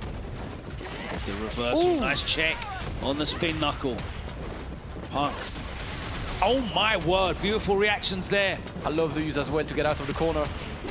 Using the OD. Yeah, Punk just not teching now. He suffered too much. And he's waiting. Yes, gets the opening. Punk saved too much points in a row. And what a shift it's been, Logan. Kudo started to act scared, to just like scared to win. Punk smells blood. Punk sees Kudo's behavior right there and immediately switches on the full offense that Kudo cannot handle. He plays his best. Yeah, but when he's in the tightest situations. Again, catches him low and he's going to get the side switch. And another EX dive kick beats out the throw from Kudo. Alright, the whiff punish. Counter. It has a good amount of recovery as well. Don't want that he had the wrong ranges. Kudo with the answer, but Punk gets the throw. Slight dive hit for Punk. He got plenty of drive huge. Oh, that could have been dead. No, not yet. He is now. Finally, an OD reversal doesn't work for Kudo. Punk now on set point at 2 set points down. What a huge swing this would be. Oh no, missed dive kick as well for Kudo. You can see him absolutely crumbling throughout this set. He's starting to crack, isn't he? Punk though smells blood in the water. A great white shark stalking his prey down. And she's trapped. Cammy. And Punk now, he knows, look at this, the spacing is perfect. Oh no! The combo did not convert and Kudo is the one getting the punish now. Golden opportunity for him to come back. That's close to checkmate, Logan, because he had no level 1 ready there, but Punk manages to escape the corner and get the win. The clutch win by Punk remains in this tournament, keeps the hopes alive, and Kudo crumbling. This set, Logan, was the difference between a top player and a champion. Punk showing the mental fortitude you need. Yeah, Punk very cleverly there, just completely changed his defensive tendencies. He was getting blown up on the pressure, showing some very different options on defense, just trying to check with buttons. He was not looking to take any throws. Fantastic performance from Punk. Nearly completed his task of running it back from a terrible day 1 to make the top of Group C. Let's throw it back to the desk and find out what they thought about that performance. My homies, Logan and Damascus, love the energy, guys. Amazing adjustment from Punk. Was looking like his tournament was heading to an unfortunate end, and this is the Punk we love to see, the guy who just makes the adaptation. Kudo, 1-3 going into this, but playing like a man possessed, absolutely dominating. Punk hitting rematch, making the adjustments. I'm joined again by Jammers and Brad Muse. Guys, what about that? USA represented there, Brad, still in the tournament. Yeah, absolutely. And I know, Jammers, you said at the top of the analysis segment, you were like, this block is going to be appetizer and dinner for Punk. You felt confident that if Punk was able to take that first game, it was going to go his way. For a minute after Kudo got that first game, I thought maybe his eyes were bigger than his stomach. But the adaptation that was made, I know you'd like that. The adaptation that he made going into game 2, I said to these guys before the camera was on us, when it cut to the player feed and you saw Punk sitting in his chair between game 2 and game 3, I saw the look of comfort and confidence on his face. I knew that was going to go his way. This is a man, when he can smell blood, you can definitely see it there. And you know what? It was a frightening turnaround. I'm not going to lie, because Kudo, originally Cammy was a strange pick for me with Kudo, but he seemed to be making it work. He's always been a Cammy player, but then he actually took it down to the wire against Punk. And it was just a classic in a mirror match. You see it, anything you can do, I can do better, especially if you're pulling out that such vital result there. So well done to Punk in that. And then obviously keeping his tournament lifeline alive here in Gamers8. Yeah, I think we have to give credit to Kudo as well. Even though he lost that and he's not had the best showing, all his matches he's played incredibly well. It's actually quite harsh that his score is down at, I think, 1 and 4, because he's played incredibly well in some of these matches, winning the first match in a lot of his ones as well. But even though he played so well against Punk, I have to give the ultimate credit goes to Punk for making the adjustment, making the adaptation, noticing that he couldn't throw him. He just wasn't taking throws, was always doing delayed jump back or walk away, started changing up that pressure. And once he started doing that, you started to see Kudo get less comfortable in defense, and Punk smelled the blood and made it count. So I'm happy for Punk. I think it's great for us to have him still in the event, but still massive shout out to Kudo. I'm very impressed with his cameo throughout. Yeah, 100%. Honestly, this is it. And like I said before, at the start of the hour, results matter. It's a results business. Again, things are getting bigger and better for the Street Fighter, or just the fighting game community in general, and results are coming in thick and fast, and they are imperative to any FG player. Not home yet, though, is Punk. Of course, I believe Zen is running away with it in that group, looking awesome there, 4-1. I'm not sure about the mono score. It's either 2 and 3 or 3 and 2. Those of you following on Stream B can update us shortly to know what those matches are. I was watching some of the matches on Stream B too. Some other results we'll be updating you guys on as this continues. Just to let you know, guys, this is the STC Play segment of the show, Gamers8 Street Fighter 6 2023. We're going to go through what we've just seen these last 4 matches, and it all kicked off with a guy we just saw a moment ago, Jammers, in Punk going up against Mono. Yeah, like I said, I'll stick by my guns. I do think in certain aspects of this matchup, I do think DJ causes Cammy a lot of problems, but I like the way Punk overcame this matchup. He might think it's actually favorable for Cammy if I ask him, but I love his usage of crouching medium punch. He makes it look like such a versatile button, checking drive rushes. It's got a great hitbox. It's got fast startup. He makes everything work from that button alone, and then it just worked out brilliantly there. Unlucky to Mono, because again, he is a very strong player and he just couldn't quite close it out and change the result. But if you're looking at the table right now, they have it 3-2 to Punk, 2-3 to Mono. Kudo, unfortunately, out of the picture there, but yeah, definitely. Mono mathematically still has a fighting chance, I think, but he needs destiny. His destiny's not in his own hands anymore. He got a clutch win. I can't remember who it was against. Was it Zen? He got a clutch win today that kept him in it in Stream B. Massive win. As you mentioned, he's still very much in it, but I think Punk and Zen very much in the driver's seat now to qualify. But Zen, I can't say he's the surprise package anymore, because he does this every tournament he goes to. Sitting at the top there in a pool of killers, it's Zen who's likely to finish in first place, with Punk hopefully trying to get that second place. Then, of course, we move on to the other segment, the other group, where things are going down. And the next match we had in this segment was, of course, the run back for Wes after the absolute mauling he took, if we're being honest, annihilated by Nephew yesterday. Look at the adjustment he made here. Brad, talk to me through this one. I think it was fantastic, right? We even saw, I keep talking about the Feng Shui engine sequences. We saw some great utilization of that. I think he just got a little bit better of the matchup against Nephew. And like you said, this was actually a block of a lot of mirror matches, because the third match that we're going to talk about, also a mirror match. Anything you can do, I can do better. That is a matchup that can definitely go back and forth if you're coming into it with a different kind of energy. And as you see on the overlay there, Xian sitting at 4-1, Nephew and Mr. Crimson tied at 2-2, and Wes at 1-4 with that. So despite that performance, yeah, because he went on to lose his next match. I believe it was against Xian. He lost that match, so he's out of there. Unfortunately for the local Saudi Arabians, he's gone. But Nephew and Mr. Crimson still with it all to play for. So there's a result there for Mr. Crimson that we didn't see. So hold on, if I'm not mistaken, I think Weiss did Mr. Crimson a favor by winning against Nephew. I think he's done that to allow him to stay in this dogfight, if I'm seeing it and understand it correctly.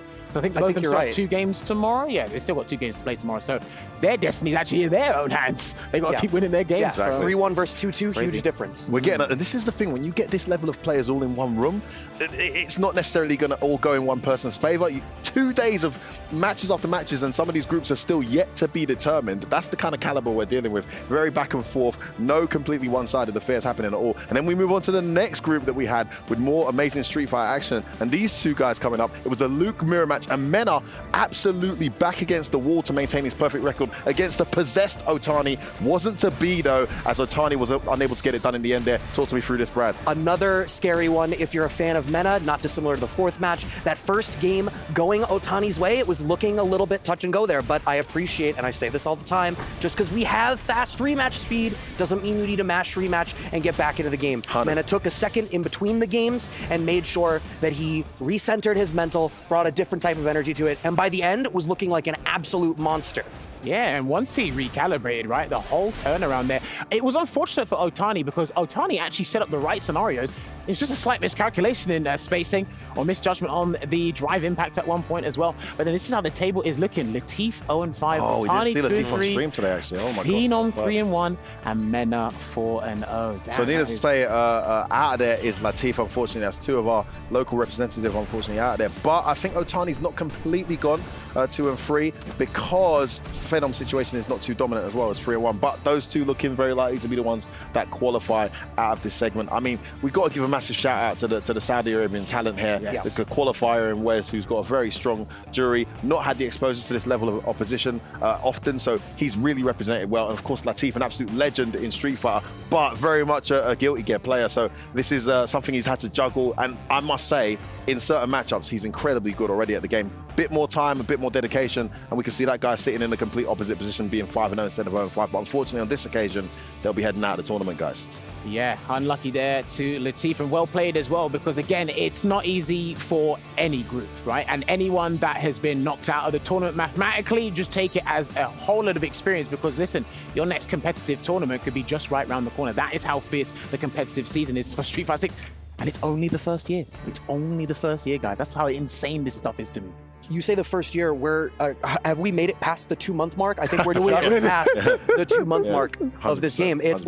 There's been so much that we've spent so much time thinking about this game, right? Like we've had betas as far as last winter. We've had glimpses of what this game could look like. People have been able to theorize about the way that we should approach this game for longer than we probably have for any other Street Fighter title. And you can see that they're coming into it with this really stellar understanding of how to try to approach the system mechanics and what I think is panning out to be a very mechanics-driven game.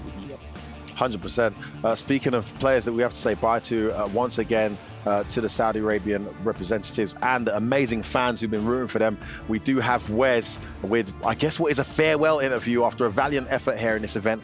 Over to you, Mike Ross. And Wes, mashallah, brother, you did your best. Next time, we'll see you do even better, I'm sure.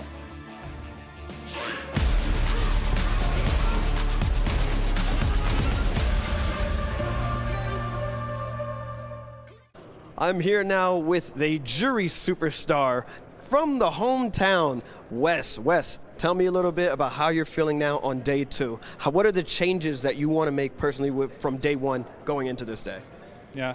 Hi everyone. Thanks for having me, by the way. First of all, right into it. Yeah, no, that's okay. First of all, I don't think I did well. I did. I lost all 3 matches yesterday, and some of them were very close. Very close. Yeah, some of them are not. And the thing that I did, as soon as I went to the hotel, I just rewatched all the matches that I did, and analyzed all of them and tried to find what can I improve myself, all the mistakes that I did, and hopefully I can apply it on the next day. How do you feel being able to play here? This is your hometown turf, right? So how does you feel being able to play here against some of these players that maybe you don't have the access to play on a more consistent basis? I mean, this is such a privilege to be able to play with top players, such all the people that attended from all different countries, and I'm very, very happy about it. And I'll grab this, opportunity and play with all of them if I can. Yeah. And playing jury, how long if I'm not mistaken, you didn't play jury before, or did you play jury in 5? In 5, I started with Nash. That's right. Okay. Yeah, while he was working. Like the dash. While he was working. Yeah, I mean the dash that he does is like I don't remember how many frames it was, but I know that it was fast. And I tried jury as soon as because my main was in 4 was jury. Okay. So I was waiting for jury. She came in Street Fighter 5. I tried her. I didn't like her. It wasn't the same as 4. Then Xian. He plays Seth. He made me like the character. Yeah, so I switched to Seth all the way until the end. And what are we going to expect from you today? Hopefully I'll do my best, first of all, despite winning or losing. And I'll try to learn from my mistakes. And hopefully I'll do better. Absolutely. Very humble, and I hope you do work. Your jury is outstanding. You got to win comeback, I think, yesterday with the win streak. I'll try. Yeah, that's right. You got it, man. Yeah, sure. Keep your eyes on Wes. He's coming for you.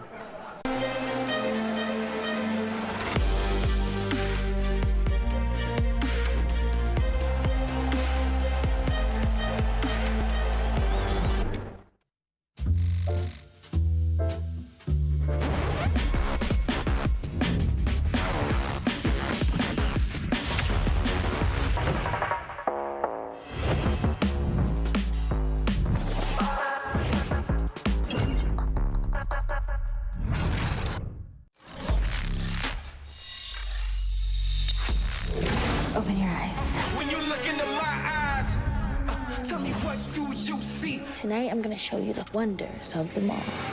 Hey, I got nothing to lose. I got nothing to lose. I need warriors. So is this what you want in? You wanna war? Show me what's up then. Now we ready to bust in. Take everything, leave them with nothing.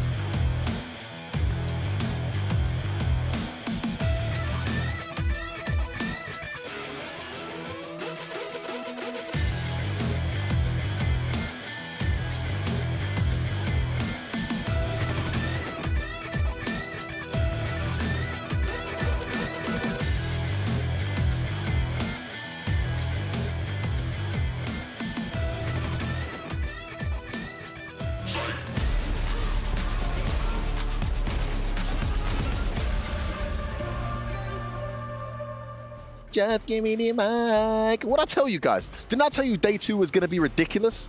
Didn't I tell you the stakes were higher than ever? I mean, we're seeing top quality players head out. We're seeing the players that we love make it through, and still there's more to play for with another segment of Juicy Games. Ladies and gentlemen, this is Gamers8 Street Fighter 6 here in Riyadh, Saudi Arabia. Oh my days, it's actually happening, and we switched things up, and we're bringing to you guys one hell of a duo, one of my favorite duos in the FGC today, representing, I guess you could say, UK for Tyrant. No loyalties for this guy. I mean, Damascus. I mean, wherever they're paying him. The outfit, that's he's the Morocco. One, yeah. He's France. He's even Sweden. I mean, the guy's been part of every FGC you can think of. As long as there's money there, he's going. No loyalty, but I made a lot of money on Sweden FGC. Yeah? He did. Amazing. He did. Yeah. But an incredible talent, I must say as well. And I must say, loving the Moroccan attack. Mashallah, bro. You look gorgeous. It had to be done, man. I had to be on it. the culture a bit. You know, like we're gonna watch something cool on Sunday as well. But you know, today had to be done. The Moroccan. Gonna surprise them, aren't we? Can't wait. Listen, Listen, tell me, there's been some crazy matches so far. The one that we're going to pick up first, Nephew, Mr. Crimson. Did you guys watch this? Ooh. I didn't see it. I actually didn't see it. I did not. Okay, so I did not. All I know is that Mr. Crimson is now in a tough spot for us. So this match is going to be coming up. It's a huge match with huge implications. I believe Mr. Crimson's 2-2. Nephew, I need to get the groups up. Where's Nephew in this one? He's 2-1 right now. 2-1. Okay, so this is a really, really huge match for Nephew and Mr. Crimson. The winner of this one keeps themselves in with a good chance of qualifying. The other one gives themselves a bit of a mountain to climb, but no real determining factor in this match. But still, all to play for. I guess the question here is how much experience does Nephew have versus like the Dowsing players? The Americans tend to get good exposure out there, don't they, Damascus? It's not even just this. It's like you're talking about experience, right? Crimson's training partner is Killzoo, Jury. So that's one of the characters he plays day in, day out, right? Yes, one of the few characters you do not want to play against Crimson. Yeah, I've got to say as well, I feel like Jury does okay in that matchup as well. She can definitely close the gap against Sim. It's not, you know, she gets in quite easily, but you know, Mr. Crimson, you know, he's his defensive wall. Really hard to open up, and you know he's going to be ready. Like you said, plays against Kills You on a regular basis. It's not going to be easy for Nephew, you know, even on that high level of Jury that he's at. 100%, man, and that one's going to obviously have huge implications on the group as we go on through. Still another day of games to go, but a lot of these groups are coming to their conclusion here. After that one, we have another match coming up, heading over to the other group, and that one's going to be, let me see it, guys.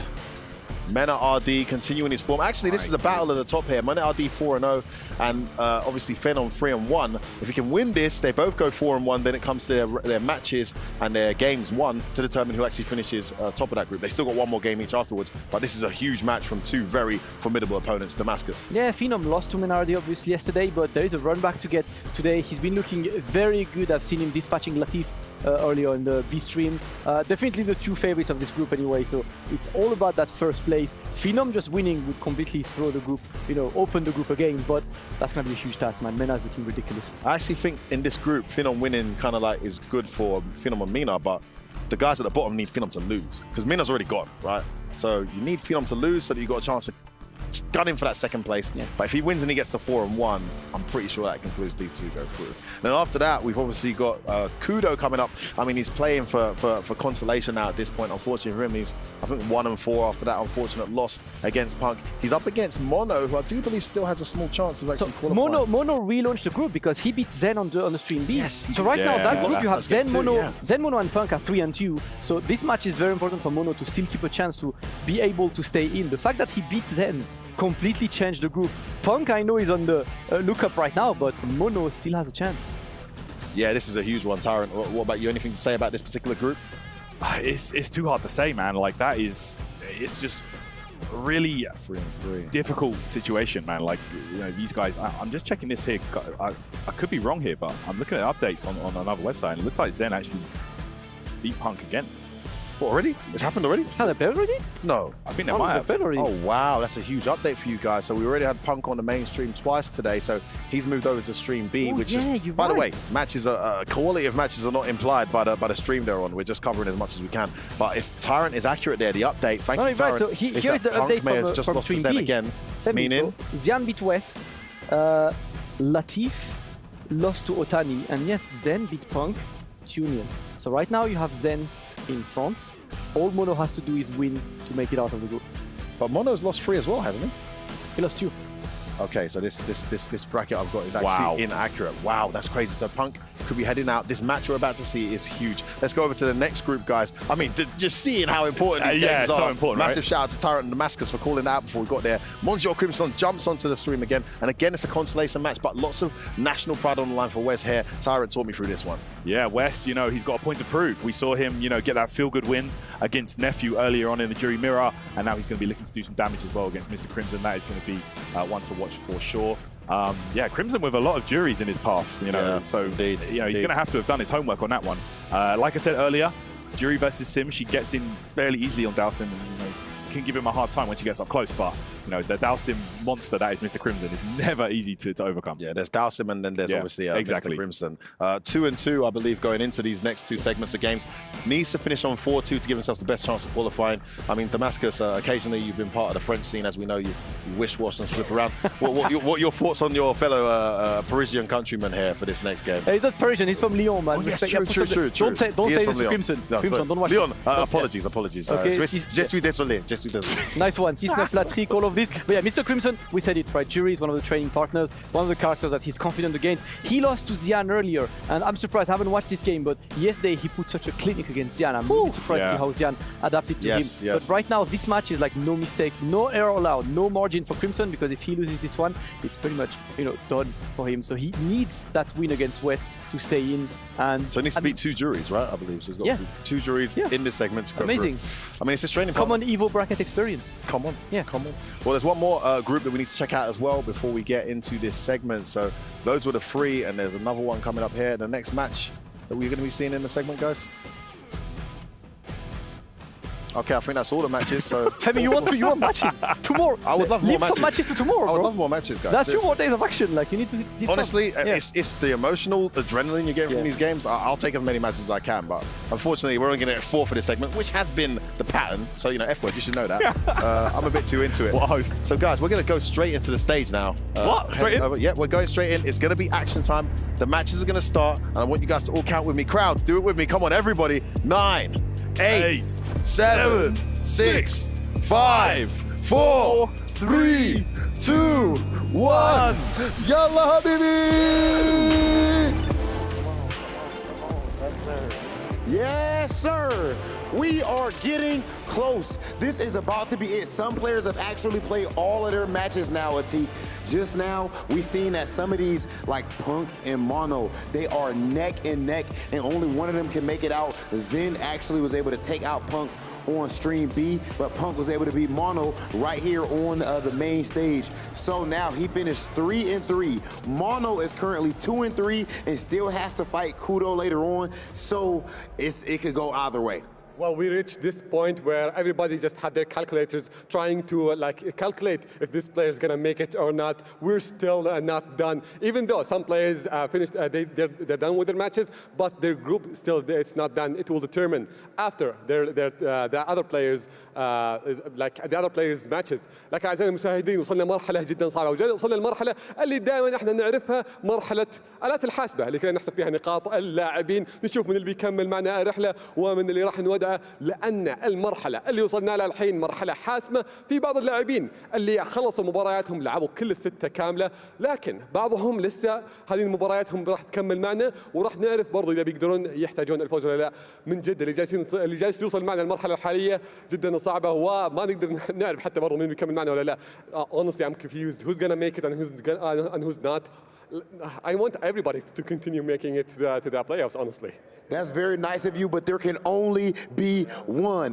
We don't just give out participation trophies. You got to earn this trophy right here behind us, and we are about to see what's going on with this next match. This pool is extremely tight. Let's see our next competitor.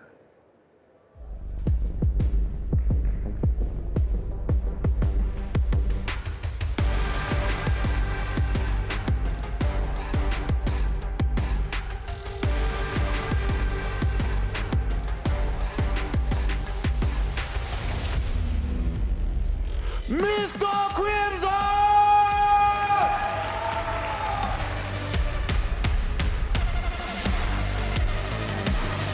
Mr. Crimson, at the end of Street Fighter V, was actually at some point the best player in the world, I would say, and stayed in contention. Completely redesigned Dawson as a character, extremely aggressive and rush down style, and I actually believe that that may suit him right now when it comes to Street Fighter 6. But as far as this specific event, Gamers8, he is sitting at 2-2. So this next match means everything to him. And also his opponent is 2-2. So this match is going to be a decider for them. They all want to win, and that's the only thing that we know, by the way. Like, we calculated the points, but we don't know who's going to make it. The only thing that we know that the player they have to win to make it to the playoffs. أعزائي المشاهدين، بعدنا شفنا مستر كريمزون هنا معنا في المباراة الحالية، فاز في مباراتين وخسر 2، وخصمه برضه في نفس الوضع، فاز في مباراتين وخسر 2، فكلهم يحتاجون الفوز الحين. لعبوا 4 مباريات، حاب اذكركم ان مجموعها 6 مباريات، هذه مباراتهم ال5 وراح تحدد مصيرهم في باقي الرحلة. فخلونا نتعرف على خصمه بعد ما شفناه لعب شخصية جوري.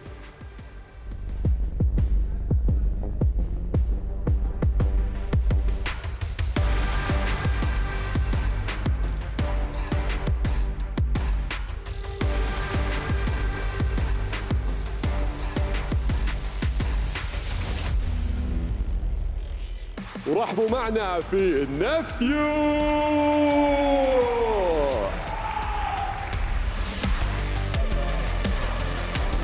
لاعب كبير فعلا، مستوى اسطوري، وشفناه قديش انه هو يعتبر معلم للاعبين من المحتوى اللي جالس ينشره ومن حتى برضه المعلومات اللي ينشرها عن اللعبه وعن الشخصيات وعن كل شيء. لاعب متميز، اللاعب يعرف كل تفاصيل اللعبه، وهذا الشيء اللي يميزه معنا هنا. غير خبرته، غير خلينا نقول منافساته ومشاركاته، جاهز على طول يروح معنا هنا على المكان. لكن لا، خلينا نشوف حماسه معنا هنا اقرب على المسرح، لان من جد اللاعب مستعد، وانا ادري انه تحت ضغط جدا كبير يحتاج الفوز فيها. لاعب فاز بمباراتين، خسر مباراتين، مباراته الماضيه اللي كانت ضد ويس وحتى برضو انه انهزم، فحطت عليه ضغط جدا كبير الحين، فيحتاج الفوز مباراته وحتى برضو اختياره شخصيه جوري. I'm honestly so excited for this match specifically because it's going to be a decider, really.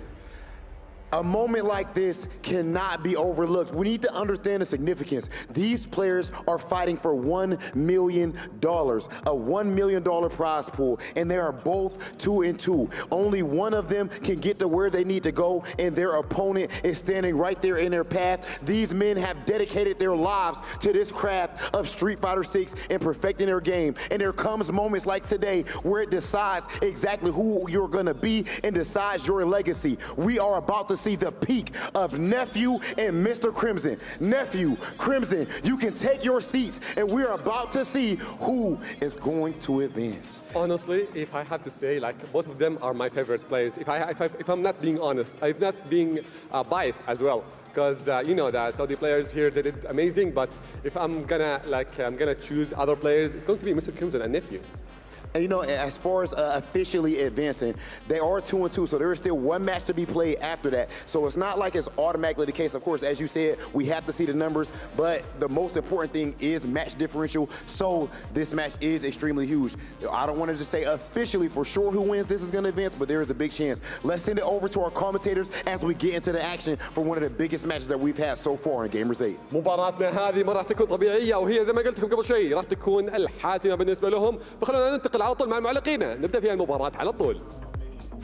Ooh, it's about that time to close out Gamers 8 Day 2 for Street Fighter 6, and we got a banger to start off. Of course, Ringe on the mic along with Vicious to call this action. Mr. Crimson and Nephew both neck and neck in this group, and it's all important to get those 2-0 victories at this point, right? Like when you're in a group like this that's gonna come down to the wire to see the numbers, who's actually gonna be on top. You need as many wins as possible, and for your opponent to get as little W's as possible. Oh, I feel like this is gonna be way more hectic for Mr. Crimson, considering he has to be up on the big stage twice today to close out everything. And again, sitting at 2-2, you are teetering between making it into phase 2 or watching the rest of your compadres move on. So now Nephew, also we taking a look at him falling just short against West. And that was an impressive mirror match. I'm not gonna lie, man. I got to play West backstage. I've only played Nephew in the mean streets of ranked, but I gotta say, man, he's always been very much so disciplined and kind of like able to move on from a tough loss. He's always had that stature to him.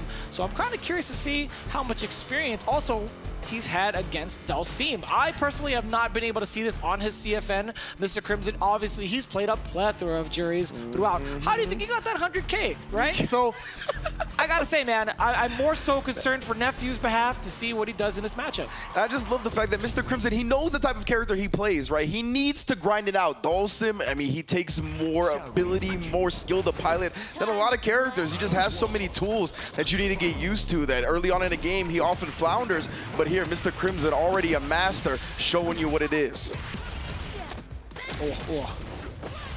Not too bad of a start thus far for Nephew, right? A little erroneous when it came to the dive kick. He did get punish counter, but not severely, right?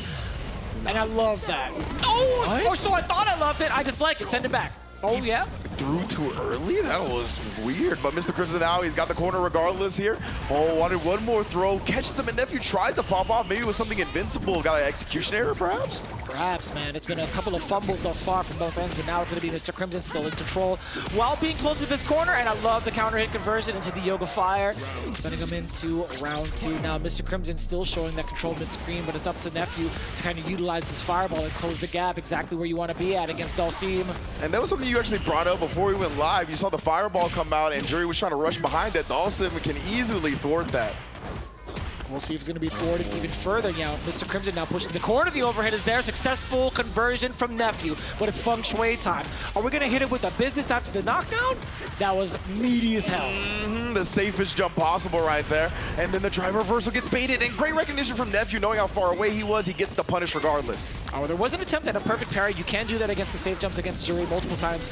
But I feel like even after that situation, you're not going to get a big punish. You're not even going to lose your space. And you can't technically really throw out of that, right? Yeah, if you get like a properly timed safe jump in this game and you perfect parry it, you're +2 as the perfect parrier, right? So you're not actually going to get a legitimate punish. You kind of have to play a guessing game regardless. Oh, damn! That was nice. Yeah, using the Yoga Flame afterwards is a great position for Mr. Crimson to be in. But just as I say that, Nephew dashing right in, getting the frame trap, but Crimson not waking up with anything weird. Oh, that trade could have been disgusting. Imagine if he had done forward medium punch instead to link past it. That would have been crazy. Could have been the play of the day right there from Nephew. But right now, Mr. Crimson burnt out and towards the corner, the the drive reversal. We still reversing, baby. You know? Same thing. Different game. Big trade. Oh, yeah! Off with the invincible reversal this time. And in the corner, still burnt out. Nephew doesn't have drive impact because he's burnt out as well. Oh, yeah, you can't do anything about that. I don't think he got the level 1 meter until he ate the Yoga Flame block as well. So true that. Yeah, I couldn't really tell at the end. Maybe he would have been able to, but yeah, I'm pretty sure he built the bar by blocking, so he couldn't even pop off with it. That was such a good checkmate scenario too after the anti-air from the back medium. But now it's Mr. Crimson cooking up again. Already at 50%. Nephew is at the deficit. And Mr. Crimson, he's just controlling the plays. Yes, indeed. That's exactly what Dawson is so good at, right? Just controlling the screen. He's winning from 99 seconds. That's the type of character he is. Oh, gets the drive impact while he's in the mid-air. Still though, Nephew burnt out, just getting chipped down. And then again, right? It does so much chip when you're burnt out. Yo, the air throw to put him in the corner. That's right. And I love that big conversion too off of the throw bait against against Mr. Crimson. Watch out for the throw. We all saw it coming. Overhead. No. Again. Oh, he didn't get the punish. Oh, thank God. Woo. Nephew almost giving me a heart attack right there. Missed the -8. He wasn't burnt out at that point, right? Was not. Yeah. And so Mr. Crimson kind of opts to go for drive reversals. I think this is a set for most Dawsons. They're willing to spend their drive gauge more often on these drive reversals. And now Nephew, being well within range, does get a full punish. Not going to spend the drive gauge for the punish, but it's still a punish nonetheless. Oh, at the perfect frame. The Clash, that's the first one we've seen all week. Yeah, definitely. The Clash drive impact, a rare sight here in Street Fighter 6, but you synced it. We all synced it. Nice job, a little OS right there at the DP as soon as the stand medium punch whip. Oh no, got a little bit too overzealous that time, committing to the DP. Mr. Crimson gets his drive meter back, confirms it to the level 3. That's gonna put Nephew burnt out because this is CA, baby. It's taking all your drive meter away. Oh man, that's the best ab workout of the summer right there. Give me that 8-pack, bro. Oh, he tried the Yoga Handle startup, got stuffed from Nephew. Wow. Not hesitant whatsoever despite being in burnout. I think it really caught Mr. Crimson off guard that he was so aggressive. It caught me off guard, son. Are you kidding me? I thought that was going to anti-air. I was ready for the follow-up. Oh, and then the air again off the teleport. That was so sick. Oh, there was a reversal attempt for Mr. Crimson. I don't know what it was, but it caused a hard knockdown. Now Nephew in full control again. I think it was a wake-up parry because he got punish countered, right? So, oh, Yoga Anvil again. Oh. Damn. Yeah, you got to be a little bit preemptive with it because you saw if he is it late, he will get jumped in on. Nephew, that was so important. Oh, he tries to parry again, ends up burning himself out. That's why I highlighted the previous interaction is important. What a cancel into the super to blow up the drive impact. Are you kidding me, Nephew? That was actually kind of sick. Mr. Crimson thought he had a way in, trying to get past at least the burnout state against Nephew. That was pretty tricky, right? He was just trying to chip him out. Yeah, and Crimson, it felt like he tunnel visioned a little bit right there, right? He saw his opponent was in burnout. He was like, I'm going to drive impact, but he didn't have the health to survive it. Yeah. Thinking full well, you know, Jury's got some long normals. There's a lot of recovery to it. I think I could risk throwing out a DI here, but you can so long as he has meter. Exactly, and Nephew right now doing such a good job. He's the one sneaking in drive impacts. He gets the throw as well after teaching Mr. Crimson not to do that. The wake up, I think it was supposed to be a super, but nonetheless, he gets the punish anyway. Nephew taking the set. In perfect fashion, the confidence booster that Nephew needed. But I gotta say too, man, Mr. Crimson, it's not gonna be the last time he's gonna be up on the big stage. Hopefully he shakes it off. But that's looking at what? 2 and 3 on the side of Mr. Crimson, 3 and 2 for Nephew. Wow, incredible stuff. Let's take a look at the highlights from those two and see exactly how Nephew was able to clutch out this game.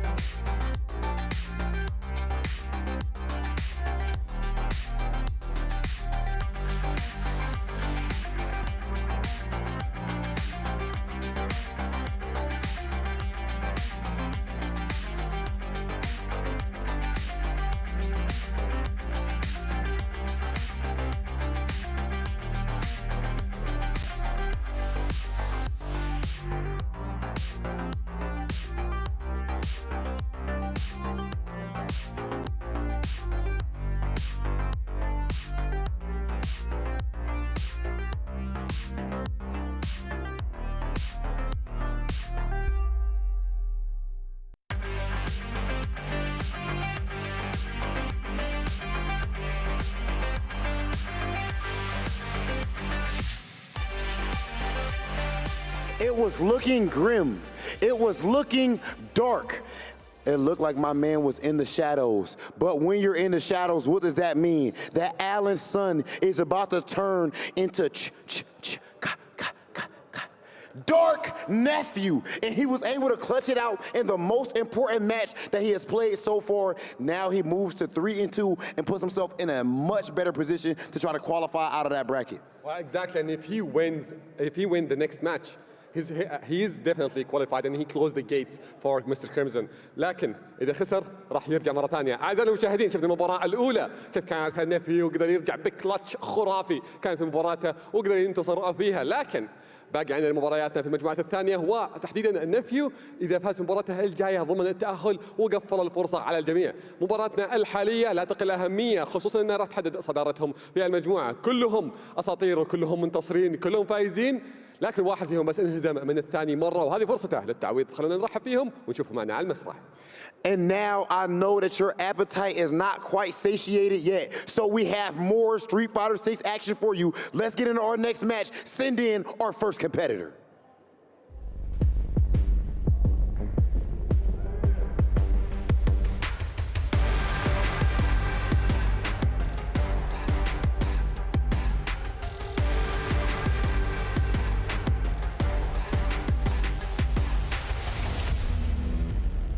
Mena RD!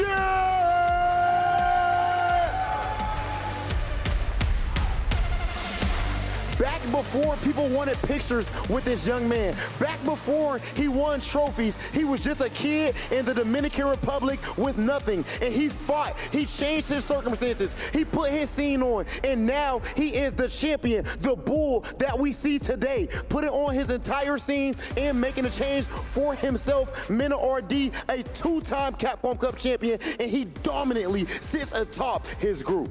Well, honestly, Mena RD, he's one of the players that actually can make it to the grand final, especially that when he was in EVO, he was in the second place, so he put more effort to come back in this tournament and take it. أعزائي المشاهدين، منا RD جالسين نشوفه مستواه غير طبيعي، مرعب في كل مباراة يتفوق فيها واحدة ورا الثانية بدون أي هزيمة، الحين هو المتصدر في المجموعة، خصمه برضه نفس الأداء بالمستوى الرهيب اللي شفناه، لكن خسر خسارة واحدة واللي هي كانت ضد منا RD. هل بنشوف فيها كمباك؟ هل بنشوف فيها هزيمة ثانية؟ ولا خلينا نشوف نستمتع؟ أنا متأكد راح نستمتع في المباراة في كل الحالتين. خلينا نرحب باللاعب الثاني.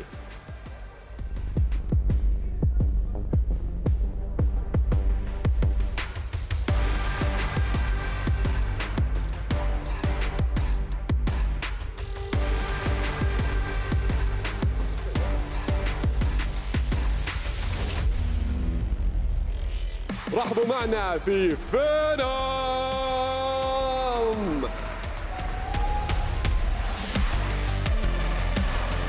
لاعب كبير زي ما قلت لكم فيها قبل شوي، اللاعب ما يعوقه شيء، لكن قدامه الخصم الكبير، قدامه الوحش الاخير، اذا قدر انه يتفوق عليه بتزيد ثقته بشكل جدا كبير ويكمل معنا في مبارياتنا الجايه ويبغى يكملها برضو الى البلاي اوفز. تقريبا هو في مكان مرتاح فيه، يلعب باريحيه كبيره، لكن قدامه خصم اذا فاز عليه يبغى يزيد ثقته، لانه خطوه ورا الثانيه يبين انه يتعلم ضد اخطائه ويتعلم ضد خصومه على اخطائه، فمباراته ما راح تكون سهله ابدا، وانا متاكد انه من امتع المباريات اللي ممكن نشوفها معنا هنا.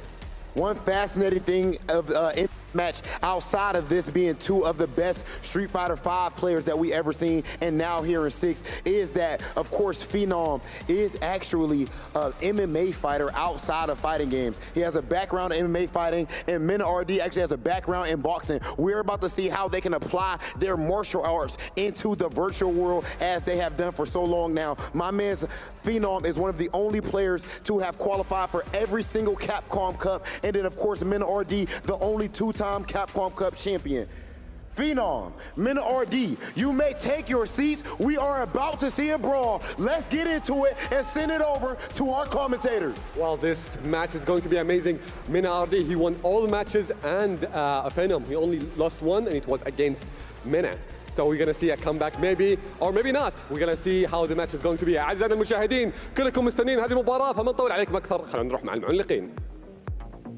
The Battle of Titans, here we go with the rematch. It's Mena RD versus Phenom. Now again, Mena RD with a very pristine record of being undefeated. I feel like the only game he's actually lost, not set, right? The only game he had actually lost was when he was previously on Stream A a little bit earlier ago. But again, he's been looking unstoppable. But Phenom, I feel like, you know, he's also great at adapting after those losses. He might be the one to make Mena RD bleed. That would be phenomenal to see, honestly, just because Phenom is such an incredible player, and these two went at it in their first set, but Mena RD gave him the hands. So, like, let's just keep it a buck, right? Mena RD definitely gave him the hands.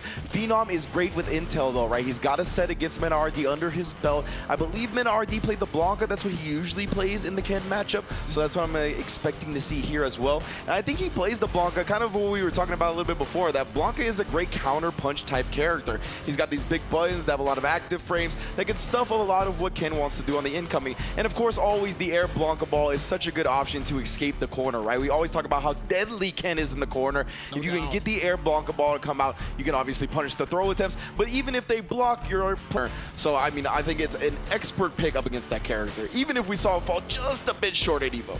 Yeah, and a common talking point that we commentators really love to point out is how often these players get to face off against some of these characters, right? More often you're going to be facing off a Ken than you ever will a Blanca, and that's just the fact of the matter, right? Any type of competitive level, that's a honest truth, because you know there's not everybody can be a Blanca main, and let's be honest, man, I really dislike seeing Blanca sometimes. It gives me night terrors, man. Yeah. I'd much rather face off a Cannon than against the Blanca. I did it over at EVO, and I was fearing for my life.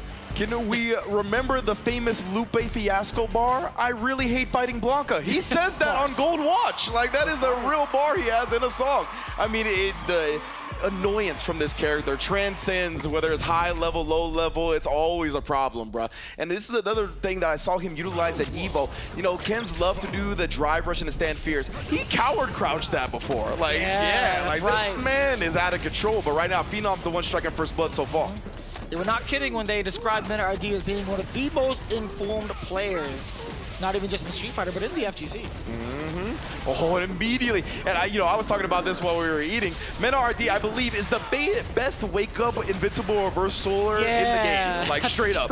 Like, I don't know what it is. He just seems to land them more than everybody else. That would have whiff punish on the stab kick. Come on, fam. That was crushing medium punch. Was that far? And Phenom responding to the meaty drive impact, though. So many players get got by that. Great stuff, and he's going to put Mena RD in burnout. You saw him trying to bait out the level 1, and then he somehow gets the whip, but I don't even know, bro. That was ridiculous. That was actually insane. He was literally saying how much of a counterpoke character this character really is, right? Like it's bro. And Phenom, he tried to bait out the super, and then holstered it. He hit him with a button and then confirmed into it. This dude is on another level. Is mush, Ringe. My brain is absolute mush. Send out the Blanca-chan as well. The jump out escape from Phenom. The punish counter. Nothing of it, but he's successfully pushed himself out of the corner. Blanca-chan no longer a threat, right? Oh boy. You want to get off the screen, or you want to get Blanca-chan off the screen, because at that point it does disappear. Forward throw. What happened afterwards? Yes, sir. Yeah, Mena RD had to do a level 1 super to get out of that situation. It looked like he committed to the jump, just got caught. Yeah, and that would have been a considerable comeback too if that level 1 had landed, so would have been a viable option in that scenario. Considering what we saw in round 1, I thought he was going to come back, bro. Yeah. Lightning Beast, though, man. This is one of the best supers in the game. If I've heard Blanca players call this the best super in the game, bar none. I think general players would call that one of the best supers in the game, bar none. But you know, the players of the character like to downplay, you know what I'm saying? So the fact that they're willing to say it, you know it's a problem. Look at this damage, bro. Phenom, you are done, son. You got 2 bars, you can pop off, but you get chipped out. The jump, because at that point, he couldn't survive any more chip. Mena RD knows, bro. You played right into his hand. That was checkmate for real, for real. A slight smirk on Mena RD's face, right? I think, you know, he's coming in with a lot of confidence on this one, especially with the perfect. You absolutely have to be feeling yourself on that. But it's Phenom still trying to give him the fight for his life, at least for this round. And man, he's still in recovery to chase down that fireball, or at least dodge the fireball and punish. Yeah, man, it was out of control here. I love the DP from Phenom. Gotta represent it. Wow, he just goes with a slide after. Was wrong. He just thought Phenom would try to gain some ground, reacts with the parry. He just perfect parries him right back. Bro, Mena RD, give him a chance to play, bro. Plus frames after that, still puts him in the corner. The side switch, man, he is negative. It's not his turn after that, by the way. Phenom, just a deer in the headlights, does get the confirm now. Yeah, the corner, he doesn't go for the side switch. He didn't, yeah. He'd rather just take him to the other side of the corner. I mean, it gives you such a great knockdown, but he didn't really make the most out of it. Maybe he was trying to bait out another reversal from Mena RD. Oh my, he's so tricky, bro. He tried the parry afterwards. You heard the startup of it. Yeah. I love Phenom again. He's really trying to decide the course of action and to approach Mena RD. The life no longer in his favor. Oh, then as soon as you take to the sky, he was crouching for a while, right? So the charge was there, no problem. But yeah, I love the recognition of Mena, right? He noticed that Phenom was going to stay on the other side of the screen, so he gets out a free Blanca-chan. Nothing happened, but just the awareness is wild, man. Yeah. It's wild that Blanca gets to force you to do what he wants more often than not, man. Yeah. Blanca-chan's gonna be a problem, especially if you leave it alone. No, what was that? No punish. That had to be a drive rush punish or something. Yeah, something of the like right there. That was unfortunate to see. Lightning Beast yet again. Man's gonna get chipped down too because he's in burnout. Well, Phenom threatening with a level 1. Oh, he tried. That was mad early, and it actually stuffed out the standing heavy kick. That is definitely impressive. You don't see that button lose a lot, but that jump fierce from Ken is gnarly. Oh. And that's so far away. It was bound to happen. I was looking for a fireball, Mena RD possibly as well, but Phenom, he just ran into it. And that's kind of Blanca's own fireball, man. They use it as a poke, but Phenom gonna confirm it to the level 3 here. He's gonna try to put Mena RD on life support and secure a 3rd round. Possibly a run. No, it's just roundhouse. Just stick it out. Mena RD. He's got plenty of OD as well. Drive gets filling up. I don't know what it was. It was a counter hit. Maybe it was a delayed reaction to something. Possibly the slide under. I think it was definitely some type of way to get around the fireball. Great check on the ball. Most Street Fighter 2 reaction I've ever seen. Phenom, I see you. Again, bro, you see that poke just from long distance as soon as Ken gets in range from it. Yeah, he already shown off that card earlier, right? Literally seconds before with the standing medium kick, but now it's going to be Mena RD. Oh, look at these light beams falling. Blanca-chan as well. Oh, bust out. I don't want to see that mix up. He ate the fierce. He ate the fierce just off of the drive rush. I wonder what he woke up with, because he did get counter hit. Now he's burnt out. Oh, he tried to bait out the parry from Phenom, right? He was like, yo, bro, you're gonna get burnt out if I keep Blanca balling you, but Phenom did not flinch. Man. Battle of the drive gauge immediately after, too. So Mena RD managed to get Phenom burnt out. He's going to be building his gauge back before Phenom. It's going to be harassment, right? Yeah, look at this. Just scratching him down right here, taking the chip damage that he can get safely. Even that last bit, he actually did get some chip damage in before the drive rush came back. The crouch medium can confirm. You know what it is? Level 2 again, Mena. Gonna be very low on life. Does he wake up with something? Guess for throw. Guess for game, I should say, with the throw, perhaps. No! Bro, he missed time with crouch jab. No! No way, dude. The rainbow ball to bait out the anti-air. Even Mena RD looks a little bit shocked. He's like, man, I didn't mean for it to play out that way, man. Yeah. My man Mena kind of holding his head right there. He's like, word, that's how it went down. And it was all because he missed the crouch jab meaty, bro. He ended up getting back thrown for it. That is a heartbreaking way to lose if you're Phenom. Oh, man. Yeah, that final moment, it was a guess for game scenario in benefit of Phenom. But that's just how it goes, man. Phenom down another game. Mena RD still looking impeccable. But again, let's take a closer look as to how it all went down between these two titans.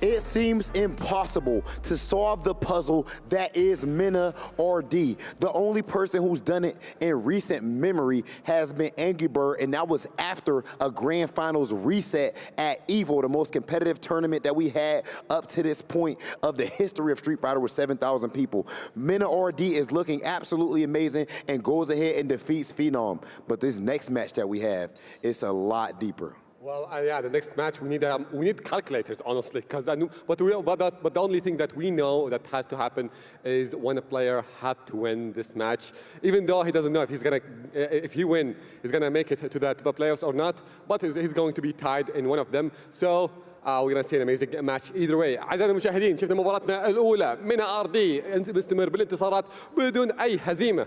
لكن عن المجموعة الحالية برضو عندنا خصوم في مجموعة حرفيا متلخبطة مرة بعد ما خلص أحد المتسابقين برضو أو أحد اللاعبين معهم اللي هو بانك اللي هو يعني خلص كل مبارياته. لكن أنا متأكد جالس يتفرج الحين ويشوف نتيجة هذه المباراة لأنه راح تحدد إذا الباقيين بيستمرون معنا ولا لا، لأن مباراتنا الحين هي راح تحدد هل بيكمل معنا ولا لا. وحتى برضو أصلا إذا فاز ما ندري، يعني فعليا في عوامل كثيرة ممكن تحسبها لكن راح نستمتع فيها. We will get into more details after we actually have our players here on stage. Let's bring out our first competitor.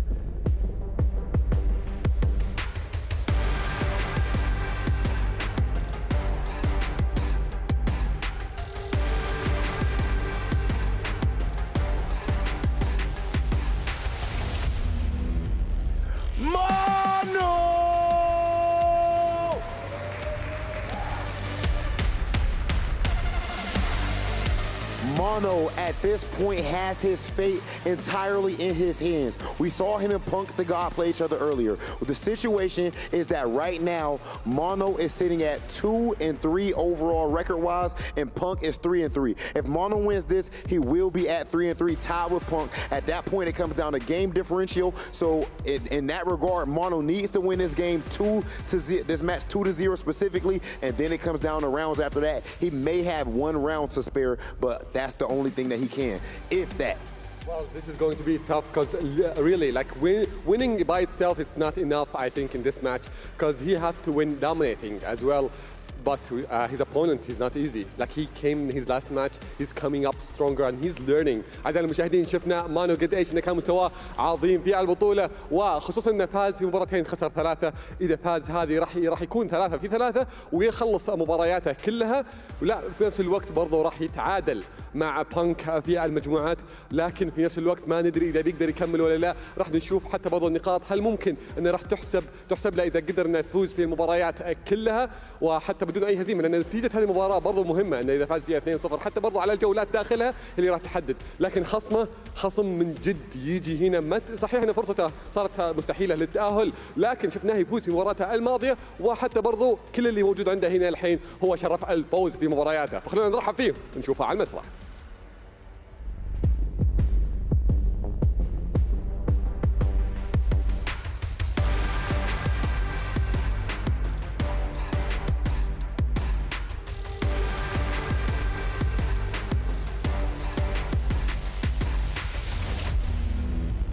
رحبوا معنا بكودو.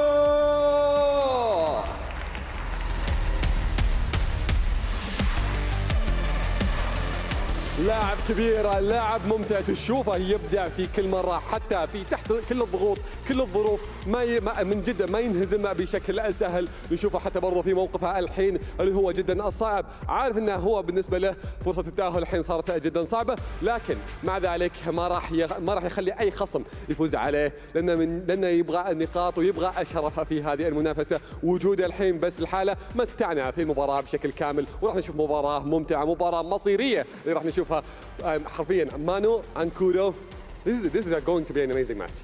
The playoffs are on the line. Let's see it right now.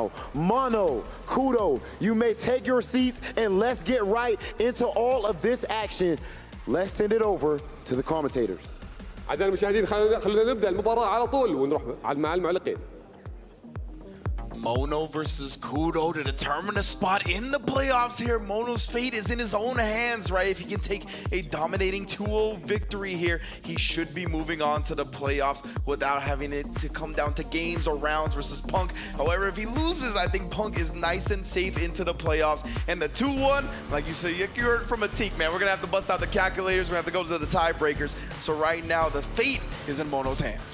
Yeah, this is going to be kind of an awkward situation for at least Mono, right? He's trying to secure that spot, and also Punk is trying to be, you know, put down a little bit more. But yeah, as it stands right now, Zen and Punk are looking like the 2 main candidates. It's really up to how this match kind of goes going forward. But Kudo, man, he's been pulling out a lot of surprises. He had a stellar career towards the end of Street Fighter 5. I'm not going to lie to you, man. The East Coast definitely claiming him as one of their own. But I will say this, yeah, Kudo has been pretty phenomenal. We were actually at the edge of our seats in the last matchup we saw against him versus Punk. We saw him break a little bit mentally towards the end. We had missed a big opportunity to take down the God. But as it is right now, he's facing off against a different beast that is DJ. Now, personally, I think DJ does a fantastic job against Cammy. Can control the ground approach pretty well, despite, you know, Cammy having access to the spin knuckle, being able to kind of stop the fireball game.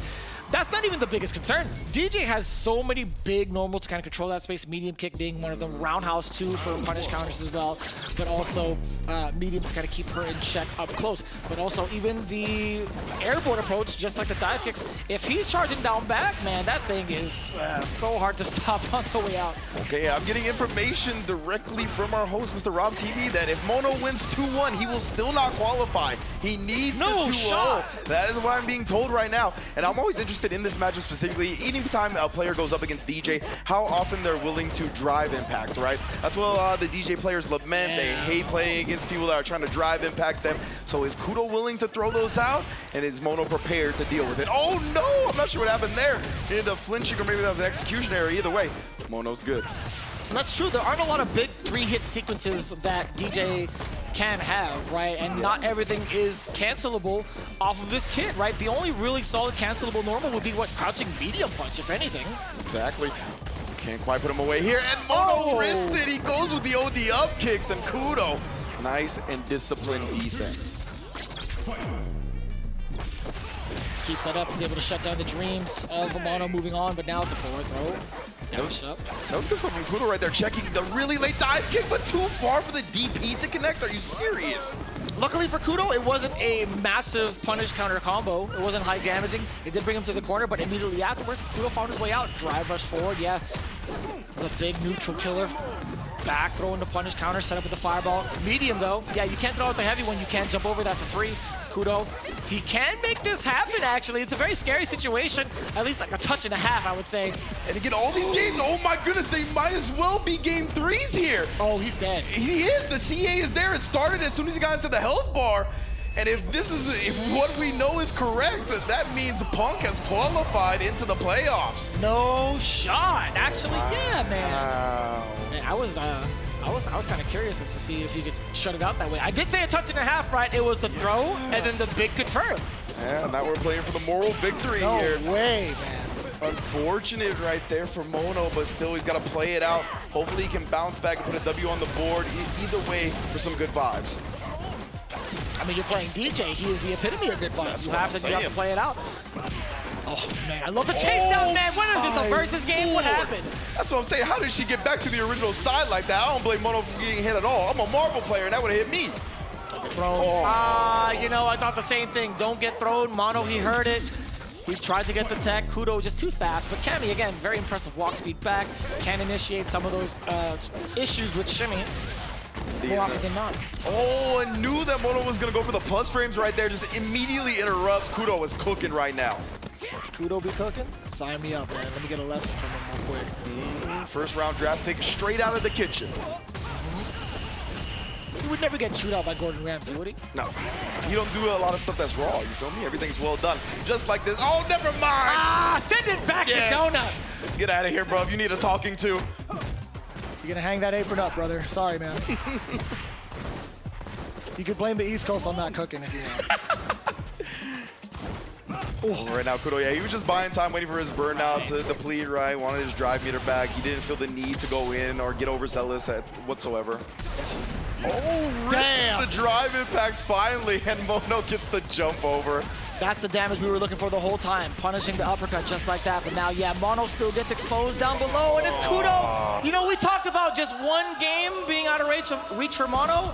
It is indeed a 2-0 instead, absolutely securing the spot for Punk the God. Indeed, indeed. And I actually got some conflicting information just now that if Mono was able to put a game on the board, it would have not just been Punk qualifying. So the fact that Kudo does win 2-0 means that Punk is into the playoffs. Big ups to Kudo, though. This is one of his last matches, if not his last match. So to go out on a win like that, it's got to feel good regardless.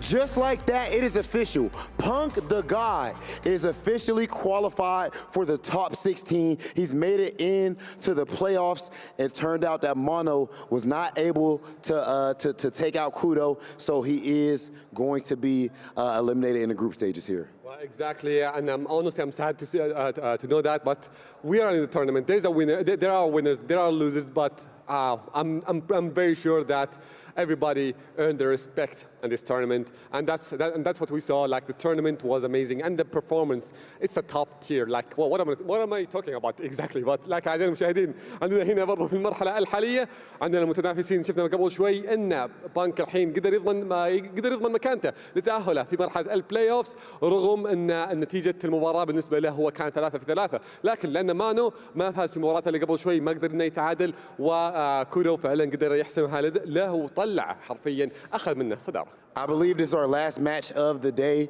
when it comes to day 2 of Gamers 8. Before we get into this last one, I need to tell you guys a very, very quick story. So the next player coming up, his family is actually in the audience. Shout out to them. He comes backstage up to Big Hollywood. He says, Rob TV, I have some good news and some bad news. I said, what's the good news? He says, my family wants to get a picture with you. I said, what's the bad news? He said, they think you're Kevin Hart. Now. Well, they're not wrong, by the way. I'm happy to be here with Kevin Hart, by the way. This is real life in another country. And they think. So yeah, let's go ahead and bring out our next competitor.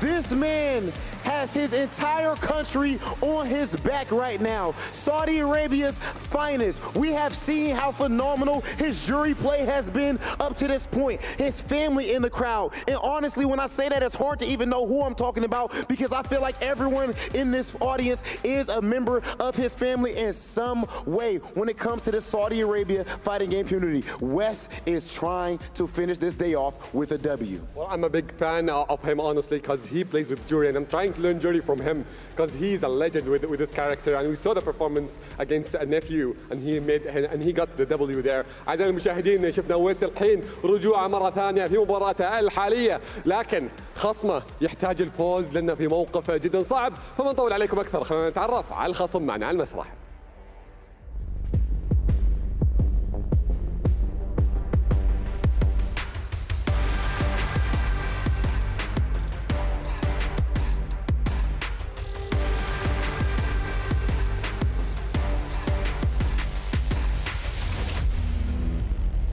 أعطونا تحية لمستر كريمزون، لاعب كبير، لاعب متفوق، لاعب عظيم حرفيا شفناه بمستوياته الرهيبة. خصم ما يكون سهل ضد كل أحد، عنده الانتصارات وعنده الفرصة برضو للتأهل إلى مرحلة البلاي اوفز. تفصل له هذه المباراة، وبعدها راح يحط آماله كلها على نتيجة المباريات الجاية، لأن بالنسبة له إذا فاز فيها راح يكون 3-3، فبيكون متعادلة في الطريقة. والحين على طول جاهز. This guy is ready immediately. He's already there. He knows how important his match is right now. Mr. Crimson needs to come out now. And people clap it up for him right there. So Mr. Crimson currently, if he can get this debut, then he will finish out in this group 3-3, and then at that point he is waiting to see what happens in Nephew versus Shien. So he still has a chance to make it into the playoffs right now, but he does not have an easy opponent in front of him.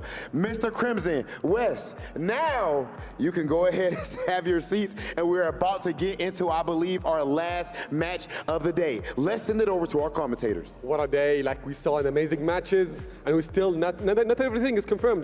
We still have tomorrow to confirm who's going to make it to the playoffs. أعزائي المشاهدين، هذه آخر مباراة لنا لهذا اليوم، راح نشوف مستوى رهيب، وزي ما قلت لكم هذه آخر مباراة برضو للاعب مستر كريمزون يحتاج الفوز فيها، لأن بعدها بيحط أعماله على نتيجة مباريات الباقي المجموعات. فما نطول عليكم أكثر، خلينا ننتقل للمباراة ونروح مع المعلقين. about Rob TV that just always happens to put a smile on everybody's faces, man. His storytelling, A1, that is for sure. For sure. His presentation, S rank for sure. I will say that I think he understands Arabic more than the point system for the tournament, though, considering the information he gave me that was wrong last game. Oh, boy. But, you know, nonetheless, shout-outs to Rob TV, doing a great job. Just got to bust him up a little bit. But, yeah, Wes is an incredible player, man, really making his debut on a global scale here at Gamers8. We saw him defeat Nephew in the mirror match with Jury, and I can't wait to see how he takes on Mr. Crimson, right? Like, this is a character in Jury that can get in your face real quick, and we'll see how ready Mr. Crimson is. We literally saw Mr. Crimson at the beginning of this block in particular fall just short against Nephew. Now, if you guys have seen it earlier, Wes was also one of the cats that delivered an L towards Nephew earlier, right? So by association, you know, by the transitive properties of fighting games. Yeah, that's always been a part of the conversation, right? You're like, you know, I beat you, you happen to beat the other guy, so by default I'm better than him, right? Yeah, there you go. That's how we do it. That's why Vegapanch is the Evo champion, because he defeated Angry Bird. That's exactly it. Yeah. And by default, he's also Capcom Cup champion. Oh, because guess what? I'm just kidding. We're just messing around, pulling your chain. But hey, that's the kind of energy we need to bring into this final match. It's Wes representing for his hometown versus Monsieur Crimson. Here we go, game one. Well, it's going to be a good one. Mr. Crimson already trying to establish the Dawson game, right? Put out the long limbs, make Wes pay for it, but Wes with the delayed dive kick dodges all that. Oh, this man's prepared, by the way. He was also looking for the whiff punish earlier. It's going to be a pretty interesting time if you're a fan of fighting games right now. We're seeing the adaptations thus far, and I love that. Get off of me, sir! Wes is playing for the W already, the aggression, and also just the appropriate reads against the Dulcine. Yeah, great reaction as well. He got two normals absorbed by that, right? So the hit stop really gives you an extra, I don't want to say time, but like the way it looks, it just fires off the neurons in your brain a little bit easier. He actually did not get a grounded punish right there, unfortunate. Dashing on up. Mr. Crypto, what a juggle! How are you ready for that? The fact that he recognized it was going to be a drive rush hit mid-air and then comboed into the DP, Wes's awareness and reactions are kind of out of control, man. Again, the delayed dive kick blowing up Mr. Crimson. Bro, back against the wall now. He is burnt out. I was going to say he's got the level 2 to pop off, but we're chilling. No! You got to go with a low-profile move or be close enough to throw after he lets go of the fire. You can't try to swing into it while it's building.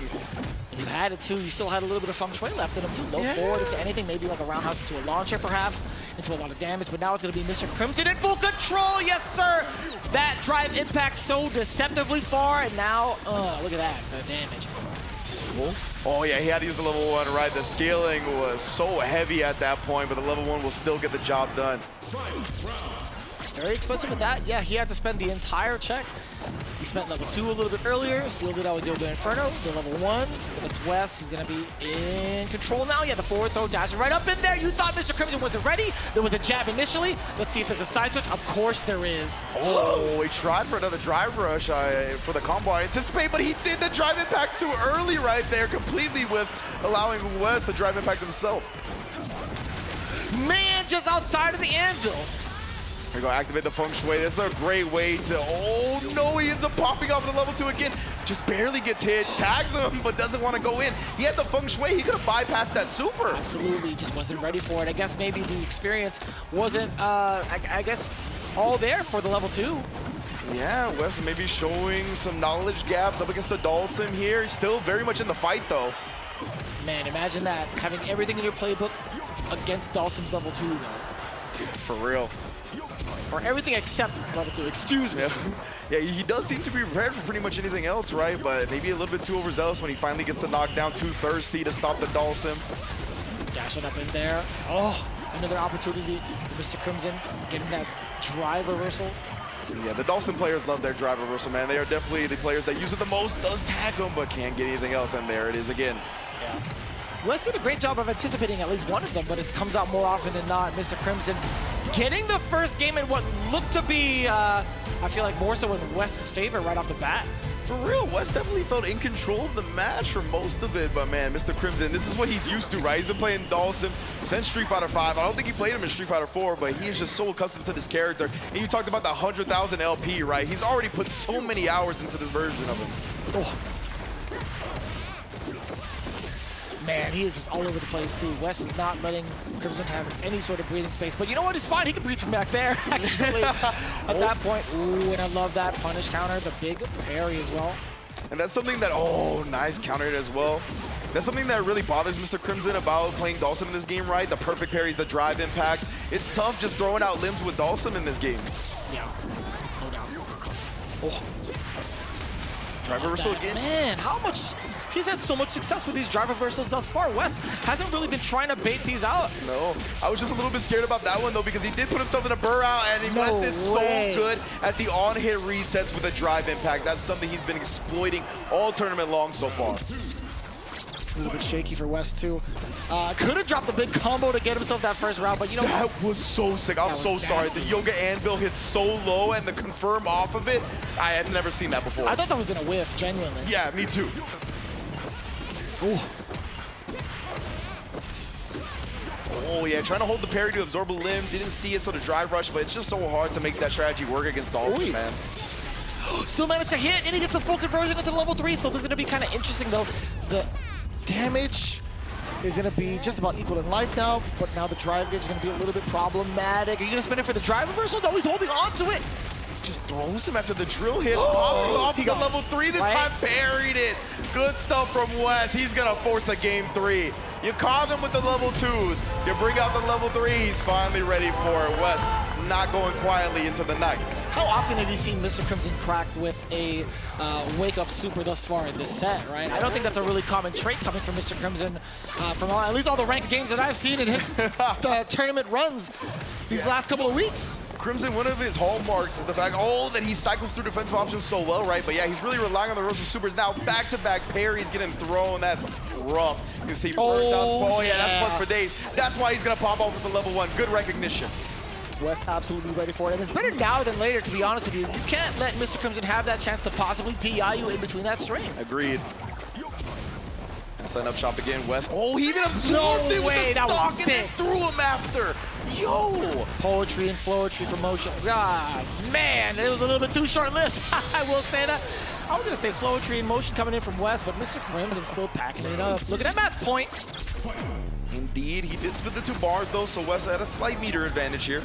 Wow, the 3 stocks as soon as he got that full screen knockdown, and getting the awareness from Wes is a really high level.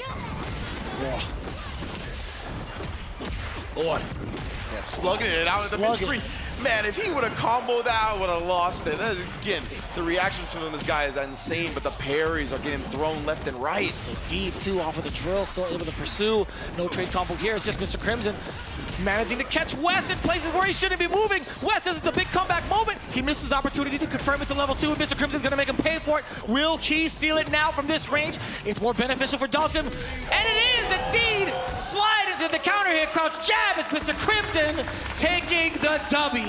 When you see that light slide whiff in front of your face, it is so difficult to not press a button, right? But it happens so fast that trying to whiff punish it is extremely difficult. Just got caught pressing his button a little bit late. Mr. Crimson gets a classic counter hit that Dawson does. Well done. I love the love shown between the two as well. Wes raising up Mr. Crimson's arm. But a phenomenal showing from Wes all tournament long so far. Big ups to that man. Let's hear what the desk has to say about our day. There is only one Mr. Crimson in the world. He has done it again. Yo, may we. And your reward for this tremendous victory, Mr. Crimson. You are eliminated from the tournament. Oh my God. Man, that's harsh, bro. That's a bit harsh. That's my guy. I love Mr. Crimson, man. Listen, those 2 guys were absolutely amazing throughout this event, and it's so sad to have to say goodbye to such talented players, especially someone representing such a unique character like Dhalsim. I mean, you were mentioning Tyrant. You play this matchup, you see it a ton, you know how it goes, you actually don't mind it for Jury. I mean, is there anything that Wes could have done better here to stop this Mr. Crimson onslaught? He played so well though. Mr. Crimson is just that guy though. He just, once he's got a read on you, he doesn't let you move, doesn't let you breathe. Even a character like Jury, we've seen some of the magic from Wes, you know, trying to chase down and unfortunately missing a couple of situations. You saw him trying to take advantage of that float state that Dhalsim's left in on the juggle, missing his DP just ever so slightly. Little things like that really do help you rack up the damage against Sim, but yeah, Mr. Crimson is he's just so good, and he adapts so well to his opponent, and his reactions are next level, as you can see on the screen right here. Yeah, anything from you, Damascus? Of course, it's quite sad to be seeing your fellow French brethren head out. I mean, I don't know, are you French today? Are you Swedish today? Yeah, I'm French today. Okay, cool. That's a good option to select, man. Good Man option to said he was Swedish. I left Sweden like 2010, man. I mean, sorry, are you from New York today then? Or which one? We know there's many. Listen, No, maybe you're from the UK. It's looking long for France right now. Yeah, Kind of long it's for pretty UK. I might be American. Ultimate OS. Oh, that's a good OS. Well, That's a good Punk's OS. through, so. Yeah, because Punk got a lifeline, didn't he? Yeah. That's a really good choice, Punk got Damascus. saved I by mean, Kudo.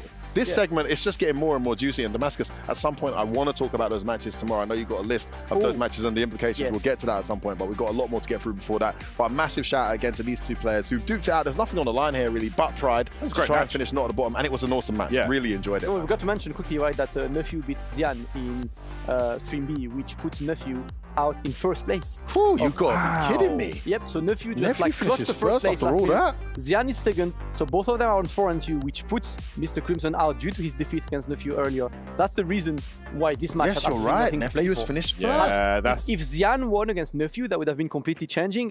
Mr. Crimson might have been qualified there. I'm not quite sure, but regardless, shout out to Nephew, man.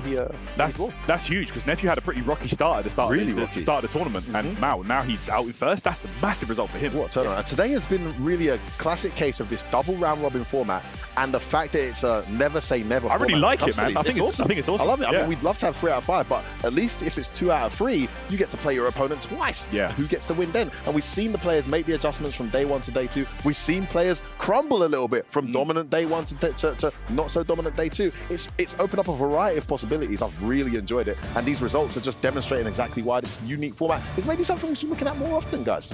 Yeah, I like it. More games. To me, I mean, the more the merrier, right? The players get to play each other more. You get to see the run-back strategies, right? I think the one I'm gutted I missed today, and I'm definitely going to watch the VOD tonight, is Xian Mr. Crimson, right? Because yesterday, we've seen Mr. Crimson putting a clinic on that matchup. Unbelievable. And then I was surprised to see Xian won on Stream B. I really want to see what the adjustments were, because that's exactly a format that will highlight how good a player is at taking a loss and coming back. Adapting to the adaptation. Yeah. Hopefully see that. Guys, that was on Stream B. Remember, there's 2 streams running simultaneously. Just to let you know, guys, this is the STC Play highlight segment here at Gamers8 Street Fighter 6. First and foremost, we're going back to the same matchup we just saw a moment ago. It is another Dalsim versus, same Dalsim versus another jury in Mr. Crimson taking on... I think Crimson had it, man. He like this one. There was a moment where Crimson had it, completely missed the end of the round. Oh, I don't think I saw this Nephew built the momentum. Yeah, Nephew was doing a great job. Look, you saw him use this level 1 super there to build back the I drive did see gauge. that match, yes. Nephew was in a bit of trouble good. at And one it point. baited out the Didn't get the drive punish.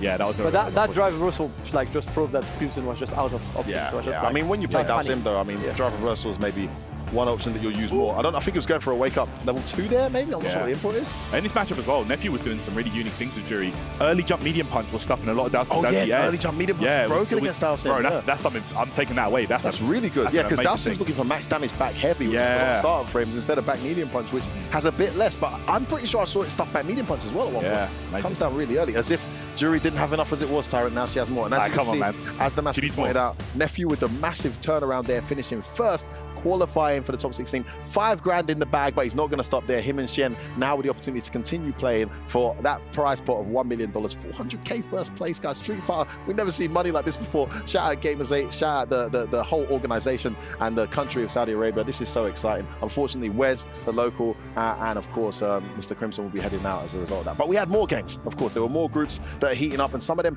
not as readily concluded as the ones we've already seen. For example, this one here, Phenom taking on, I mean, this is a battle of the top here. This combo, by the way, can we just watch this combo? And again, look at that. Come on, bro. Come on.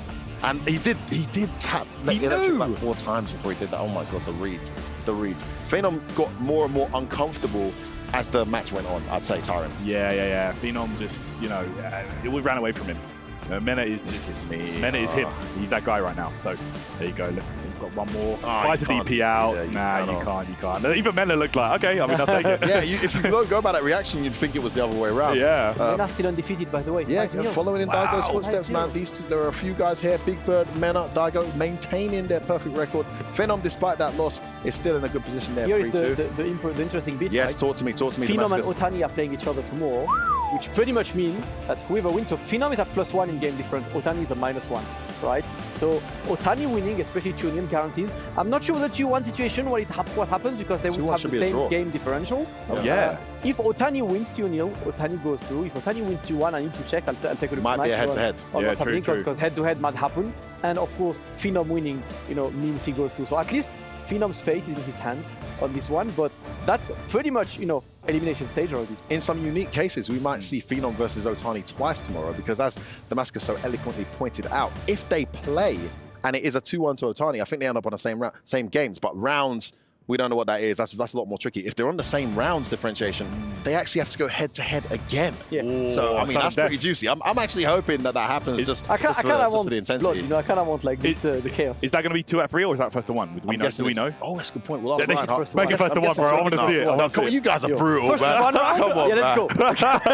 Oh my God. Sorry, players. Rush. Sorry, players. That would be brutal. That would be hard. And of course, onto the other group where, again, remember, it's day 3, guys. There's no more group stages after tomorrow. Wow. Tomorrow, we're going to see everything come to a conclusion. And this is what we got coming up after that one. Look at this performance. That cross under was crazy, bro. That was like SF5 right there. There we go. You can see right here, this match was so important. There we go. Oh, that got the kill there. Man, Kudo was looking unstoppable. He always looks really good at the start of the round, right? Like the start of the game, he just looks so impressive. Yeah, he always starts well. I thought he was going to choke again. Though, yeah, do you know what? Like similar against Punk, right? Yes. Yeah. He had a bunch of games yesterday where he started well too. I think he won his first game as well. That trade combo. Beautiful, beautiful. I think it was a counter hit, but I'm pretty sure it does trade. Yeah, it looks sick. That was such a clever medium, right in the middle of your string. Why are you standing up for, baby? Take that, and Kudo closing out. A consolation game for him. He was already eliminated, but still doing incredibly well there. And that game, I wish there was a camera on Punk for that game for his reaction, because that 2-0, had he won 2-1, I believe Punk would have been out. But because he won 2-0, he actually goes through. No, what? Listen, that would have been like Kudo winning, Gage on the win. Yeah, Kudo I think to me the more interesting one is that Kudo earlier against Punk, honestly to me he had the game. He choked at the end, right? Like the final round, he had much point. He started playing scared. He was scared to win against Punk, right? Had he won against Punk, that would have been Kudo on second place. And not Punk. For that one round. Kudo had Punk's fate in his hands, bro. Yep. He literally he could have thrown that. Yeah, he could have thrown it. But you saw he was desperate to get himself a bit more pride in this event. Yeah, I mean, the score that he ended up with, I think 2 and 4, it's actually quite harsh considering how well he played. Yeah. Everybody in that group played amazing, by the way. Every single person played their heart out. So, congrats to those guys. Even Mono and Kudo didn't make it through, but still such good performances from those guys there. Yeah, this is the one. Like, I've really enjoyed this group. Unfortunately, the commiseration to Mono, he started really good. Like yesterday, watching Mono, the way he beat Punk as well, like he looked on point. Oh, he was looking great. And he ends up last place. Like, unbelievable. It's been so hard. It's a real, like this double round robin format. It's an amazing thing. It's also a very harsh thing. Yeah. Sometimes the players, they can play amazing and still don't make it through, as we've seen with Mono there. One of the coolest guys in the FGC for sure. Always doing great work, and I'm sure we're going to see a lot more of him in the future in Street Fighter 6. Absolutely. Unfortunately, guys, we are completely out of games today. But on a positive note, we're going to take a look back at some of the most amazing moments from today, and there've been a ton of them. Starting with this one, the local boy, the KFC Colonel's choice. The Colonel is going to Wes up against Nephew. I mean, he got battered in day 1 in this mirror match. He had no chance. I think it was 4 rounds straight. Yeah. But in the run back, we saw a completely revitalized Wes making the adjustment against a guy who knows the jury mirror match so well as well, guys. Yeah, no doubt, man. If you're from the US, you must know this for sure. And we saw Nephew, of course, make a high placing at CEO with this character. So it's no easy feat for Wes.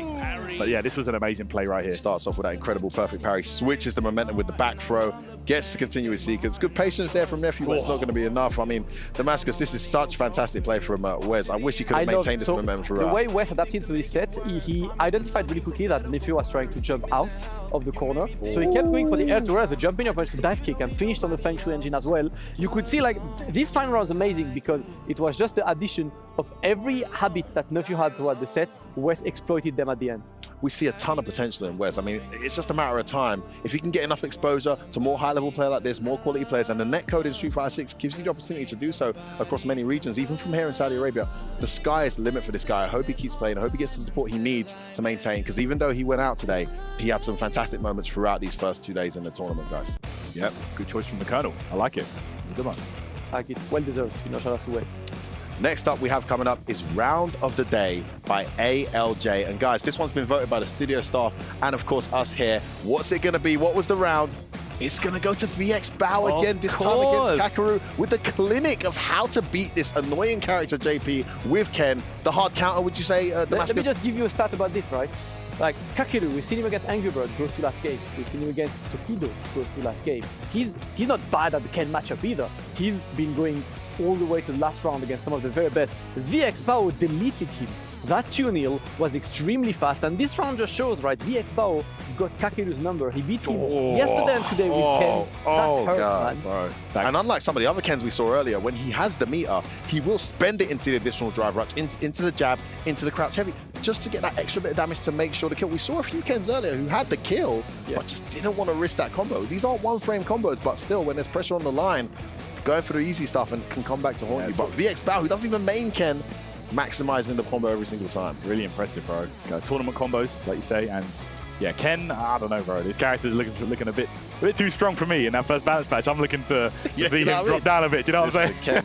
He plays Jury, thankfully. She's fine. No, all right. You lot are full. We can talk about this all day, all right? All I'm going to say is these guys are both playing broken tier characters. I'm down with the low tiers and the humble guys. But I'm probably going to change that soon because I'm sick and tired of these uphill matchups. I ain't doing that no more. I'm joining you, Problem. Let's learn Blanca together, baby. And then, of course, we have the comeback of the day from Al Habib. What does that one go to, guys? Voted by us in the studio. Of course it goes to NL. This was godlike. This was amazing. I mean, he lost the set, but he played absolutely incredible in this round, man. Tell me about it. Bro, in the green room, we were all popping off. Like, bro, we couldn't believe our eyes. Against JP? Against JP, yeah. It's over. He gets burnt out at one point as well, I'm sure. Yeah, he does. I think the hard thing is this. How do you come back at 0 life against JP in burnout? Dude, I don't know, man. Take a note of the timer, by the way, and look at what it goes down to. This is a very slow comeback, man. Look at this comeback. I love like the very slow. That trade's not good for him. Well, yes. How does he get burnt out again? I'm trying to remember. Oh. Okay, there we go. Gets it. Was that enough to kill? Oh, it was. Yeah, that was. Wow. So good. Yeah, great play there. I mean, he had a few comebacks in that set alone. There was. Go back and watch that one if you haven't already, guys. Yeah, check the archives from NL, man. Incredible play. And we're seeing a lot of anti-JP tech, man. The character is somewhat human and can be beaten, especially in certain matchups. I think all the JP players are going to be screaming, hey, it's not that easy for us. We got a lot of time. And these guys are definitely demonstrating exactly why and how. Listen, guys, the matches have obviously left the group stages in a particular state. There's a lot more to get through and a lot more implications for the matches to come tomorrow for those players trying to get top 2. Let's take a look at how they stand here at Damascus. Talk me through I think like some of that I want to mention, obviously, some of the groups are now closed. Some of the groups have pretty much guaranteed people like Group E, right? Big Bird and Knuckle Doo made it through despite there are still matches tomorrow, but these matches will be, not for qualification. But there are groups, we mentioned earlier, the group with Phenom and Otani who have to face each other for the win, but the same thing happened on Angry Birds group. So if you take a look at Angry Birds group right now, Vega Patch and Angry Bird are 3-2, Kills You and MOV are 3-2, right? If you take a look at the matches that are tomorrow, so MOV plays Angry Bird, which means MOV beating Angry Birds puts MOV ahead of Angry Bird. Yes. Game differential is -1 for the 2 and 3 and +1 for the 3 and 2. And similarly, Vega Patch is playing Kills You beating Vega Patch means Kills You gets qualified. So 2 matches which will decide the fate of the group. That's the best scenario possible. I think that's the group to watch tomorrow, definitely. Yeah. Like anything can happen in that one. I mean, all to play for, but still in the player's hands. But it's crazy to think from an Angry Bird perspective,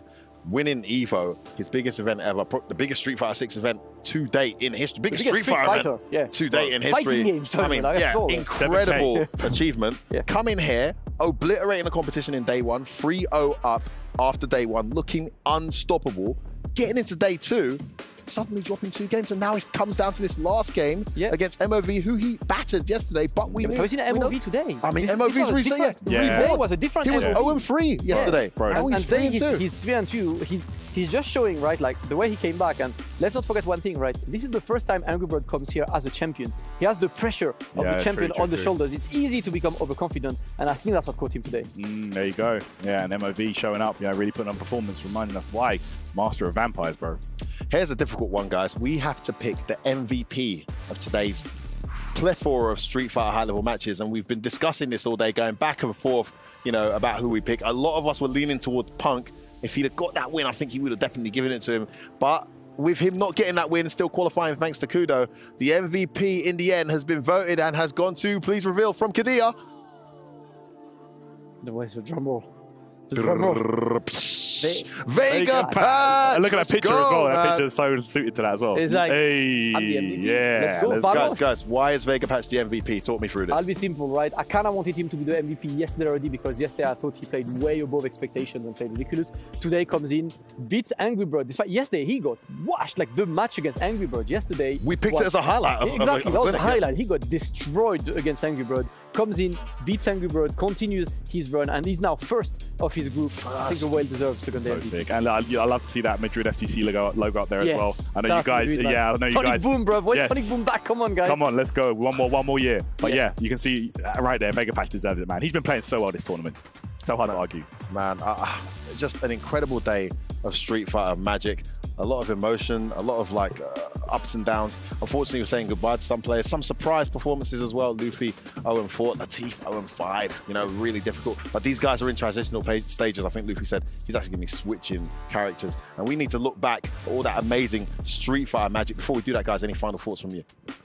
It's just been an amazing day of action, to be honest. So, you know, it's been a lot more exciting knowing that some of the matches are really going to determine who makes it through. Some of the players have been decided, but we've got something to look forward to tomorrow in, more groups to be decided and players that will qualify for the final double elimination stage. Yeah, that's what I love. I mean, you know, a lot of groups pan out in a way that the final games will be decider, and I think that's very important because sometimes in round robin, you get the winners decided early and then it's kind of boring. That's not the case. Tomorrow, most of the group stage matches will count, and then we start the knockout phase as well. I'm super hyped for tomorrow. Today has been an amazing scenario from like Punk almost coming back to Kudo saving Punk. So many things happened today, and I'm pretty sure even more will happen tomorrow. I hope they take a photo together, Kudo and Punk, the two only Kami representatives going back and forth. Well, Latif as well, and then trading blows in terms of who's going to qualify and one doing the other a favor in the end. It's been an incredible day of Street Fighter action here at Gamers8 Street Fighter 6 2023. Let's take a look back, man. Massive shout out to our sponsors here, Aramco. This is the Aramco recap of today's amazing matches. Thanks for having us, guys.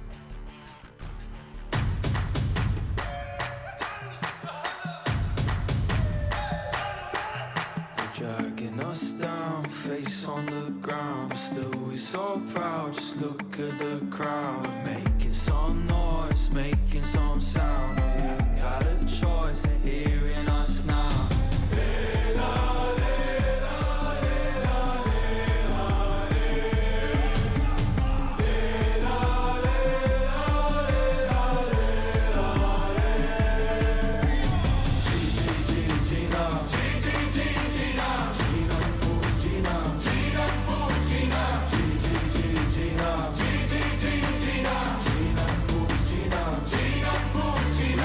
Paradise through dirt in our eyes for us.